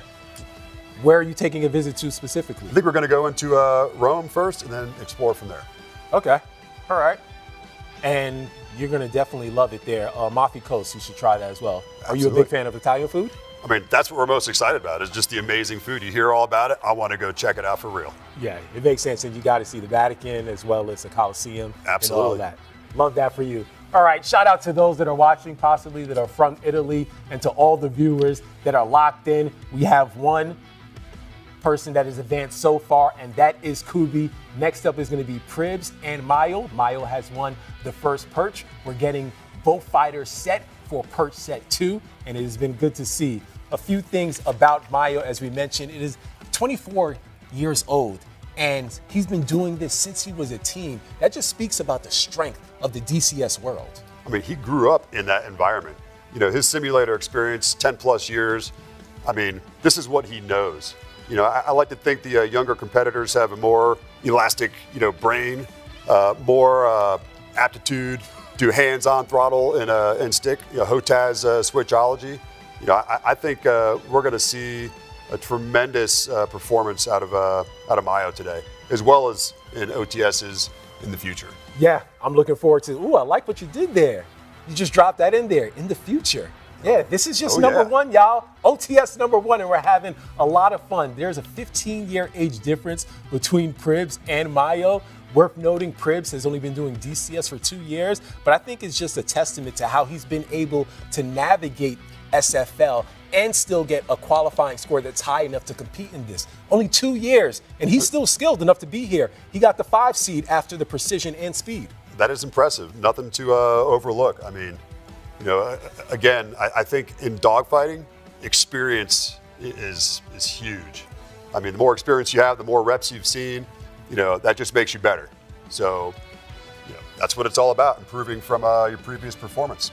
Yeah, it makes total sense. We have no discrimination at all. We have competitors as young as 24 with Mayo, and so many competitors that are much older. I'm not going to say that they're old, well marinated, well seasoned.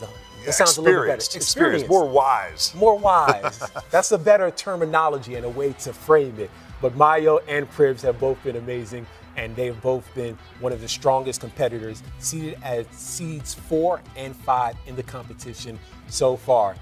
Let me get a little prediction from you. How do you think set 2 is going to go? You see a quick kill from Pribs? I mean, it's payback time for Pribs, man. This is an aggressive sport, and he might have learned a thing from the defensive perspective, on how the attacker conducted that attack. So perhaps he's going to do the same thing. You never know. So, it's difficult sometimes to swap from offensive to defensive, but that's a skill set you need to have, because in a real world dogfight, you may swap roles from offensive to defensive, as the fight, progresses. So you need to be able to perform in both positions. I mean, it's probably defensive even more critically to survive, into an offensive position and then finish it with a gun. So, yeah, you just speaking about how the future OTS is. Let's go about the live professional series. Sibley had a great interview and sit down with Monk about the future. I know you got the rig in the crib right now in the room, and you have things blasting. What do you think about the future of where SFL is going? Can you imagine us sitting here at the desk, crowd to the left, crowd to the right, rigs, walk-up music by guys? What do you think about the future big LED wall on the back? What do you think about the future of SFL? I think it's going worldwide, global. I mean, from my perspective, looking at this, I'm just intrigued by the realism of this dogfight, things that you cannot simulate in training. Right now, the one thing that I think we separate the digital simulated world from the real world is just being in the aircraft, the amount of G-force that your body goes under to keep the blood in your brain so you don't black out and you can continue the fight, right? I think there is potentially a future as we move into more live, simulation with motion simulators. Potentially, There'll be an oxygen mask as well in there. We're going to see these rigs in person. I mean, you can take an oxygen mask and reduce the amount of oxygen flow that you're receiving to simulate, the fatigue that goes on in a dogfight. Hopefully not hypoxia, but there's certainly fatigue that you experience when you're fighting. You got to stay in that fight, though. Heat, temperature. Absolutely. The other thing is the G-forces. This is a leap way to the future. We all go through, the spin and puke, the centrifuge training. But if you have the ability to combine that with the real live motion simulation environment in the DCS world, that would be the pinnacle. I have no doubt. I'm humble enough to say that I think if I jumped in the arena, versus Mayo or Viper or Retro, any one of these competitors, I would be way outpaced by these guys because I'm not familiar with operating, the systems that these guys are operating. It's just a completely different environment. I'm gonna hold you to this. When SFL has the first LPS, we're both gonna get in the rig and we're gonna find out who has the better score between me and you. Hey, there's no doubt. In that scenario, See, in that scenario, you're gonna wax me. I'm gonna unleash the fury. It is gonna be. You were humble. It'll be like clubbing baby seals. You don't know my skills. Like you're not familiar with my game. I know enough that you don't know what you don't know. Touche. I can't even try to flex. I know that he would probably have a higher score, but we're excited for the future of SFL as well as the LPS. This is just one of several OTSs. Thank you for everyone that's being patient and tuning in. It's a global event. Numerous people from different countries are locked in and content. It's just excited to actually see we finally got here. So much work, years in the making, so many people behind the scenes that have put their sweat equity into this. And it's amazing to be sitting here next to you, man. This has been a great weekend. It's amazing. It's incredible to see all the work that goes on behind the scenes. How awesome is it that we have somebody sitting in France, somebody sitting in the USA, dogfighting for real against each other in this environment? It is unbelievable that, to have that capability. It is the work that goes on behind the scenes to make this happen. I'm in awe of all of it. It is very impressive. It certainly has been. Remember, we had people qualify from 36 different countries. Everybody wanted a shot at the first SFL OTS, but only 8 were picked. We even had an alternate that was bumped up. Let's take a look and remind everyone how the seating stacks up. 1v1 dogfight bracket. We already saw one defender or competitor go down. That was Dusty losing to Couby, an upset of sorts. Couby was the 8th seed, Dusty the number 1 overall seed. Right now we're seeing Mayo take on Pribs. We have Italy versus the US there. Viper came in as the number 1 overall seed. He'll be taking on Retro from the US. Justin, no relation to me. And then you have Wolf representing Brazil. Tomas, he came in as the number 2 overall seed. He'll be taking on Ahab. High Alpha Hooligans are in the building. Absolutely. Ahab, I'm excited to see how he plays as well as Retro. All these competitors have been amazing. They all deserve their flowers just to get here. Think about all the entries that were submitted outside of just competing in the event. It is a success just to be here and to be a part of this very first event. Absolutely. I want to reiterate one thing for our viewers in regarding the scoring. So with Dusty versus Couby. Yes, we should go back to that. I want to take a look at one note there. Obviously, there were some errors made, mistakes made.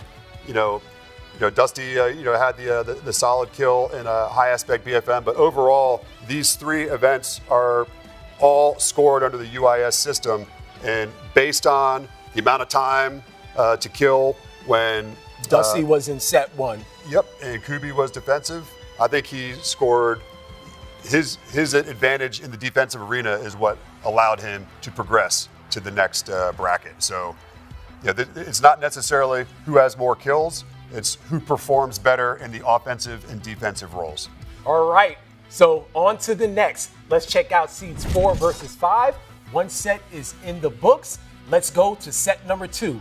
Over to you, Classic.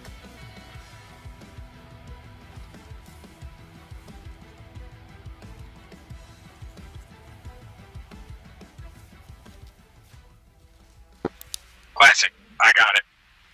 Fighters, this will be Purge 2. Hornet 6, attacker.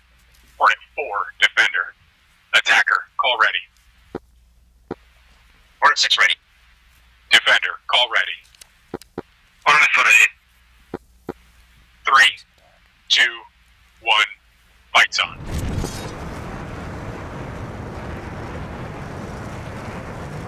All right, here we go. Yeah. Reverse roles. It's like Mayo's doing a good job of throwing that control zone away from the attacker. Let's see what Pribs has got. Ooh. Saw gun employment from Pribs and a miss. Mayo doing a really good job. Remember, all of this is, oh! Oh, that's unfortunate. Self-inflicted. Yikes, Pribs. Man. That's tough. That's tough. That hurts right there. You start off offensive, and then you fly into the deck. What did you see there from Pribs? Is that what we saw there? I was taking a look at the other video there, but so we had Mayo was starting out defensive with Pribs as the attacker. Yes. Okay. I saw Pribs fly into the deck. Yeah, that is not good as the attacker aircraft. That'll cost you. Yeah, that was a very tough loss for Pribs. All right, let's take a look once again how it all played out. I know you were jotting down some notes, my guy. So here's the replay. Mayo started off defensive. You said Pribs tried to shoot, but he missed there. There's Pribs there in the distance. Here's an angle, a better POV of what Pribs' aircraft looked like, and then straight into the deck. So you don't need to calculate the scores. And I don't need to wait to tell you that Pribs is trailing mightily after the first two sets. I would agree. Something we talked about earlier. I mean, we want to be aggressive. I think in that scenario right there, Pribs, now he's swapped roles. He's attacking. He wants to have that quick kill. He got way too aggressive. He had an in-close flight path overshoot of the defensive aircraft and didn't honor the deck. So in this case, we're not in training anymore. There is no hard deck and soft deck. It is the actual Earth that is going to create the kill. And, a kill is a kill. Earth is undefeated all time? Undefeated, always. It will always win. All right, it's time for our very final set between seeds 4 and 5, Mayo versus Pribs. Over to Classic for the final set. All right. Pribs radio check on comm 2. How do you read?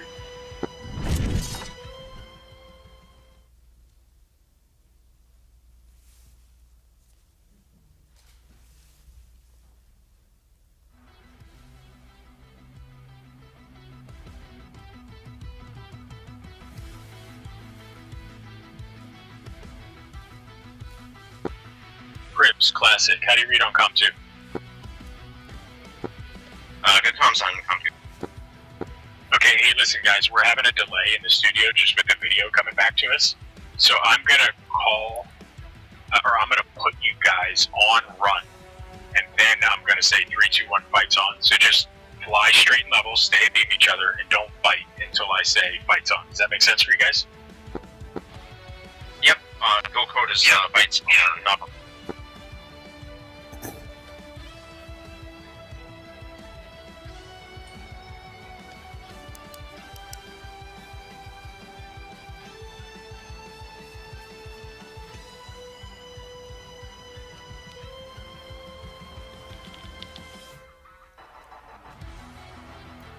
All right, guys, as you're looking here at 1v1 Mayo versus Pribs, you see how the first two sets stacked up. So it's going to be all on the line here for Pribs.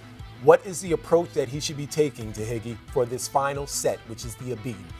I mean, he needs to stick to the tenets of BFM. I mean, you need to control the merge. You need to control your range, angles, and closure. You need an aggressive pressure mindset, and you got to work out a plane to to get a quick kill. Yeah, it's going to be certainly an uphill battle for Pribs. It was an early kill by Mayo in set number 1. Mayo started as the offensive because he is the higher seed. And then in the following set 2, where Pribs was starting on offense, you had him with a self-inflicted kill as he flied into the deck. Now it's time to set up this set number 3. Let's see what Pribs can do and if he can try to come back. I got it. Fighters, this will be the final set. A beam start. Call ready left. Alright, full ready. Call ready right. Alright, 6 ready. 3, 2, 1. Fights on. All right, for those watching, the very bottom screen with Pribs versus Mayo is what's called a tact view. It's great to see the angles that are taken by both aircrafts.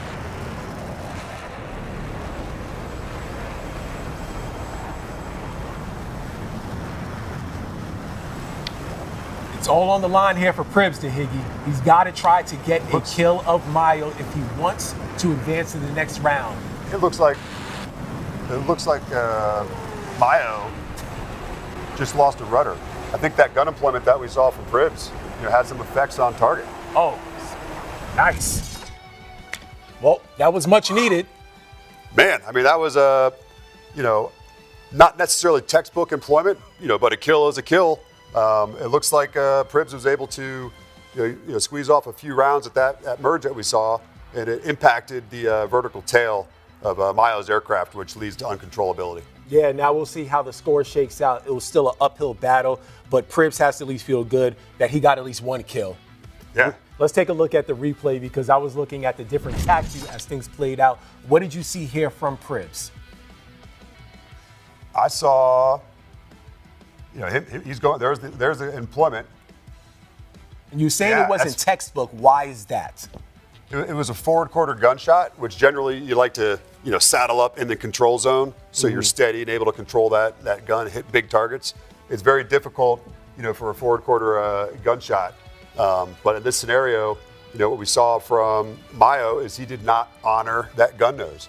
He maintained his aircraft in plane, and it made it relatively easy for Pribs to have an effective gunshot there. Yeah, Pribs shot off his right rear stab, and that was able to lay down Mayo as he went down. But Mayo still did win the first two sets. There's the splash, and you see Mayo going down to the ground. The winner of Mayo versus Pribs will get an opportunity to take on Couby in the next round. Couby eliminated the #1 seed coming into the BFM bracket, which was Dusty. This is the 4 seed versus the 5 seed.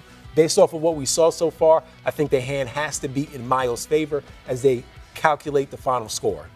Yeah, I would agree with you. We'll see how it plays out, though. I mean, it'd be very interesting, that quick kill, we saw in the first tone. Set. Yeah, that set the tone. And I think that's a note to self for any of the higher seeds. You can set the tone and dictate the entire flow of your bracket, of your 1v1. If you start on offense in the first perch set, that you get an early quick kill. Yeah, absolutely. I mean, and again, you gotta fight every single set as its own entity. You cannot be focused on what happened in the past. You got to be in the now, right now, and focus on that fight you're in. All right, let's head to the bracket and see who's advancing to the next round. As we mentioned, it's Mayo, the 24-year-old from Italy. He'll be taking on Couby in the semifinals. Congrats to Mayo. Now we're on to seeds 3 and 6. It's going to be Viper versus Retro. Viper, to no surprise, will be flying a Viper. Retro from the U.S., also known as Justin. Those two will be facing off for an opportunity to advance to the quarterfinals. We started out with 8. 2 people have already advanced to the semis. The Higgy is getting hot. I'm excited, man. I mean, in this round, Viper was our #1 qualifier. Retro was our alternate that bumped up. But guess what? It doesn't matter in the dogfight. It doesn't. Over to Classic. Let's get this going.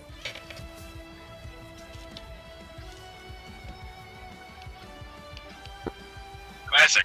I got it. Viper 1, 4 to 8. Welcome to the dogfight phase. We're going to execute 3 sets. 2 perch sets followed by a beam set. Viper 1 is the higher seed, and we'll fly the attacker roll first. Break. Fighters, this will be perch 1. Viper 1, attacker, 4 to 8, defender, attacker. Call ready. Viper 1 ready. Defender, call ready. Defender, call ready. 3, 2, 1, fights on. All right, things are starting. Yeah, Viper 1's aggressive. He's got those fangs out. Remember, Viper came in to this competition as the #1 overall seed.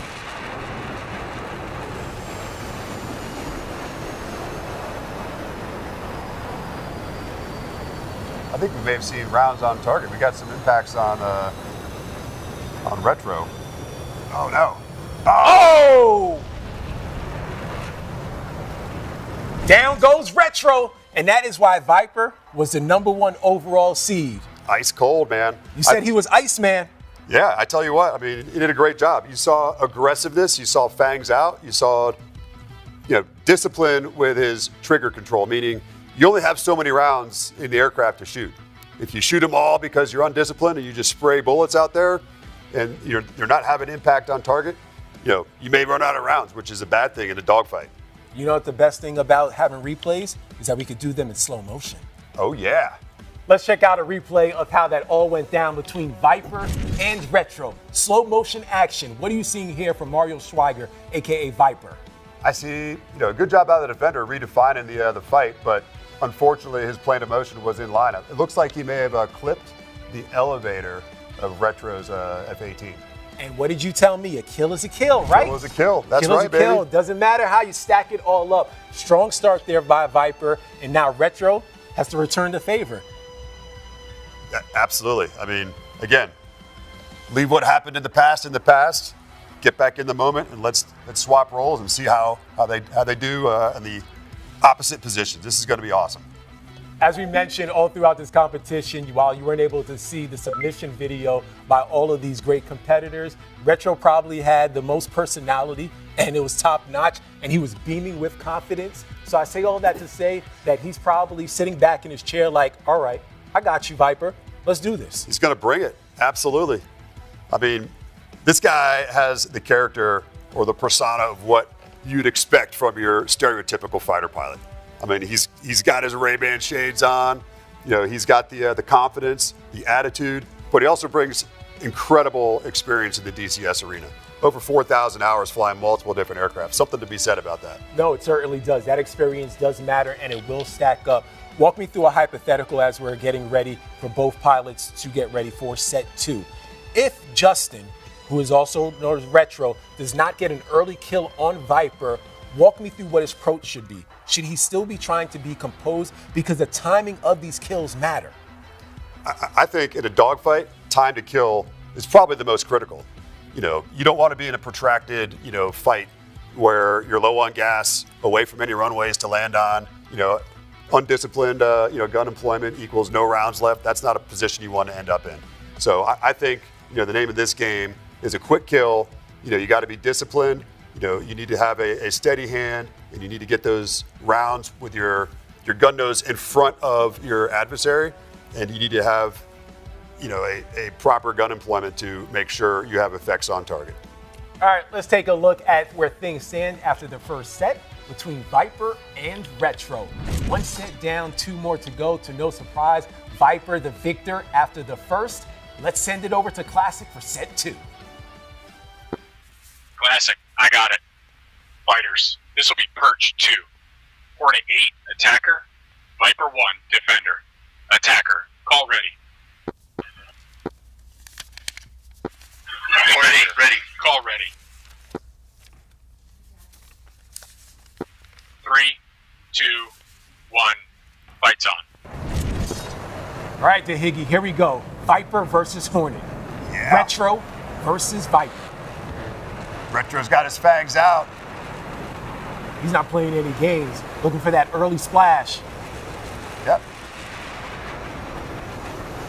Viper doing his best to neutralize and stay away from him as much as possible. Oh man, I tell you what, Viper did a pretty good job there defending, but we're working out a plan here.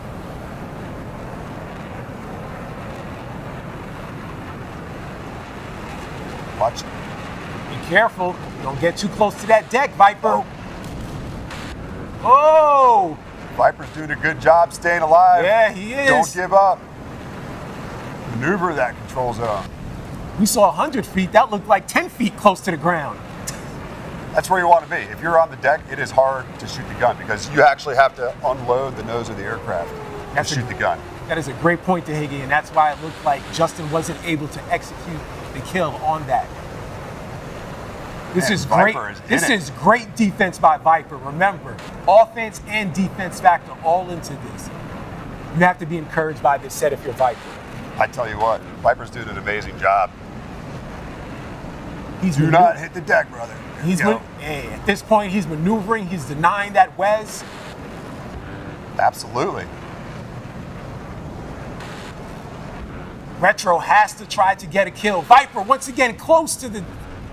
Oh man! Wow.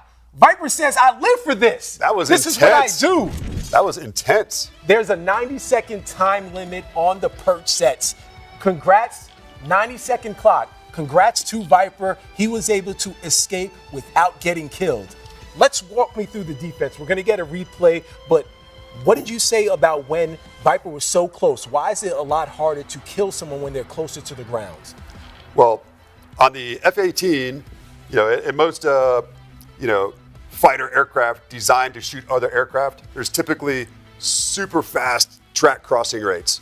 And, when you're in a dogfight and you're trying to pull lead, but you're on your limiter and you can't get there, having a gun that is canted about 2 degrees nose up from the longitudinal center of your aircraft, it allows you to maneuver and put your gun rounds out in front with lead. Because you need to have lead as those aircraft are flying through the sky. I was just told by comms you're going to be fined again because you're using your hands. Hey, that's okay. We have the replay. You're going to be fined plenty of times.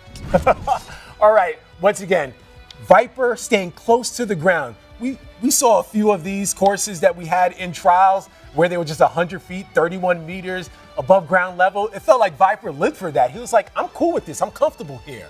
Yeah, remember, as a defensive aircraft, time to kill is your friend. Yes. So you want to survive as long as you can, and looks like he's egressing away. If you're close to the ground, that's also advantageous for you. At every point, I thought that Viper possibly was going to crash. That was a strong tone setter. There's a reason why he came into this competition as the #1 overall seed. While he didn't have the high scores today from both precision as well as speed and precision, it's been amazing to see how he's able to navigate that course.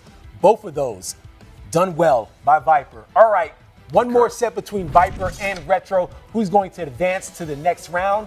Let's send it over to Classic for the final set. Classic, I got it. Fighters, this will be the final set. A beam start. Call ready left. Call ready right. 3, 2, 1, fights on.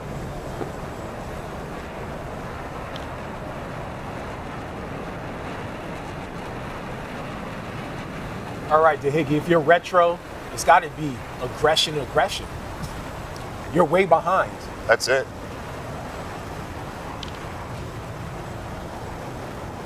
See what happens at the next merge.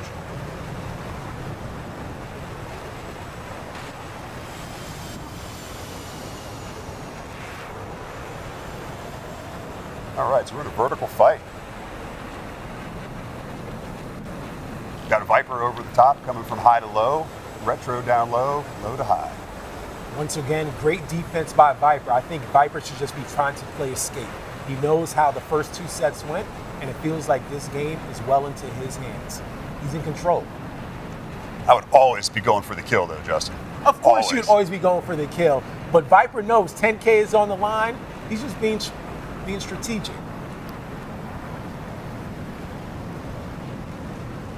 It's amazing to see that bottom screen. Shout out to Lefty that's able to give us a tack view as you're able to see how both of these aircrafts are flying in real time. Oh! Hey, what did you say? You go for the kill. And what did you get? You got the kill. You got the kill. There we go. That's what we would call a flawless victory.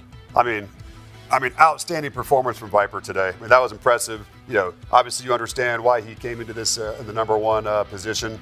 And his performance showed it for sure today. It certainly did. Just when I thought he was going to be strategic and fall back, take another look at how Viper was able to execute this kill. He ran workshop. This is what you would call bring the bruise out. How did he make this happen? Here we go. So he's coming low, from high to low. He's pulling lead. He's got energy on the aircraft, breaking away from the wreckage. That was textbook.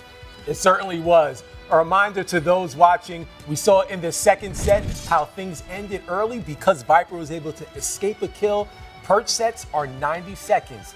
high aspect, 120 seconds, so a little bit more time. Great job all around, though, by Viper, and he certainly cemented his status, and he's moving on to the semifinals. I think we're going to see some impressive work out of Viper in the next set as well. It certainly has been. Appreciate everyone that's been locked in to the first SFL OTS. It's been a long day. We know we had some maintenance checks, but trust me, it's okay. We're having a good time here. We appreciate you guys, all the comments that have been tuning in, all the support, but the pilots have also had a long day, and they've been working through some things, but we finally got here. BFM, so far, 3 tickets have been punched into the semifinals. Let's take a look at the bracket. We already know who's heading to the next, and that's Viper. A flawless victory. But who will Viper be playing? Will it be Wolf, or will it be the legend of Ahab? That's right. Wolf came in here as the number 2 overall seed. Meanwhile, Ahab came in as the 7, both with a lot to prove. Wolf representing Brazil, meanwhile, Ahab representing US. All right, give me your early diagnosis or synopsis of these two going after each other. What are you expecting? I mean, I expect to see some pure awesomeness out of Ahab. I mean, I know the boys in the High Alpha Hooligans have trained him well, and I expect to see his performance today in this dogfight. This is going to be good. This is going to be good. And guess what? You've been enjoying these beam sets, right?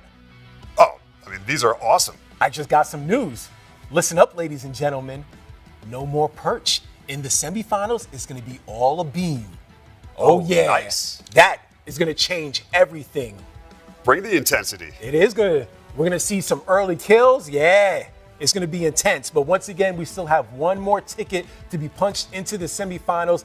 Ahab taking on Wolf, number 2 seed versus the 7 seed. Both of these competitors are really good. And I know that Ahab has his boys that are excited to see him. The squadron, High Alpha Hooligans. They're in the building. They're watching. They're locked in. Ahab locked into his red chair. But I think Wolf, he may be taking this a little bit personal. He's saying, I got people too that are in my corner. Brazil, that's a beautiful place. Yeah, Wolf's flying with the Harpia. He is the Harpia Squadron. See what they've got. That is the next seed that is going to be punched. Let's first react to what I just shared with the viewers. Your reaction to knowing that in the semis, it's all a beam. How does that change things? I mean, you have got to be aggressive from the get-go. You only got one shot at it. So intensity matters, fundamentals matter, and I'd be going for the quick kill. Every time? Every time. Okay. All right, so we have one more set left between our party. We have one more round left in the first round. 3 tickets have been punched. The Elite 8 was good. We're almost at the Final 4, and that last seed is going to be determined between Ahab taking on Wolf. Both of these competitors have been great. Wolf was able to do really well in precision in addition to speed. As you mentioned, he's repping the Harpia Squadron. Some more information about Wolf because he is a vet in the DCS world, and I think that may show. 27 years, he's been doing this since 1999. We've seen some people that are just new to this, in addition to some people that have been doing this for years. So many wide variety of backgrounds, Dehegi. It's been amazing. Yeah, man, I'm impressed with just the variety. I mean, you have people that have real private pilot's license. We've got like people, Wolf. like Wolf, absolutely. You know, and people that are that got brought up in this environment from the beginning. I mean, there's experience there. And I think that's what we're going to put to the test in this next fight. So I'm excited for this. I still take the slight a little bit personal that you said that you would easily beat me if we were to compete in this when the rig is ready and we're all set for LPS. But against these competitors, you would take a little bit more of a humble pie. I mean, some of these guys, DCS for 2 years. Maybe I'll start training on DCS. Who wants to train Justin on DCS and help me beat this guy in LPS? For the first one, please, at me. Put it in the YouTube threads. I'm ready. I got some time on my hands. At Justin Walters TV, hit me up on social media. I come with an open hand. I am ready, DCS world. I'm going to beat this guy for LPS, and we're going to make sure it's broadcasted. I'm going to basically try to join the High Alpha Harpias, man. No, they're not going to accept you now. See, you can't accept him. I will also be willing to submit an entry for the High Alpha Hooligans. as well as the Harpia Squadron. I'm open to anybody. Well, maybe there's another squadron in there that we don't know about yet. I mean, this world is immense. I mean, the amount of people that are out there in these squadrons, it is awesome to see, man. These guys are having a good time. They're training. But we appreciate the support. I'm serious, though. I do want to be part of the DCS world. And thanks for everyone that's locked in. Let's take a look once again how things have shaken out, because we have one more first round matchup to go. It is Wolf versus Ahab, Brazil versus the U.S. Per usual, we got 3 sets. The winner of this is going to be taking on Viper, Wolf, Ahab, High Alpha Hooligans, Harpia Squadron. Man, it's exciting. The Higgy's coming down to this. This is the last 2. This is like the opening round. All right, so what we see from both of these pilots, they have the skills of 180 and 174. That's because what we saw from them in speed and precision. But it's safe to say that that doesn't matter, because remember, the very first round matchup that we had was an upset, relatively. An 8 seed upsetting a number 1 seed. Absolutely. Do you have to have selective amnesia as a competitor if you're Ahab as well as Wolf do not think about what took place during precision or speed? I think that's behind these guys. I mean, I think they're in the in the fight right now. They're mentally getting composed and they're ready to get after it. I mean, that's the name of the game. I mean, the fight right now matters. What happened in the past, yeah, that's old news. That is, but I do think that some people could be fueled by their past. I'd be curious to see how far Couby advances and if he speaks about the molding that happened after the 2 bad crashes and how he came into this with a different mindset. I think all of this buildup matters. These storylines for all of these players and competitors, $10,000 that are on the line. And I think it's important that both of those trial runs were essentially possibly a dress rehearsal, but different skills were utilized. Yeah, absolutely. I mean, I think it's it's very telling. The experience that these guys have, how they're able to handle the pressure. I think Couby, he bounced back well, and I think we're going to see, some solid performance out of him in the next bracket. But with anything, what matters is the fight you're in right now, not the fight that happened in the past. It doesn't. You got to advance. You got to get your composure, and you got to bring that aggression. That's the bottom line. It's all about aggressiveness in this sport. It is. As we're waiting for the final first round matchup between Ahab and Wolf, we're going to take a look at some of the YouTube comments. I'm curious to see what your possible handle was, or if anyone is open to helping me. I'm taking notes. In the DCS world. High Alpha Hooligan, I see just joined as a defender. F-16 is just better. Do you concur? I do not concur. I know you don't. We have Spraya of Jekka says the F-16 is much better. Well, if you believe the F-16 is much better, we're going to invite you to enter the fight, lock in for when we have LPS or OTS-2, and see how you're able to maneuver. Because all these competitors, this is tough. They're making it look easy at times. So we'll see which is better, Hornet or Viper. You think F-16? Okay. I think I want to be an OTS-2. I want to put it all out there on the line and see what happens. You do? Absolutely. I need a wingman. No, we went over this, dude. There's $10,000, man. You need to find a new wingman. I was told, what is this? Some people are asking me about your hair products. Oh, I use extra water in my hair. Sometimes I use the bar of soap that's by the sink in the hotel. I mean, I go over the top. That's it. No product. No product. A specific type of mineral water? Just straight out of the faucet? Tap. Straight out of the tap. We have a few folks that are jumping on your side, DeHiggy. F-18 is the better of the two. F-18 outrates and outturns the 16 in DCS. Well, I mean, a few people got some points. Why don't you just actually become fighter pilots? This guy is a fighter pilot. He was a fighter pilot. Now he does this in his spare time. I want to do that. I would take his advice. I would love to go back and be a fighter pilot again, flying, strapping on a Hornet every day. Man, you kidding me? Marine Corps veteran, for those that are just tuning in, we said it off the top of the show. This guy loves the Hornet. He lived this life. You've seen the movie Top Gun? That is the Higgy. Rumor has it, this is the real Maverick. No, I'm lying.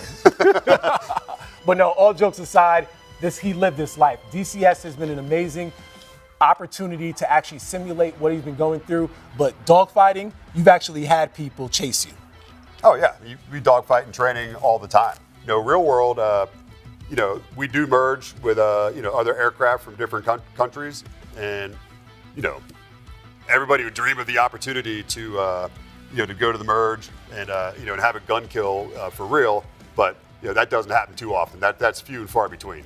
I'm gonna pivot because I have a great comment. A great comment here. You have from Scott Trollo 4553. I want to know this and give me the honest answer. Best fighter pilot pickup line. Ooh. I know you've used one before. I know you've used one before. I mean, fighter pilots are so awesome, we don't need pickup lines. Everybody just knows that we're awesome. Just a reminder for those that are entertaining us, we appreciate everyone that's locked in to the chat. We're getting our pilots ready. That is going to be Ahab versus Wolf. I've seen a few comments from people from Brazil. We appreciate those that are tuning in, whether it's from Sao Paulo or Rio de Janeiro. Thank you to everyone that is locked in. The winner of Ahab versus Wolf will be taking on Viper, and then our final four will be set.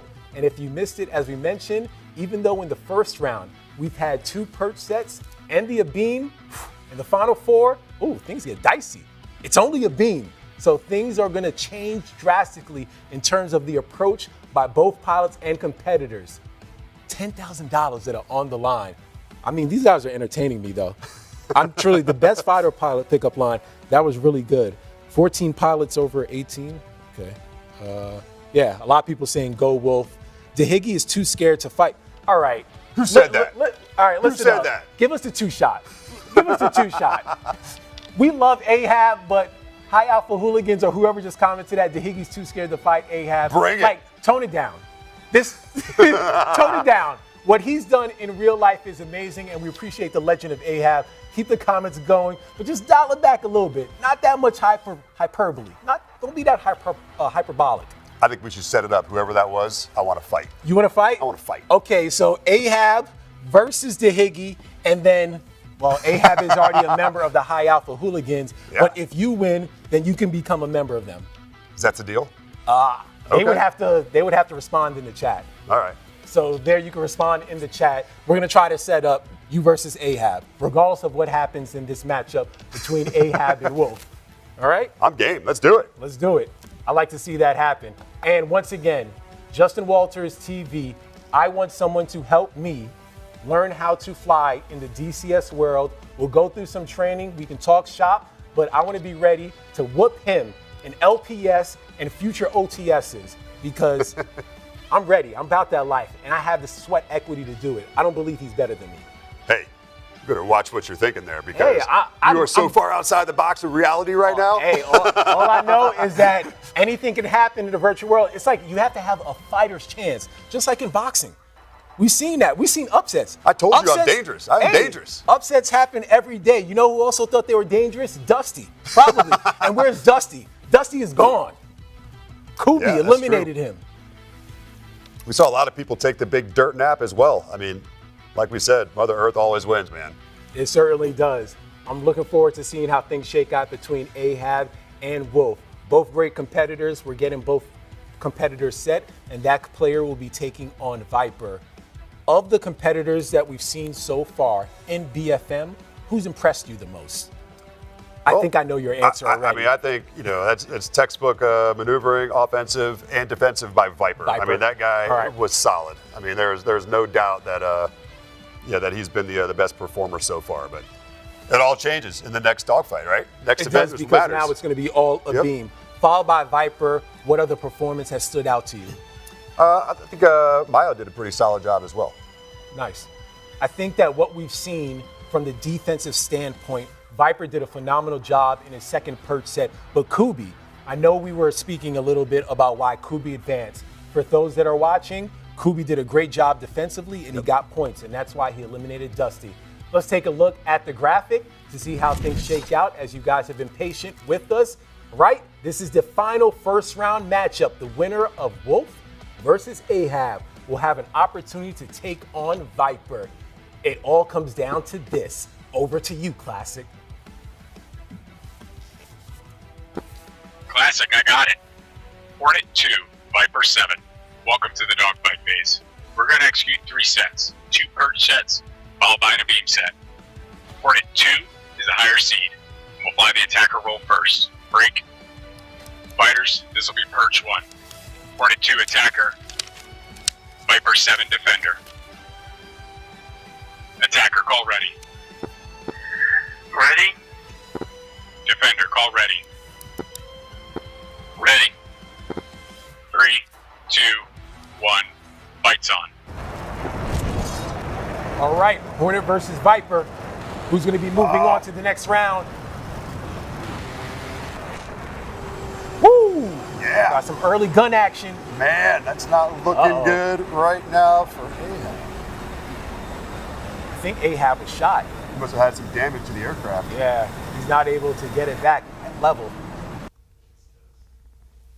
Yeah, it looks like Ahab was shot. We'll see how things shake out once we hear from our comm center. But nice start there from Wolf. Wolf came in to this competition as a seasoned vet, 27 years in DCS, and he showed it there. Early starts, and that's what you're noticing from those in the offensive position in the perch set. Absolutely. I mean, you're starting 3,000 feet behind the defensive aircraft, and I mean, you're approaching the edge of the gun envelope, and we saw an immediate fangs out, quick gun attack from Wolf. Ahab, unfortunately, didn't recognize that gun nose was a factor, and like we talked about, you got to get skinny. Get skinny. You got to get skinny. You said it. Get skinny. All right, let's take a look at the replay on how Wolf was able to execute a nice kill on Ahab. That's textbook right there, Dahiggy. And you see, the F-16 is a smaller aircraft than the Hornet, which would make it harder to kill, but he was showing full plan form right there. He was. So that is a tone setter. Now, put me in the shoes of Ahab, knowing that there was a quick kill. Do you still want to be present, or do you come out aggressive? You always got to be aggressive. There's no room to not be aggressive in a dogfight. But how do you toe that line of not being too aggressive? I mean, he's swapping roles right now. He's going to be the attacker. He needs to do exactly what happened to him. He needs to have a quick kill. That's the name of the game, I think, right now. It is. And we're going to see. Remember, this is going to be our final perch set. Not just in this round, 1v1 with Ahab versus Wolf, but following in the next rounds, it's going to be all of beam sets. This is going to be an important one because we've seen a few of the 1v1 on how competitors that win the first 2, it's game over. So right now, in terms of trying to regain some momentum, it comes down to making sure that Ahab is able to execute an early kill, Dahiggy. I agree 100%. I mean, that's what he's got to do. He's got to come out strong. He's got to be aggressive. He's got to have a steady hand. He's got to put the gun nose out in front of Wolf, and he's got to have a solid gun employment. If you're Wolf, what do you do to try to make sure that you escape the Wes or neutralize this fight as much as possible, knowing you're starting at a disadvantageous position or a disadvantage? He's starting on the edge of that gun envelope, so immediately he's got to maneuver his aircraft. He's got to get skinny. He's got to redefine this fight. So I'd expect him to work immediately downhill in the vertical to make it challenging for Ahab to follow with another gun attack. And we saw that both from Viper as well as from in the earlier rounds, Mayo. Correct. Both of them did a great job defensively, as well as Couby, who was able to advance past Dusty. So all of the competitors have been great. Toto takes the first set. He had a good job on the perch, and now it'll be reverse roles, and we'll be switching very shortly. How do you think this plays out? Give me a prediction. I mean, I want to see Ahab do a quick kill, but I mean, Wolf, he's seasoned. He's obviously number 2 coming into this event for a reason. So I would expect him to be a little more savvy and survive more than just the original first emerge and attack. All right, first set went to Wolf. Here is the second set. It's reverse roles.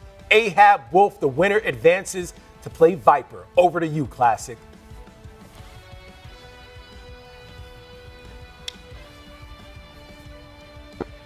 Classic, I got it. Fighters, this will be perch 2. Viper 7, attacker. Hornet 2, defender. Attacker, call ready. Viper 7 ready. Defender, call ready. 3, 2, 1,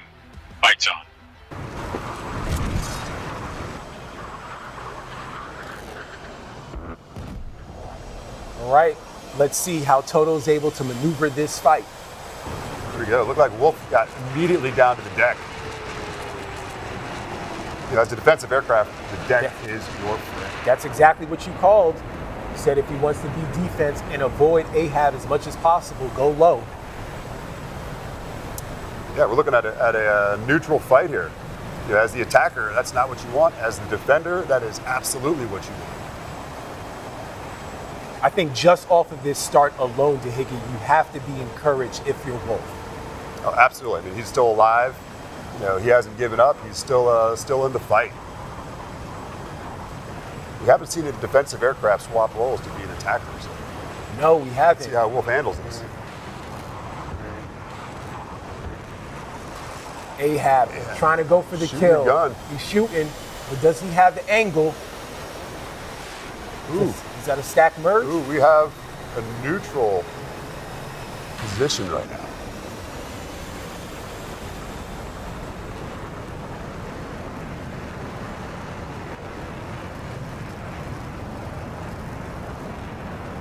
Wolf, a one-man Wolf pack. He's doing his thing. Man, I tell you what, Wolf is still in the fight. Time to kill is going up. That is everything that Wolf needs. Only 15 seconds left. This is great for Wolf to advance. He's doing really well in this second perch set. Oh, man. Well done by Wolf. I tell you what, that's why he's number 2. I mean, he's obviously a seasoned vet in the DCS arena. So, time to kill.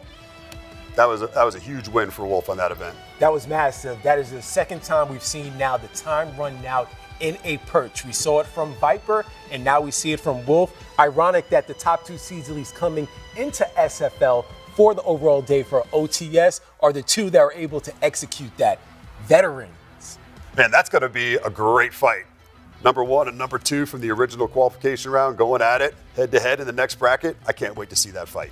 Let's take a look at the replay on the defensive tactics that Wolf was able to provide as he escaped Ahab and did his best.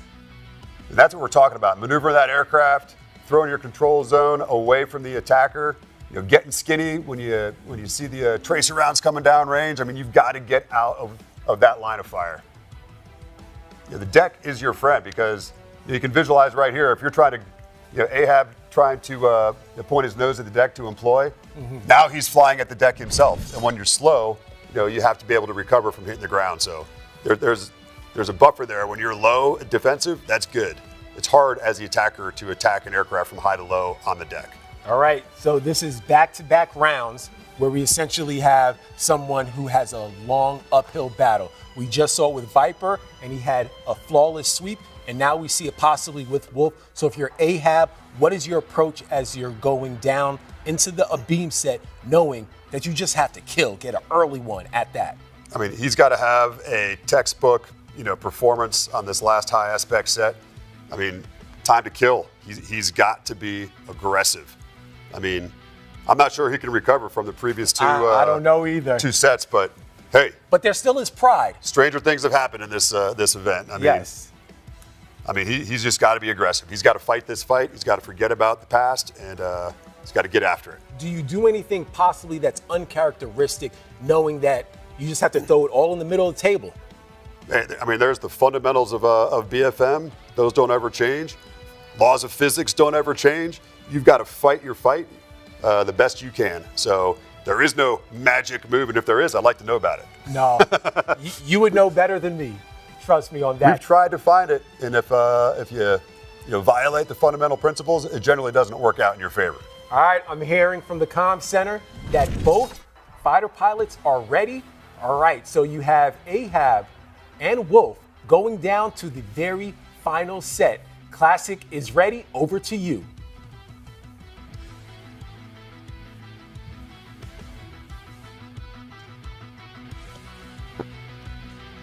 Classic. I got it. Fighters, this will be the final set. A beam start. Already left. Already right.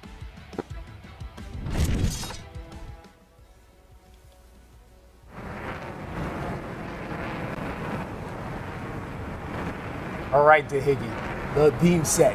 Who's going to advance to take on Viper? Let's see what happens. All right, we're going to work through some things as we get everything up and running with Ahab and Wolf. But it has been fun to see both of those two guys go after it. Remember, $10,000 that are on the line. Whoever gets past this round will have an opportunity to take on Viper. Yeah, it looks like on that last event there, the reason for the delay, we just only had one aircraft spawn into the arena here. So it looks like they're working out some of those kinks, and we'll be right back to see what happens. So again, these pilots need to stay focused during this. They can't let distractions get in their way. I mean, it's important to stay in the moment for this dogfight. Yeah, we'll be locked in. We appreciate everyone standing by and making sure that they're locked into this competition. SFL OTS-1, $10,000 that are on the line. These competitors have been doing this all day, and we appreciate you guys been staying with us. Right now, we're going to have Wolf and Ahab. This is going to be a beam set.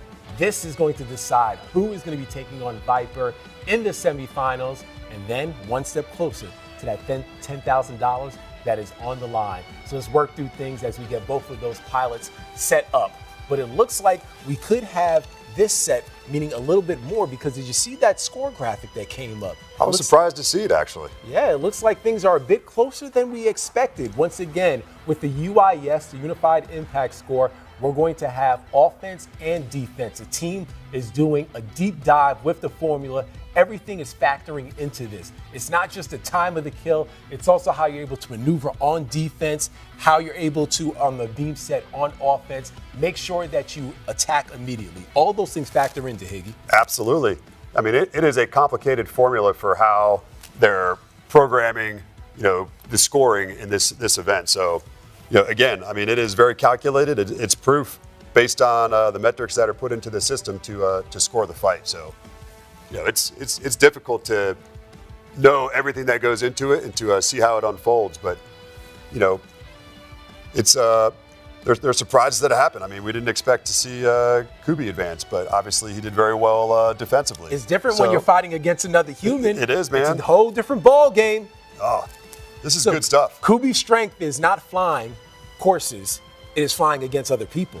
That's what he's telling us. Oh yeah, that's true. It's a different game. That's what matters, right? Yeah, we're gonna have Couby against Mayo in the first semifinal, and Viper is waiting to find out who he'll be taking on, either Ahab or Wolf. Exciting action all around, all day. Man, I've been impressed with these competitors, the DCS world. We went through so many different trial runs leading up to this day, but to actually see it and know how they're actually flying through the course, so many surprises, things that I thought that were easy that are clearly not easy for these guys. Oh, absolutely. I mean, this is as close as you get to the real thing, in my opinion. I mean, the simulation, the graphics, the realism of everything. I mean, it is impressive to see, the level of detail that we're looking at with the DCS world. I mean, it is awesome to see. Yeah, it certainly is. And for those that are new to the SFL, make sure you check out the website, the-sfl.com. Got the merch. I know you're ready to rock the hoodie, especially for when we have our plane flight back home. Oh, yeah, absolutely. Got the hat going and everything. Do you golf? I do golf. You do golf? I do. I did not know that. All right, so next time for OTS, we got to make sure we bring the golf clubs out here. Absolutely. If we have time. Are you any good at golf? I'm learning again. How about that? Not very confident in your golf game, are you? Golf is a very humbling sport. For those that are watching, we all understand you only have to walk away from that 18 course with like 2 good holes that you feel really good about. It's one of the most humbling things. Repetition. It's a keen teacher. Yeah, I mean. Are you good at golf? Hey, I'm pretty decent, I'm not gonna lie. But I will tell you, just like you said, it's always about that one shot that brings you back for the next round. Do you have a handicap?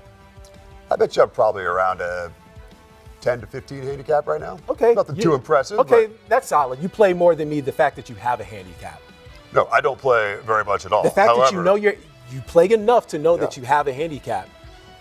I like you coming into this, but I think that this is going to be more of a competitive thing that we have. We have a golf showdown. We also have a rig showdown for LPS. We'll find out what the third thing is. So we got to do a tiebreaker. Do you play basketball? I don't want to injure my knees. I see you could do handstands in the gym. I have played basketball, and it's an awesome sport, yeah. Okay, so we'll do a 3-point contest. Okay. All right. All right, Bring it. We got our 3 competitions. DCS-1 is the one that I'm most excited about to beat you. And just to make it better, I'll fly in a Hornet to show that I can do it better than you. Oh, you're gonna? Oh, all right. So Hornet v Hornet. Yeah, Hornet That's the v only Hornet. airplane I'm gonna fly. Yeah, absolutely. I mean, I would have it no other way.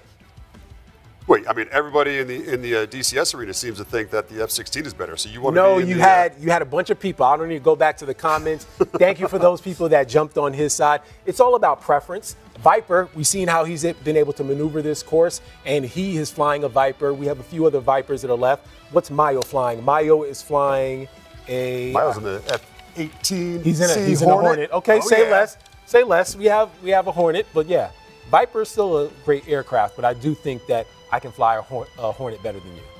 With some training. Practice I'm glad makes you perfect. picked that. I mean, that's you know. I mean, more Again, impossible things. Warped reality, in my opinion, of where you sit right now. But You've never stepped into the DCS world yet. You're commentating on it, and I know you're a fighter pilot. You have more experience than me, but get behind the sticks. I think it's a different game. I'm confident that the experience will translate very nicely into the realism of the DCS world. Just because you're great at basketball doesn't mean you're going to be great at NBA 2K. Just you're great at football. I would doesn't agree mean with you're you gonna there. be Absolutely. at it. Exactly. But yes, geometry and understanding. I'm not going to take away from your skills. I'll tell you what, I mean, these guys are flying some of the most impressive rigs I've ever seen. I mean, we've got rigs I've been told that are like over $50,000 with actual real live, HOTAS, hands-on throttle. Have you seen how big they are? It's We're impressive. talking about the temperature, the oxygen mass, the future of SFL. It is going to be amazing. Thank you for those that will be here to say that. I remember when. You're witnessing history. This is a global event. This is amazing. The rollout. And Worldwide. everything. Worldwide. We have the smoke here in the background. And do you see what's over your right shoulder? That's breaking news right there. SFL. On the sphere. That's awesome. I mean, the weird thing is when you walk out of here and you see all of that for real, it's like we've been living it all day long, man. I know. Oh, We're here in the for those moment. watching, I should state the obvious that the home studios right now for the SFL is Las Vegas. So irony that they're flying through the Las Vegas Strip. That was great to see. I can promise you that he is not flown through the Las Vegas Strip. All right, so we're getting things ready and prepared for Wolf versus Ahab. Winner advances to the next. After the first two, it appears that it is tied. Over to Classic for the Aviation.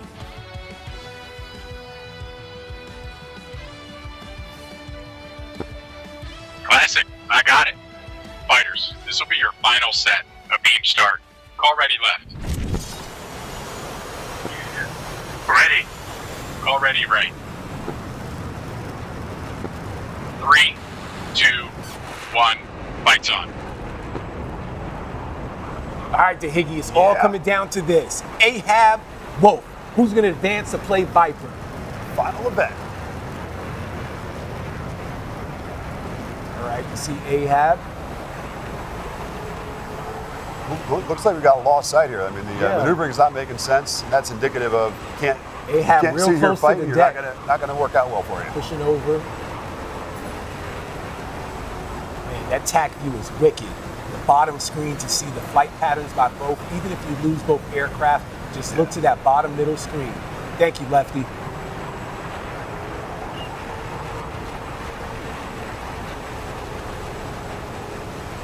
All right, roughly halfway through the match. You don't want the time to end. You don't want time to be the decider on who's going to advance to the semifinals. Go for the splash. Go for the kill.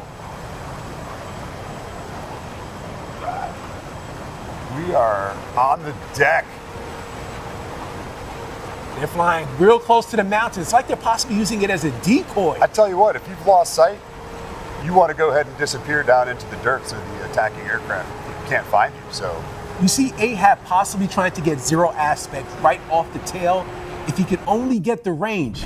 Oh, there you go. Timing runs out. 20 seconds. That was fast. I think that's going to work out in Wolf's favor. I mean, I'm not going to say anything between Ahab and Wolf. The timer is a decider between who is going to advance to the semifinals. I wouldn't want to be in that position at all.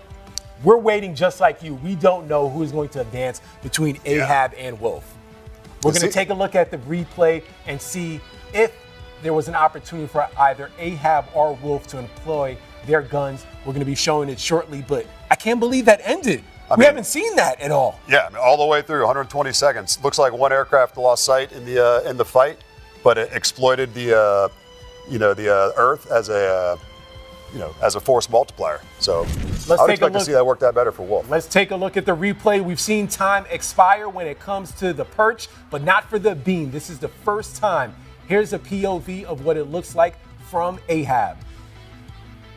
And now here's Wolf. Both of these guys were very strategic. They were playing like a cat and mouse game. Man. Yeah, it appeared to me they lost sight in the middle. That was fascinating, DeHiggy. It was. I mean, that's real life, real world isms. I mean, you lose sight, you can't give up, right? Correct. You just fly straight level and get savaged by the other guy. That's no way to go through life. I mean, and it looked like they were way out of the area from the open space, closer to the mountains, and they were truly just running around circles with each other. Let's take a look at the bracket for the semis. Drum roll. Who's going to be advancing? Wolf or Ahab? It's Wolf. He came into the day as the number 2 overall seed. You called it, DeHiggy, your prognosticator. So the Final Four is set. We started off with 8 competitors. Once again, remember, in the Final Four, ladies and gents, no more perch. It's all about the beam. We're going to have Couby, who started the day as an 8 seed, upsets Dusty, and advances to the semis. He'll be taking on the number 4 seed, Mayo, representing Italy. Viper, you also like to call him Iceman, flying a Viper. Smooth, he had a flawless victory against Retro, won all 3 sets. And then Wolf was able to beat Ahab. You said you weren't surprised. You called it with Wolf. So now react to Wolf advancing to the next round. I think it's going to be a great fight. I can't wait to see Viper versus Wolf. 2 very experienced competitors. I mean, that's going to be a great fight. I'm locked into it. All right, ladies and gents, we've been waiting all day for this. Started off with 8. Now we have 4. The Final Four is set, and it's very apropos, especially with it being March Madness. Stay locked in. We're going to get all our competitors ready. This isn't going to be a maintenance check. We got you. Stand by. Use the bathroom. Get a beverage. Get some food. You're watching SFL OTS-1. We'll be right back. SFL Studios. That's Rob DeHiggy Tomlinson. I'm Justin Walters. Maybe a little bit longer than a 5-minute maintenance break, but call it a maintenance minute. Maintenance minute, something like that. I mean, you guys waited this long, and we finally reached this point. Thank you for your patience. The Elite 8 is now down to 4. Let's take a look at where things stand. Only 4 more competitors competing for $10,000. We have Couby versus Mayo. That is an 8 seed versus a 4 seed. Couby upsets Dusty. Mayo stays poised, the youngest competitor in the field at 24. He will be advancing to take on Couby. Meanwhile, in the next, we have Viper versus Wolf. Both of these guys came in as the top 2 overall seeds, and here they are facing off. All right, guys, remember, it's only a beams. Over to Classic, it's game time. Classic, I got it. Fighters, this will be set 1, a beam start. Call ready left. Ready. Call ready right. 3, 2, 1, fights on.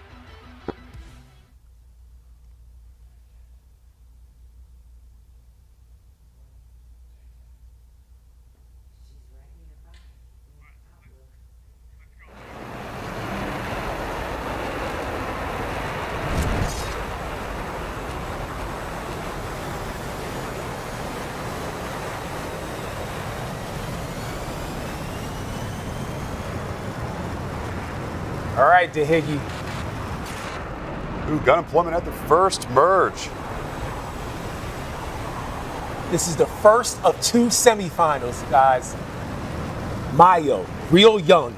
Couby, after 2 crashes in speed and precision, here he finds himself 1 step away from a championship opportunity. Hey, you saw Mayo working out a plane in the vertical early on. The strategy changes in this one because it's only a beam, no more perch.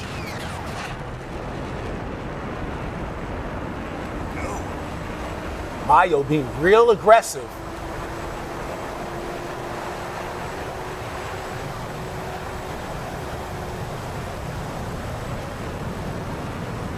All right, Couby trying to line it up. Couby, see what he's got. Couby. Oh, yeah.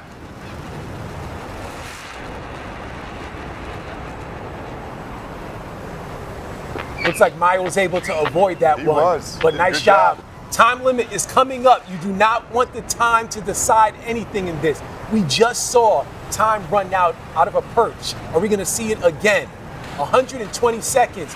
Make the kill. All right, more.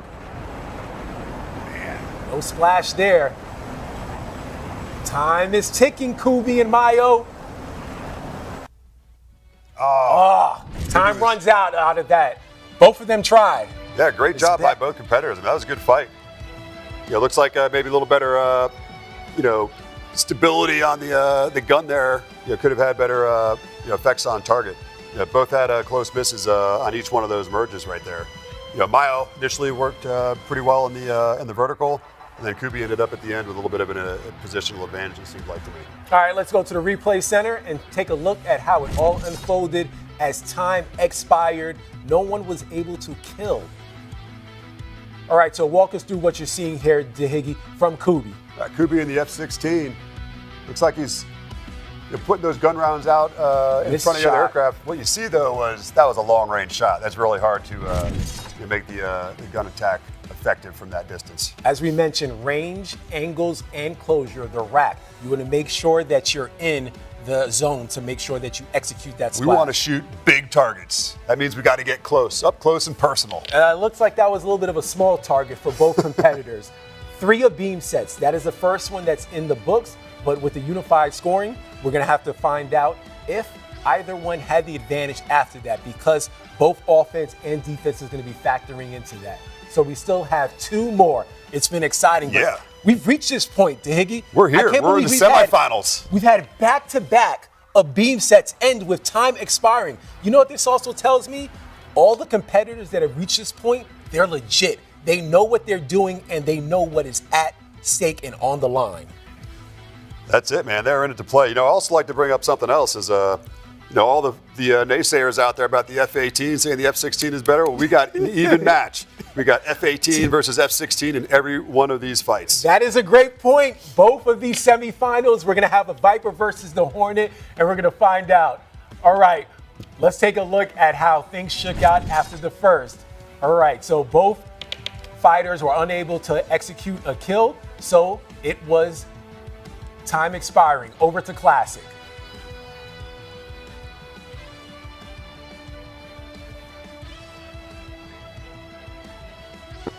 Classic, I got it. Fighters, this will be set 2. A beam start. Call ready left. Fire for ready. Call ready right. All right, we got a merge here, 3, DeHiggy. 2, 1. Fights on. Yeah, there goes the merge. Sort of uneventful.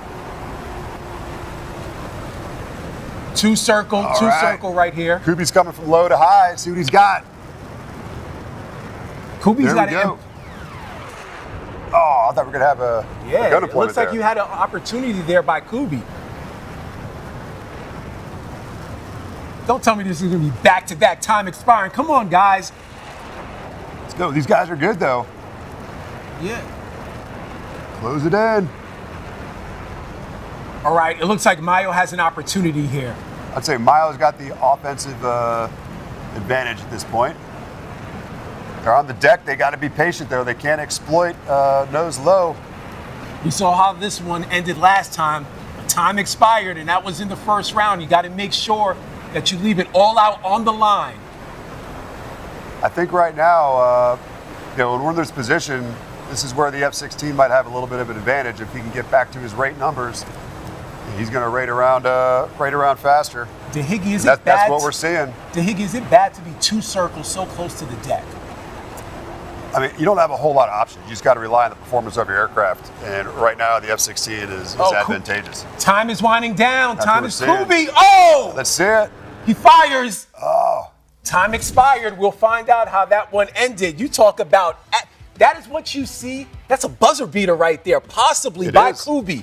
Time expired. Employ the gun. We'll see if he was able to have the splash. Yeah, I mean, that's what we're talking about. Knowing your machine. You know, these fights all come down really to the man in the box. You know, how well you know your advantages versus your opponent's advantages. And you got to exploit the best you can do for your aircraft to be advantageous. I mean, you know, I would say, you know, in this particular case, ending up on the deck 2 circle, you know, you got to be patient at that point, and you're looking at the, you know, the better instantaneous the rate. Let's take a look at from the F-16 is going to be. Let's take a look at the replay. We have a nice angle here from Couby as he was trying to find the right angle to make sure that he takes a good shot at Mayo. I'm really curious to see how the final score impacts that, because that was literally right as time expired that he shot. Yeah, it'll be interesting to see how this unfolds. So now if you're going into the final perch, what are you thinking if you're Mayo? Because both of these guys, they're skilled. It all comes down to this. They can't let it get so close. But you mentioned before you want to keep those principles and the tenets of BFM, but one of them is be aggressive. And we haven't seen so many shots fired. We had a merge and nothing happened. Yeah, it's not easy to do. I mean, we're on the 3rd set right now. I mean, again, like we said in the previous sets, you have to forget about what happened in the past. Realize you're fighting the same guy. He's learning just like you're learning, right? You got 2 thinking humans actively trying to kill each other. So, I mean, it could go any way in this event. Both have to be aggressive. Both have to follow the fundamental principles of BFM to be successful. All right, let's take a look at the versus graphic. Opportunity to advance to the championship. Mayo versus Couby. We have one more perch set. Over to you, Classic, or pardon, a beam set. Classic, I got it. Fighters, this will be the final set. A beam start. Call ready left. Fire ready. Call ready right. We're turning in. All right, DeHiggy, it's game 3, time. 2, 1. Oh, yeah, Couby Couby had a shot at the merge. Tried to shoot him in the face. Yeah. Couby said he's not waiting for time to expire. All right, we got a load of high. Oh, Couby Couby's again. getting after it. Couby just has to make sure that he can actually hit the target. Yeah, 4-quarter gunshot. That's tough, man. But we clearly know the motto here by Couby. Killed or be killed. He's going for the former. Yeah. All right, Couby's got the advantage again, it looks like, at this merge. Couby again. Yeah, shooting again. Couby has to try to hit. Good job by Mayo. Now, will Mayo be able to reverse things? This is the last of beam set. Winner advances to SFL OTS Championship. Is it Couby? Is it Mayo? There you go. Mayo's got the angular advantage at this next. Couby's got the advantage at this merge. 1 minute into the match, will we have another opportunity for time to expire? Both of these competitors are skilled. We are back on the deck. Oh man, Mayo is far away. Out of visual range for Couby, but Couby pushing in. That 3rd angle. Oh. Clock, tick, tick, tick, tick. Did Couby lose sight? Mayo, zero aspect, possibly. Mayo with a shot. I think Couby lost sight. Mayo with the shot again. Man. Time expires. Dude. That is what I'm talking about. I mean, I thought all day long Couby had the advantage. 1 second looks like he lost sight. You can't kill what you can't see. It looked like Mayo. I'm lost for words. I tell you what, Mayo came back. I mean, that's what I'm talking about. Don't call it a comeback. The youngest competitor has been here for years. I am very intrigued. We have never seen this before. All 3 coming down to the final seconds. Let's take a look at the replay as this was wire to wire. Couby was in an advantageous position so many times, was unable to deliver the shot. Yeah, I mean, it's a low probability of having a valid gun employment forward quarter. And then at the last second, eventually we'll see an opportunity by Couby. Right here, we'll see eventually possibly Mayo had the opportunity at the end and he fired his weapon. But man, that was back and forth. I was surprised. Was that an overshoot? Walk us through, if you were able to actually see it on TAC view, on how Couby went from offense to defense. What took place in that? I mean, he purely lost sight. I mean, he just continued his flight path right in front of Mayo. Mayo saw it, he capitalized on it, he saddled in for the kill, and then obviously he ran out of time. So, tick, tick, tick. 120 seconds is all you have to possibly deliver the kill. All 3 of these beam sets came down to the wire, DeHiggy. We're going to go to the bracket shortly. We're going to find out who's advancing to the championship round. 10K that's on the line. Drum roll. Is it Couby? Is it Mayo? Woo! Mayo, Italy is in the building, 24 years old. The youngest competitor here. And he is advanced to the championship round. Fight is on. You are going to Italy, my friend. I told you that Mayo from the beginning, he's the guy to look out for. Coming in number 4. You did. But I called it. I said, his skill set and precision is indicative of how well he's going to handle the pressure in the dogfight. Is he going to be the complete pilot? This kid has only been doing, not a kid anymore, an adult, but he's been doing it since his teens. 24 years old, and here he is taking down Couby. That's amazing. Now, who is he going to face? Is it going to be Viper or Wolf? Both of these guys are vets. Wolf came into the competition and the day as the #1 overall seed. He crushed it in qualifications. He also did well today, and he's the 2 seed. And now Viper is also going to have an opportunity to take him down. Both of these guys have been excellent. I tell you what, this is going to be one of the best fights, I think, of the whole SFL OTS-1. You're calling it. I also bring out the fact that this is a very international, bracket that we're in. This is USA is out. We got France, Italy, Germany, and Brazil. And we're not keeping score, but for those of you watching, I know there was a huge debate. What's better, the Hornet or the Viper? The Hornet. The All Hornet day long, won. baby. The Hornet won. The Hornet. Wow. That was a Mayo. I mean, you called it. I can't say it. So for all of those, I guess they're eating their words that said that. Hey, a little bit of experience goes a long way, my friend. But there's another opportunity, though, because you have Viper in the Viper and you have Wolf in the Hornet. I'm really fascinated to see how this matchup comes because you have 2 veterans and they're very skilled. They know how to play defense. We saw that in the first round on how they had those maneuvering tactics. It's going to be Wolf taking on Viper. Opportunity to play in SFL OTS Championship against Mayo. It's game time. Skills are pretty much the same. All right, remember, it's only a beam set, so send it over to Classic for the first of 3. Game time, folks.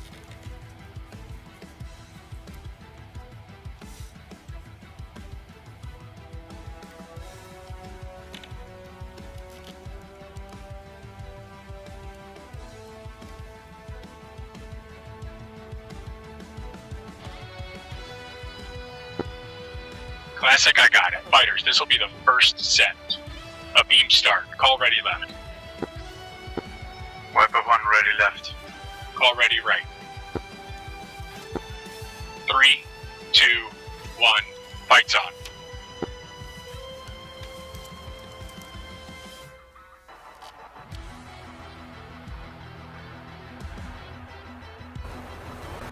All right, Dahidi, I feel like this is going to be a boxing match. You have 2 heavyweights. They're probably going to try to size each other up. Or maybe one is going to be aggressive. You got to merge here. Here we go. What's going to happen? Oh, yeah. Got gun employment from Viper coming to that first merge. He's got his fangs out. He's aggressive.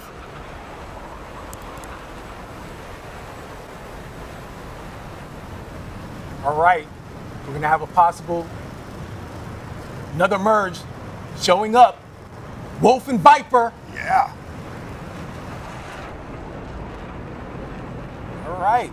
Playing a game of chess a little bit. A little bit. We got 2 good competitors here. Yeah, they're both skilled. Came in as the top 2 seeds into the day before we had speed and precision. Both of these guys know exactly what they're doing. But this is a whole new ball game. It's dogfighting, human versus human. It looks like Wolf's got a little bit of an angular advantage coming here. We're working downhill. Yeah, towards Viper. the deck. What do you see? Viper. Viper has an angle. I see it. I see it. He's coming through. He's lining it up. Does he have the closure? He doesn't take a shot there. He's taking. I think Wolf recognized it. Yeah, he's down in the weeds here. I'm surprised from that. I'm surprised by that move. A vet will probably take that shot. Do not let the clock decide who's going to head to the championship match. Another opportunity by Viper. He shoots.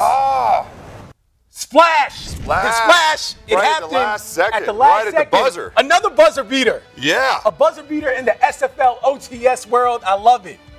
That was Viper, nice. victorious. He was strategic. We tried to criticize him, or at least point out that the first opportunity, he had an opportunity to shoot, but he waited on the next loop and then he took the shot. What did you like from that is patience. I mean, if you don't have the shot, you got to maintain your positional advantage. You got to continue, whittling away at it, gaining back those angles, and you see in a two-circle fight, eventually, the Viper ended up with a angular advantage, putting him in position for a gun employment, and he was patient. That was awesome. Let's take a look at the replay, how it all unfolded. You talking about a buzzer beater here in the Final Four. The first of Beam said Viper had a few opportunities, but he takes care of business right at the buzzer. 120 seconds, right as clock expires, and there you go. He's going to be victorious, at least after the first set. Still 2 more sets. Still to go. But I think both of these fighters at least are feeling each other out, and now they know that things aren't going to come easy. And I don't think it's a coincidence that we've seen a few buzzer beaters as we've gotten deeper into this bracket. Absolutely. I mean, these guys are competitors. I think Wolf did an outstanding job at the very end trying to get skinny, but it just didn't work out for him. That's the way it goes sometimes. It does. Whew. Now it's going to be time to see if he'll be able to return the favor in set 2. That was a great job by Viper. I've been really impressed with both of these guys and how they've been playing the game of chess, because there were a few merges, if you remember, during that first set that nothing took place. Yeah, I mean, that's the way it goes sometimes. At a merge, you may not have an opportunity to employ your weapons. Remember, you're loaded up, coming around the corner, trying to make that merge happen. And this is a guns-only fight, a little bit different than if we had missiles, right? So, in this next event, I mean, I think it's going to be an even match again. Wolf did a great job. Viper did a great job. That's the way it goes at the very end. He just didn't get skinny enough, my friend. Didn't get skinny enough. Got to make sure that you avoid that shot. I'm also fascinated, once we chat with the champion, if they have a mental clock going on in their head. We've seen a few shots literally come down 119 seconds, just thinking like, all right, we're close to 2 minutes. Like, all right, I got to make sure I fire. And I think that was skill. That wasn't a mistake at all. We know that. But for him to be able to employ the weapon immediately at time, that says a lot about his skill. It does. I'm not sure if he's timing it. I mean, I wouldn't be timing anything if I was in the fight. I'm just looking for the opportunity. And then when that opportunity presents itself, you got to be ready and you got to have everything squared away to have a solid employment. That's what it's all about. I mean, when it comes down to it, you have a snapshot opportunity in dogfighting to take that shot.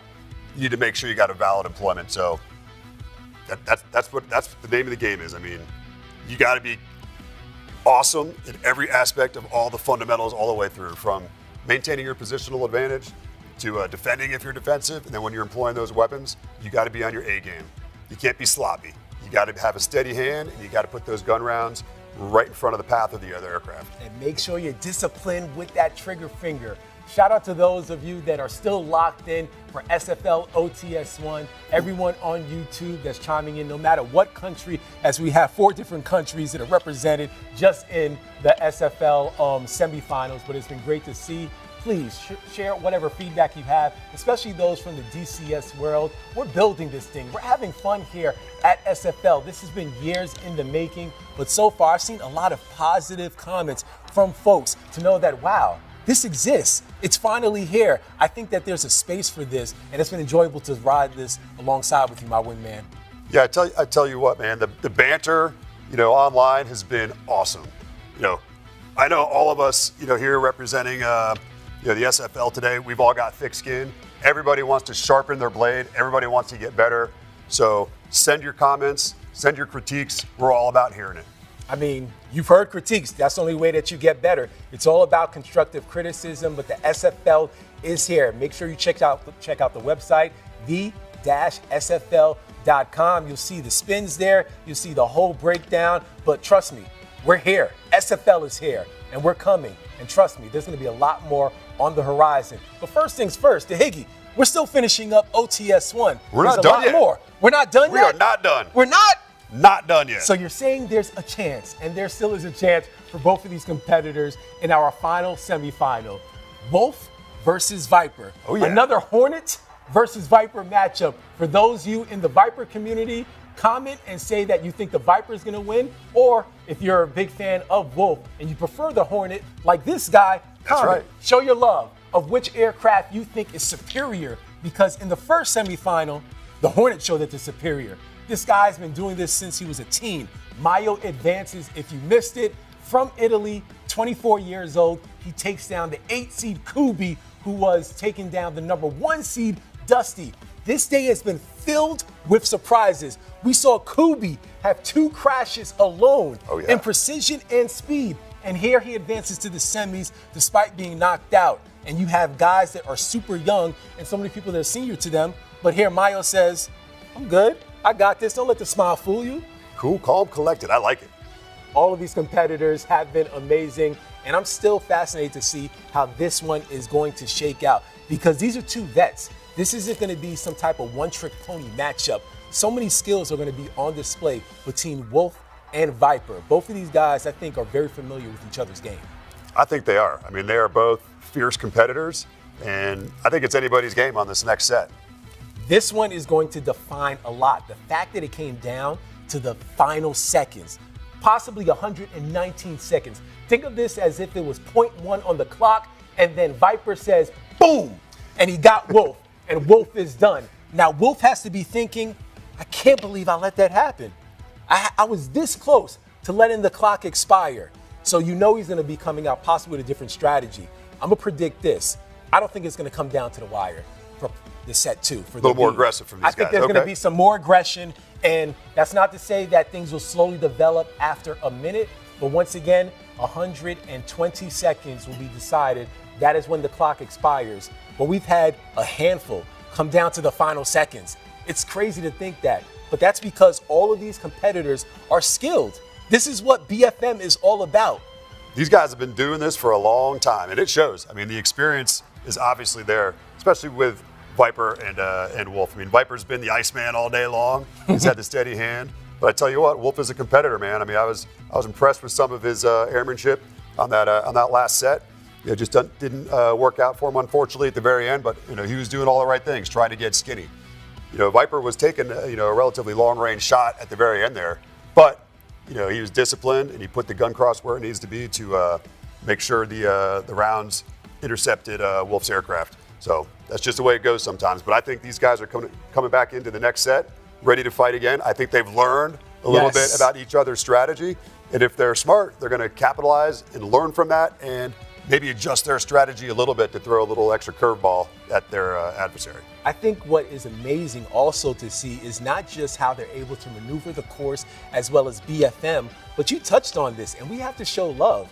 We started this day with 3 continents and 5 different countries. Half of the field was international and half of the field was US. Came down to the semifinals, 4 different countries. All the US players eliminated. That's a testament into how big of this SFL is and the possibility of it being even bigger with OTS-2, LPS. There's a world for this, and I think that's powerful. I believe it. I also look at it from the aspect of, the USA has got to get their act together. We got to go back to, do some offensive and defensive BFM, get those fundamentals tightened up, and then get after it. I mean, this is awesome to see. I love the competition. I love the competitive environment. And in all seriousness, improving your skills, through DCS. I mean, I think this has got some tremendous future potential, mainly for the military. Yes, absolutely, because I had a ton of people comment.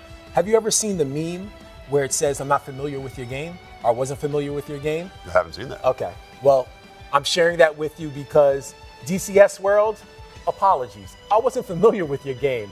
On TikTok, I don't have that many followers. I have a much bigger following on Instagram just from the nature of my position. And I post this promo from SFL. My followers doubled. There were more than 30,000 people that locked in and commented like, oh my gosh, this is amazing. Is this real? When can I tune in? And then more than 600 people saved that post. That's impressive. This has been impressive to learn in real time. I've been doing the research, but you're just not able to make that human connection. So the people that have commented, I see you. I appreciate you. I'm serious. I've been doing a deep dive in a rabbit hole where I'm now looking at things differently. I'm like, oh, wow, That's a 3.9. That's an overshoot. All of this has been amazing. So this has been fun to watch. We're enjoying this ride with you, and we're almost there. We're about to be at the set number 2 between these two seeds. This is the final semifinal matchup. It is Viper versus Wolf. Who's going to advance to the championship to take on the 24-year-old Mayo from Italy? It's showtime. Thanks for waiting. Over to you, Classic. Classic, I got it. Fighters, this will be your second set. A beam start. Call ready left. Ready left. Call ready right. All right, Dahiggy, we got to merge. 3, 2, Viper took a shot at the merge. Yeah. Fights on. Viper's not playing games. He's aggressive still. I told you, I don't think it's going to come down to the wire. Viper just had a buzzer beater. All right. Let's see what's going on with Wolf here. Viper, advantageous position. Got to shoot, fire. No. Yeah, Wolf's coming from high to low here.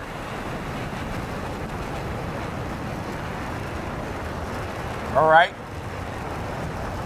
It might be, I mean, I'm thinking that maybe somebody lost sight in the middle of this fight. I'm not sure what's going on here. Time is ticking. Time is ticking. What happens when you lose sight? I mean, if it's me right now. Shot fired way too far. Come on, get in close. Dahiggy has told you guys, hit big targets. Get closer. Wolf's got to close it in. Got to pull lead. Wolf is pushing. Close down that range. Wolf is pushing. Wolf is pushing. Come on, Wolf. Wolf is pushing in. He's trying to get closer. Time is ticking. Tick, tick, tick. That's a good shot. Here we go. That's a good Nice. shot. That's a good Wolf. shot, Wolf. Oh, man. There we right. go. Even match. It doesn't come down to the wire. Splash. I tell you what, I did That not was nice. necessarily expect to see that, but it looks like maybe for a split second there, Viper lost sight. Wolf maintained the offensive advantage, capitalized on it. You know, again, a little bit far on the gunshot there, but he did what he had to do to get the job done with the gun. That was awesome. Let's take another look at how that all unfolded. Wolf took his time. He had other opportunities, but he waited until he got close. Dahiggy says, shoot big targets. Big targets. This was a big target. There we go. Splash. Bye-bye, Viper. Nicely done. Well done by Wolf. All right. Guess what? We get to see that again. One more set. That's awesome. One more set between these two to find out who's going to be advancing to the championship, Wolf or Viper. Both of these guys are vets. Viper's thinking in his mind, all right, you got that. I got one. Remember, though, with the UIS, all of the stuff matters. Offensive skills, defensive skills, timing of the kill. The first set, just to rewind a little bit, came down to the wire. Possibly 119 seconds. Viper got the kill on Wolf. And then what we just saw in set 2 for the Abeam, nice shot by Wolf. Well done. I tell you what, again, he's taken, not the biggest of a target shot, a little bit farther range, but still got the job done. I mean, he had a steady hand. I'm not sure, Viper, maintained sight through all of that portions because it didn't look like he was trying to get skinny and maneuver his jet. So, not sure how we could find out what was going on in his cockpit, but unfortunately didn't work out for him in that set. Let's see how they do in the next set now. Yeah, I don't think that Viper is going to try to make that mistake again at all. Two great competitors. This is what the semifinals is all about. As you advance closer to the championship, you see more skills on display. This is completely different versus speed and precision, or even what we saw in the first round. Everyone that's made it this far, they are legit. There have been no mistakes, one-trick ponies. All of these guys have been amazing. And now we have one final Abeam set to find out who's advancing to play a young pup from Italy. Oh, yeah. Any predictions, Dahiggy? Hey, I said in the beginning, I think you can't discredit Mayo, 24 years old. I think this kid's got skills. All right, before we even speak about Mayo, let's focus on this final semifinal. Oh, yeah, Viper versus Wolf. Who's advancing to the championship to take on Mayo? Let's go. It's showtime. The final Abeam set. Over to you, Classic.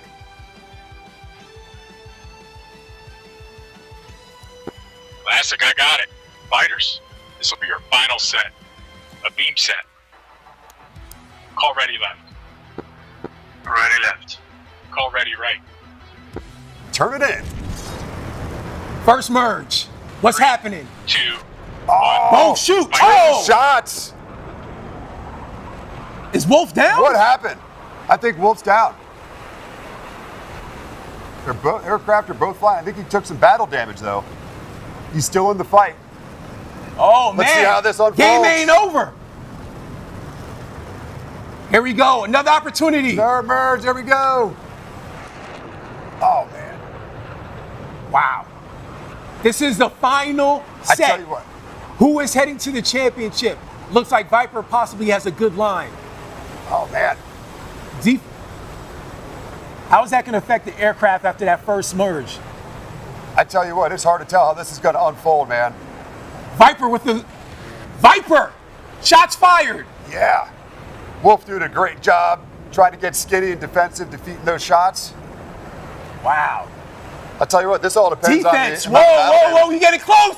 Yeah. Whoa, slow down now, Wolf. He's turning in. Wolf is real close. Looks like less than 100 feet close to the deck. All right. It's a lot harder to attack. Viper's got the angle. But will he be able to execute? See, these guys are fighters, man. They're both still going at it. Tick, tick, tick. Do not let time decide if you are going to advance to the championship. Settle it here, gents. Here we go. Shots fired. Viper shooting. Viper knows time is ticking. He can feel it. Time expired. Time. Wow. Man, that was intense. Woo! I tell you what, how often do you get to trade with battle damage on your aircraft? That first merge was awesome. That set the tone. Man, I saw parts flying, a little bit of wreckage, a little bit of smoke coming out. Both of us had to stop for a second because I think all of you watching were wondering who got shot. It was hard to tell. Who's going down? Are they both still in the fight? Let's take another look at how that all happened. This is the first merge. There was some confusion. What did you see here, DeHiggy? Walk us through it. Man, looks like that was Wolf that took the damage, yeah? Yeah, Wolf did take the damage, and we were seeing the aircraft go down. Nice shot there by Viper. I'm not sure where he took the damage. I tell you what, that's why you want the redundancy of the F-18, though. I love. Yeah, 2 engines, 2 tails. I mean, it all comes down to that. The Viper versus the Hornet. I love the aggressiveness by both competitors. Both of them knew clearly the way the first 2 sets went. We do not want to go home empty-handed. Yeah, I tell you what, that was one heck of a fight, man. That was some impressive work by both aircraft. I mean, I'm impressed with Wolf. He's in there in the fight. I thought at first Viper was the one that took the damage, and Wolf is still fighting an airplane that has, obviously combat damage limitations on his performance. That was awesome. That was phenomenal. Both competitors knew at the very start they wanted to set the tone. So let's wind it back. First set. We just found out who's advancing to the championship. It's Viper. Representing Germany. Viper versus Hornet. Germany versus Italy. Here we go. A great finish. That was a great semifinal matchup, and that came down to the wire. Great action by both competitors. The championship is set, ladies and gents. Man, I can't wait to see this. This is one of the most seasoned people in the field. That is Viper. He came into the day as the #1 overall seed, and you have the young pup Mayo from Italy, well represented here. I know folks in the comments have been throwing the Italy flag up, and here he is in the championship. 10K. That's 4 zeros on the line. Yeah, man. That's going to be awesome. I'll tell you what, it could be anybody's fight. Mayo, he's got, he is younger, but he has some significant experience at 10 years, in this arena. I mean, I think my eyes on Mayo for this. I'll give it. You're going with Mayo, not Iceland? I'm going to give it to the underdog. I'm all about supporting the underdog, man. Underdog. I did not see that one coming. And you know what? Actually, I take that back. I did see it coming. Because you know why he's choosing Mayo? Because Mayo's flying a Hornet. That's the reason That's what I'm talking about. it all makes sense. That's the only reason why you're not choosing Viper. I get it now. But great journey by both of these competitors. The field started with 8. Now we're down to 2. For Mayo's journey, he beat Pribs. He came into the day as a 4 seed.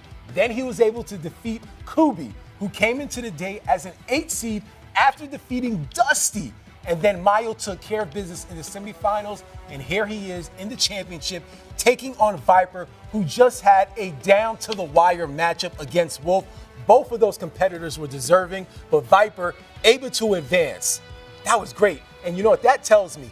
That first set that Viper had, here's a look at the full bracket, everyone. But let's remind everyone that first beam set that Viper had against Wolf, that was a game changer. It was. That he was able to get the splash at the buzzer beater as time expired. But take a look at the journey from Viper. He was able to beat Retro with ease. He swung through that 3 straight flawless. He was able to use good defense and offense. But now we have Germany versus Italy. Just react to this bracket, Higgy. What has stood out to you? Because I can't believe we reached this point. We've been here all day. People have been locked in, waiting for this moment. And then there were 2. I tell you what, F-16 versus F-18, I want to see it. That's all I wanna you're worried see it. about. Are you going to be disappointed if Viper comes out on top? And will you admit to everyone possibly that the Viper is just as good as the Hornet, or never? Never. You're gonna die on the I will Hornet Hill. always come down to it's about the man in the box. I don't care what machine you're in. I am absolutely biased. Like a true fighter pilot. Always, I will support the aircraft I know and love, the F-18. But ultimately, everybody that's a fighter pilot knows it comes down to the man in the box. I heard that the brain is the weapon, my friend, not necessarily the aircraft. I heard that in a movie once. See, this is why this is the real life Tom Cruise. I told you guys that. Like, this is Maverick. He just goes by Higgy for the show. He's got to keep his name under wraps. The legend of Higgy continues to grow. But man, Italy versus Germany. I am also surprised that we haven't had an American advance to the semifinals, but this is what speaks to the volume of how big the DCS world is and how many competitors that we had, qualifications from 36 different countries and so many different continents. We had so many different alternates like Retro that were very fabulous in this competition. There's a space for this, and this is massive, and this is going to continue to grow. But we're all coming down to this. Only 3 more sets, all a beam. And I think also, wow, we got to see only a beams, and that was different versus the perch in the first round. Yeah, absolutely. I mean, I like the shift of gears to, the high aspect of beam starts only. I mean, we're starting from a neutral start. Let's see what you got. Put it all out on the line, and let's measure your performance and see who's victorious. It certainly is now an even playing field. I'm looking forward to seeing the Hornet versus the Viper. All right, for everyone that's watching, drop your comments. Who do you think is going to win? Is it Mayo? Is it Viper? Is it the Hornet or is it the Viper? The young pup, 24 years old, or the old seasoned, visible, gritty veteran? I told you, I'm going with Mayo. He's got my vote. What's your vote? I feel like I want to be like Switzerland. I want to be down the middle. I don't want to vote at all. I love both of these competitors. It's like, I'm just happy that I'm here. We're pushing the SFL website. Make sure you get the merch and to find out more. Follow us on all the social medias, whether it's TikTok as well as Instagram. But the website is www.the-sfl.com. Locking, this has been real fun. I got my SFL merch. I'm going to be rocking it on the plane after this. But, dude, I don't know who's going to win this one. I like the way you know what? I'm going to go with Viper. Okay, I like it. And all right. I'm not trying to be a contrarian without cause, but I really think that Viper, the way that he's been able to maneuver throughout the day, because he necessarily didn't have the strongest scores or the most wow performance in precision and speed, but I like how he's been able to handle BFM. And another reason why I'm choosing Viper, his journey to get here. While he crushed Retro, that matchup against Wolf, that was tough. Mayo hasn't seen an opponent like that. That is true. That is true. But I'm still falling back on the experience, and he's in the mighty F&A-18, baby. I think he can handle the pressure. I think he can. The aviation community has been locked in. They have been locked in with us all day, 8 hours, and they are here. I'm still new to this, but I know you're used to this. I'm ready for a whole nother round. Let's do this again right now. You want to do another straight 8 hours? Oh, yeah, absolutely. All right, you kidding me? This is awesome. All right, so breaking news. So after we have OTS-1, we're going to go straight into, OTS-2 is going to be on the horizon. I know this guy's ready to kick back with some wing lore after this, but we're excited for this. Championship matchup, Italy versus Germany. You have a 24-year-old versus a vet in the Iceman that you like to call because of the way he flies, and that is Viper flying the Viper. Hornet versus Viper? Throw those comments in. Is it Italy? Is it Germany? Throw your flags up. Germany, Italy flags. Mayo versus Viper. If you know either pilot, show all the love. Who do you think is going to win? Look at the score. Look how tight it is. 185 versus 182. That's a cumulative score from the previous rounds. All right, ladies and gentlemen, you've been waiting, and it is time. Thank you for being here all day, but it's time to get down to business. Over to you, Classic. Set one.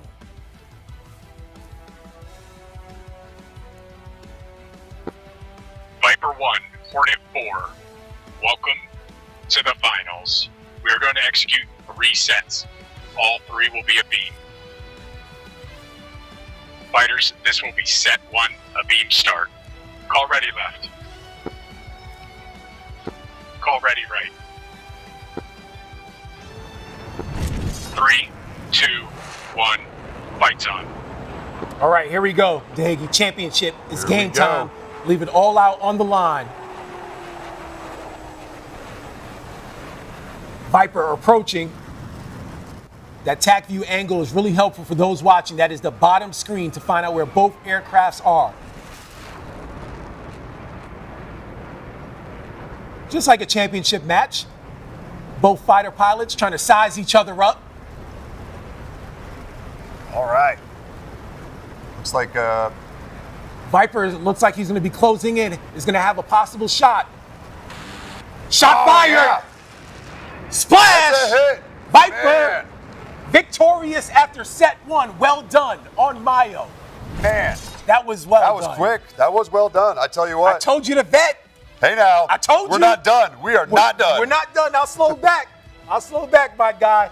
But after 1, Viper was able to kill Mayo.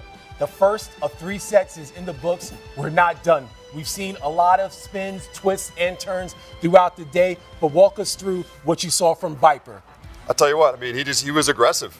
I mean, he had a quick kill, after the first merge, no shots exchanged, but he just immediately went fangs out with the advantage there. He had an angular advantage and obviously took the shot. All right, let's take a look at the replay. Nice kill there from Viper on the first of 3 beam sets.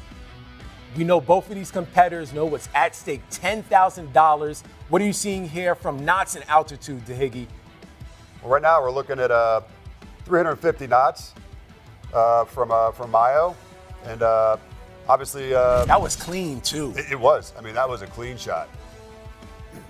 Well done by Viper. We're gonna find out who is going to win set 2. Remember, we've seen some changes throughout this tournament. I think Mayo now has a little bit more of a learning experience of how he's going to be able to handle Viper. But I told you, I think the way Viper attacked Mayo in this first set is all because of the semifinal and the battle-tested matchup he had against Wolf. Yeah, I would agree all day long with that. However, Mayo is obviously a quick learner. We got 2 more sets to go. He is a quick learner. He's been doing this for literally half his life. Since he was a teen, and here he is in the championship trying to fight for $10,000. What would you do with $10K if you were 24? I mean, man. I'd feel like a millionaire at 24 if I had an extra $10K of cash. That would be phenomenal. Are you a motorcycle kind of guy? I do have a motorcycle. Would you have purchased a motorcycle if you had won the SFL OTS-1 10K? Well, at that age, actually, I did purchase a motorcycle for about that amount. Wait, you serious? I did, yeah. At 24? Right in flight school. Get out of here. I know why you purchased it. Tom Cruise, Top Gun. Is that the reason? Maybe it had something to do with it. I just always have liked motorcycles my whole life. I did not know. Was it the same brand? He was on a Kawasaki Ninja. No, and they made a new Kawasaki, I know, just because of Top Gun 2 for him. They did. They had a phenomenal one they came out with. Unfortunately, it never Top Gun aired. Maverick. Yeah, never aired. I got some history behind the scenes for you on that, but not for now. Share with the folks. You want to spill the deets? Yeah, I think Kawasaki was looking to come out with a motorcycle that was phenomenal for Maverick to ride, but unfortunately they went back to the nostalgic version after the movie got released during COVID, well after the original date. So I don't know all the details there. I just know it didn't unfold the way it necessarily was going to in one of the scripts they had. Translation, top secret information. He doesn't want to share everything with us. But that's awesome to know. I didn't know that you ride motorcycles. Oh, yeah. Dude, Are you the world's most interesting man? I guess so. I don't know. Like, I'm just doing my thing. I don't There's know. so many facets to you. Like, truly, I'm in the gym with this guy, and he's doing handstands just casually without any assistance. You do it all. Maybe you are agent. I know you have the IFB thing going right now. Got all the answers in my ear. That is the Oracle speaking to us. This is the Matrix. Red pill, blue pill. Oh, wait, we do have the red and the blue. The red and the blue. I know, right? I didn't even try to do that. That is funny. All right, that was an amazing showdown between Mayo and Viper. 10K on the line. We're getting both pilots ready for set number 2. Remember, no more perks. That's out the window. And it all comes down to this. We only have 2 more to go, ladies and gents. Is Mayo going to be able to bounce back? Because if Mayo doesn't, then it's pretty much Viper's game. It all comes down to this. Pressure makes diamonds. A 24-year-old, when you purchase that motorcycle, I don't know if you've been put into this type of environment before. I mean, pressure is on for sure. I mean, I don't know if I'm making diamonds, at 24 years old, but this kid is good. I think we're going to see something out of him. He's going to come back in this next set. At least I hope he does. He's going to be a quick learner. At a young age of 24, he's got a long ways to go. And I guarantee you, this is a competitor we're going to see again in OTS-2, in future events to follow, and eventually in the live series. I think what's also amazing about all of these competitors today is that there's going to be an arc. A storyline is building. Some of these competitors have had storylines just throughout today. But remember, some of these characters that are competing in OTS-1, you're going to see them in future events. I can't wait to see the day where the LED screen is behind us. LPS, we're going to have walk-up music from some of these players. They're in the rig. They have the oxygen mask. Temperature's high, and they're locked in, trying to maneuver through precision and speed. That is going to be the moment I'm excited for. Oh, yeah. I can't wait to see it. It's almost like WWF for fighter pilots. I like that. The precision, F1 kind of style, all airs for that. All right, man. What I would love to know is when we do reach LPS and I do beat you down in front of the global audience, because I will probably be in a Viper and he'll be in some measly Hornet, but what would your walk-up song be? We know it's not going to be Taylor Swift or Cardi B. What would the walk-up song be? You could go with something old school like a Wild Thing or something like Metallica or AC/DC maybe. How about that? I didn't expect that one. That wasn't on the bingo card. And this guy also just learned how to play drums like 5 weeks ago. When you say learned how to play drums, what you mean is I'm learning how to play drums. You've already done shows and you know how to play a handful of songs. I tell you what, drums, it's a humbling experience. It's a lot harder than it looks. All right, guys, enough with the rant. You already know what time it is. We're back at it. Both pilots are ready. You know how the first set went. We just mentioned Viper. Nice kill on Mayo. Classic is ready, and it's over to you for set number 2. Let's go.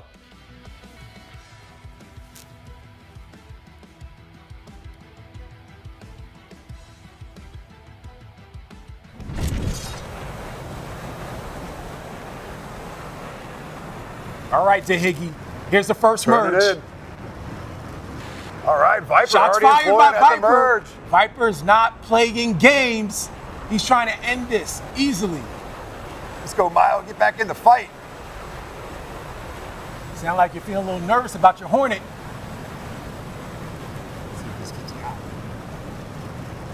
Do not let this come down to time. These guys have to be aggressive. Take your time, Mayo. All right, we're in another 2-circle fight. There was Working downhill to the deck. These guys are close to the mountains. They got to get up. Mayo trying to pull in. We're going to have another merge coming up. Here we go. We're down. All right, here we go. Neutral merge. Fire. Oh, exchanging shots. Woo! Couldn't tell if anybody took Nothing damage landed. I did not see anything land. Time is ticking, gents. Yeah. You have to be encouraged by this if you're Viper, but you cannot let this come down to the clock because Mayo can get a last-second kill. Time is ticking. Mayo has a good angle, possibly. Oh, man, reverse. All right, Viper. Mayo. He's not getting close enough. Time is ticking. Tick, tick, tick. 120 seconds. Here we go. Got a little tail chase going on right now. Mayo trying to pull in closer. Yeah, I think we may have lost sight. Is Viper trying to run away? And there is the time. So that is a scratch. I tell you what, who was offensive at the end? I think Mayo had the advantage at the end. I'm telling you what, he had a huge advantage. He did, and we're going to factor that into the UIS. Offense and defense count. And once again, a reminder for whoever does win this championship match, we're going to be able to hear from them and walk us through their strategy, what they're going to do with the $10,000. But whoo, this is what it was meant to be. It all comes down to the final set, DeHiggy. First set was Viper. Nice kill. Second set, Mayo. Really strategic and was able to end at least offensively. Let's take a look at the replay on how the second set factored and weighed out. We have a nice angle here from Mayo. Oh, looks like we got a forward quarter shot opportunity. There we go, yeah. But this is where we thought possibly there was a damage to each aircraft. Nothing landed. No rounds landed. That, my folks, that is exactly why you want to get skitty. It is hard to get those bullets on the skin of the other aircraft. I mean, it is very difficult, particularly with those track crossing rates that emerge there. That is very challenging. It's just a reminder, there's a reason why both of these gents are in the championship, regardless of their age, regardless of what country they're representing. They know the DCS world. They're locked into SFL OTS-1, and it's all going to come down to one more set. One more set, baby. $10K on the line. Yeah. Maybe you could buy a motorcycle just like this guy. You know, on that last set, I'm not sure. I think Viper may have lost sight again. I think he did previously as well, just for a moment. And that costs you, man. That could cost you your life. You have to maintain sight. He lost sight against Wolf, and he also just did it. That's back to back. Yeah, absolutely. So, I mean, that's a game changer. You lose sight, you have no idea where to position your aircraft. You have no idea if you feel defensive where to put your control zone. And if you turn the wrong way, it might just present your control zone to your adversary. And that's exactly what happened. Mayo capitalized on that, and he didn't get the kill at the very end, but he is obviously coming in for the. He ended offensively. Absolutely. I mean, which was helpful. he is set up right now in the heart of the far end of the control zone, and he's just closing down that gap. That TAC view has been money to see how both aircraft are maneuvering. Classic is going to be set for the final set for the championship. Mayo versus Viper. All right, it's coming down to this, gents. It's tight. Let's go. Final set, over to you, Classic.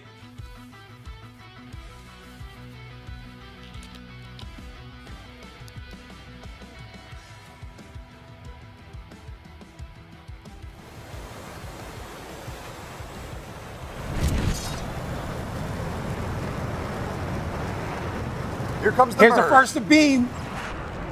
Viper with an early shot. Mayo redefining nose low. I like it. This is the last set, DeHiggy. It's all coming down to this. Who is going to be the first ever SFL OTS champion? This is what it's all about. Mayo. These guys are low. Merge 2. They're trying to size each other up. They got to land it. Here we go. Come on. Time is not going to be on your side. Take advantage of the now. It in. Viper's got an angular advantage here. Viper, will he shoot? Viper's closing in. Viper, Mayo. closer, Viper. Mayo forcing the merge. Wow, that was nice. Watch the deck. These guys are real close to it. They're trying to recircle. All right, Viper's in the vertical, going high. We're getting closer to 120 seconds. Here we go. These guys have to employ their weapons. Guns only, guys. Who is going to be the champion? See the vapes coming off Viper? He's digging for it. Here we go. Pushing through. We have another opportunity. Yeah. Mayo with another gun in play. Nothing. Guys, closer to 120 seconds. Tick, go. tick, tick. It's coming. Oh, man. Time expired. I wanted to see a kill. I wanted to see a kill for the championship. Yeah. It ends like that. We're all going to be standing by to find out. Man. Is it Viper? Is it Mayo? Germany? Italy? I don't know what to tell you, man. Like, that was a pretty good fight. We had shots exchanged from both players. Let's take a look at the replay because there were opportunities for both pilots. Here's a look at one merge, and you had an opportunity to employ weapons. Just missed them. Wow. That was like Mayo. We're talking inches. You talk about Mayo literally escaped it just like that. Man. He was skinny, though. You saw him. He was skinny. Wingtip on and pull, baby. Inches in the fighter pilot community. That was that close. That's the way it goes, man. He's still alive. Still alive, and we're going to find out which one of these gents is going to be crowned champion. It's only a matter of time that we're going to find out the result. But to say that we got to this point to Higgy, it only makes sense that it came down to the wire. And both of these guys, we saw it coming down to the final seconds. They were being strategic and trying to kill each other. Yeah, they were both, they had an aggressive pressure game plan. I mean, they were both fangs out. You saw gun employments from, both players throughout the fight. So, I mean, I don't know where we're going to go with this. I mean, I'm excited to see how the score unfolds. We're on the edge of our seats, just like y'all, to find out, is it Mayo? Is it Viper? And we know who you're rooting for. Yeah. Viper versus Hornet. Throw the comments in. Who do you think should be dancing as the first ever SFL OTS champion? Who should be crowned? It should only be one. Is it Viper? Is it Mayo? Here we go. Drum roll Let's time. see what we got. Who's going to be winning? First ever SFL OTS champ. It's Viper. Yeah. The Viper beats the Hornet. Mayo goes down. It all came down to the final of being said. Both of these competitors left it all out on the line, but it's Viper who came into today as the #1 overall. Like you said, from the beginning, Viper flies like Iceman, ice cold. This guy's switching sides. Y'all hear this? Really, it was this close. I mean, we're talking. I mean, it came right down to the points, and these competitors both threw it all out there. Mayo did an outstanding job. Viper, however, just outpaced him in this fight. Oh my gosh, we're gonna have a live interview and get a chance to hear from Mario Schweiger, representing Germany, also known as Viper, flying the Viper. Throw some comments though and love for Mayo, who did a great job in the championship. Both of these competitors, and for everybody in the field, wherever you're tuning in from, I saw some folks from Australia. Show some love in the comments. First ever SFL OTS champ from OTS-1 is Viper. This has been an insane day. It has. I tell you what, what I'm excited about? OTS-2. Of course you are, but we still have SFL OTS-1. We got to hear from Viper. We got to speak about his strategy. I know. I'm just strategizing right now how I can get my hands into the DCS arena and sharpen my skills. Yeah, you need for to. OTS-2. Because I'm coming after you. Yeah, you're going to need a lot of practice. A lot of practice. Viper, an amazing journey. We spoke about the seats coming into today, but how he was able to handle speed, then precision. He ran through the first round. He beat Retro. Then he had one of the best matchups we've seen all day outside of the championship match. Him and Wolf going toe-to-toe. I believe all 3 sets came down to the final seconds. All 3 of them. Viper had a great kill in the very first set, and he was able to use that to advance to the championship. And now he had a great 3 sets versus Mayo, and here he is crowned as champion. Man, I tell you what, that's awesome. You know what would even make this day even better? If we could get the Tiger Mercs, the Tiger Mercs, yeah. Shout out the squadron, the High Alpha Hooligans, all together, in the same bar after this to celebrate. How awesome would that be? I mean, it's possible. LPS, we can get all of them to pull up. I mean, we are in Vegas. Yeah, we are in Vegas. You know what? World's most interesting man. You got the card. Shots on you. Hey. Wing lore. I tell you what, we have wing lore available. We do. We do. Viper, man. I'm excited about that tonight. I can't believe how all this played out. You've been high on Mayo. What did you see from him throughout the day to know that he had a chance to advance to the championship? And then also, how did you like how Viper navigated the day to reach that point? I tell you what, I'm impressed with both of these competitors. I mean, all of them made mistakes, right? I mean, they did. Every single competitor here made mistakes. But it's how they handled those mistakes, how they corrected themselves, and how they came back with a vengeance to compose themselves, get it all together, and get after it in the next event. And, I think these guys fought all the way to the end. Seeing it end up without a kill at the end is a testament to both of these guys, fighting all the way to the buzzer. Yeah, they certainly did. And a reminder, I think once again, it goes back to that semifinal set. I believe that was huge. I'm going to ask Viper about that battle between him and Wolf. But I think that molded him and got him prepared for the championship match. I think who you play before you get to that championship match and that road helps. You have to play who's in front of you. Yes. And skills are going to matter, head-to-head matchups, just like any type of fight in boxing. Skills are going to decide what is the outcome. But I do think that him and Wolf going after it helped him beat Mayo. I would agree with you all day long there. That was the one event where I'm sure Viper, questioned, his skills versus the number 2 seed going into that. Probably wished he was fighting some of the other competitors. Of course. But I tell you what, he gathered himself and he went out there and, he performed. I mean, that's what it's all about. You have to put it all together when it matters. Dogfighting, I mean, it's the king of sports in my opinion, my friend. Multiple skills were on display, but Viper is crowned champion. We're getting everything ready so we can chat with Viper and find out about his showdown against Mayo as well as his showdown against Wolf, his whole day, and how he was able to navigate the field and the course. This has been fun. We finally reached this point. We've been here all day. We got Sibley standing by because she's been here. We still have a lot more to discuss, and I want to hear from Viper about his strategy.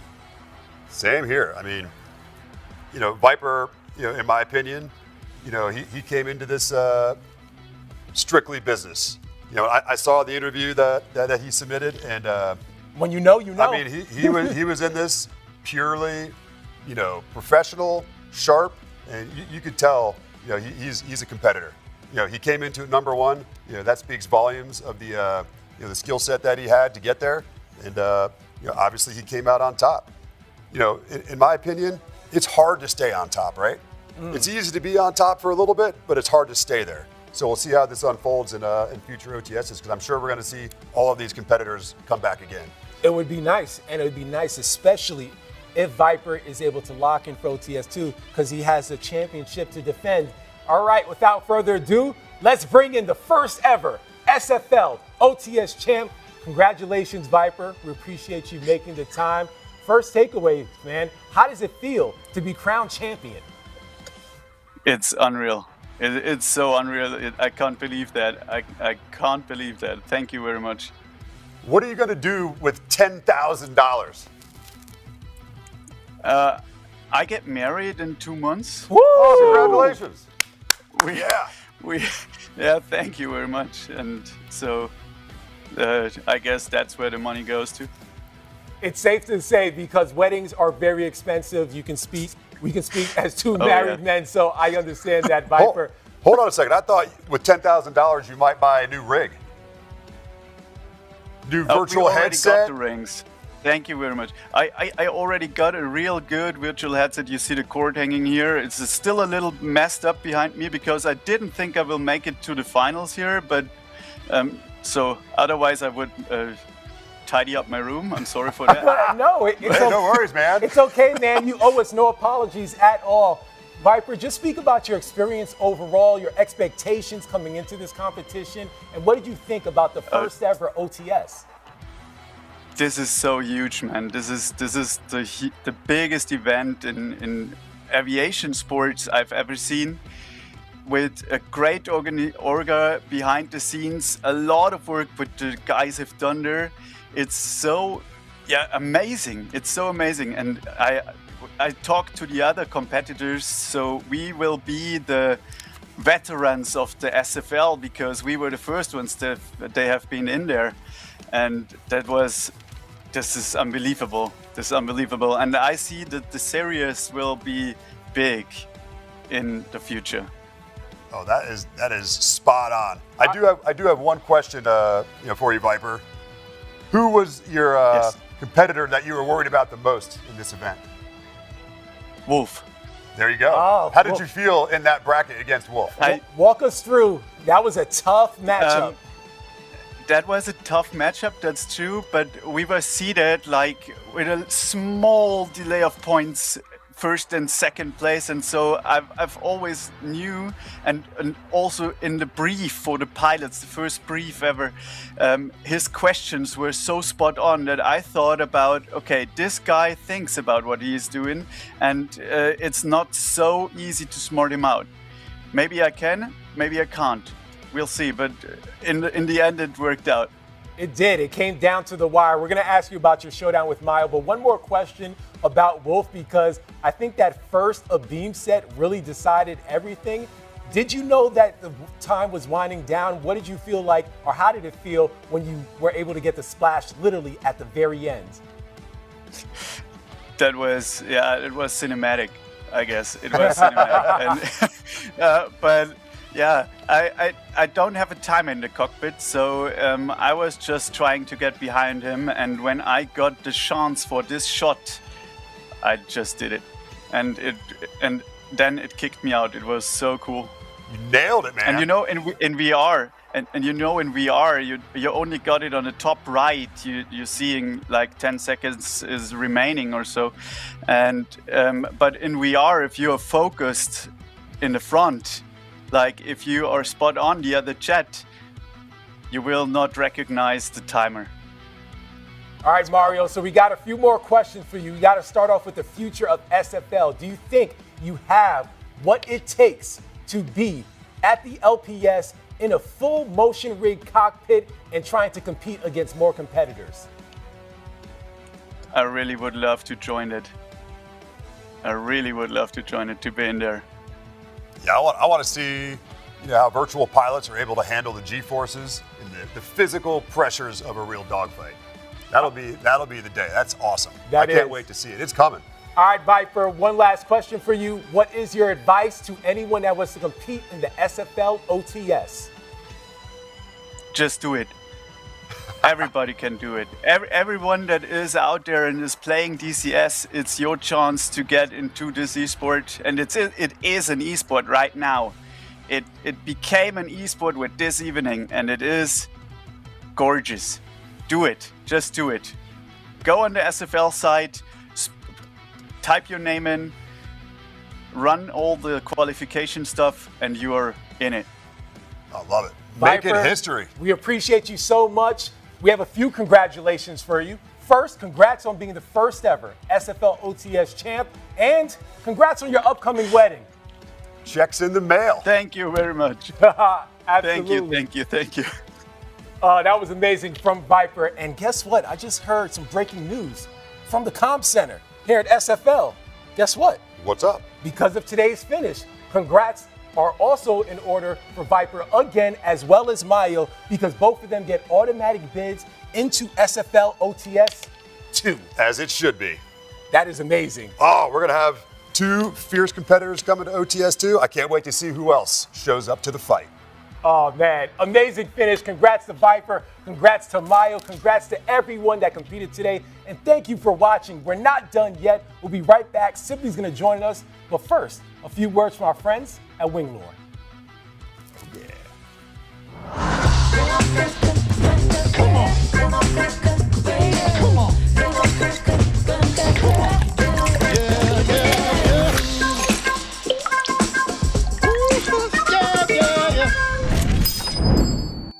Well, that about does it. The SFL would like to thank the fighter pilot community, both online and off, for supporting, welcoming, and contributing to OTS-1. What a day. What a day indeed. But before we go, the SFL would also like to recognize 2 outstanding organizations doing deeply meaningful work, the Wingman Foundation and Project Recover. That's right, Sibley. As we build toward the long-term vision of the SFL Legacy Fund, we believe it's important to give back from day one. That's right, and in the near term, that means partnering with and supporting amazing organizations like these that are already making a real difference.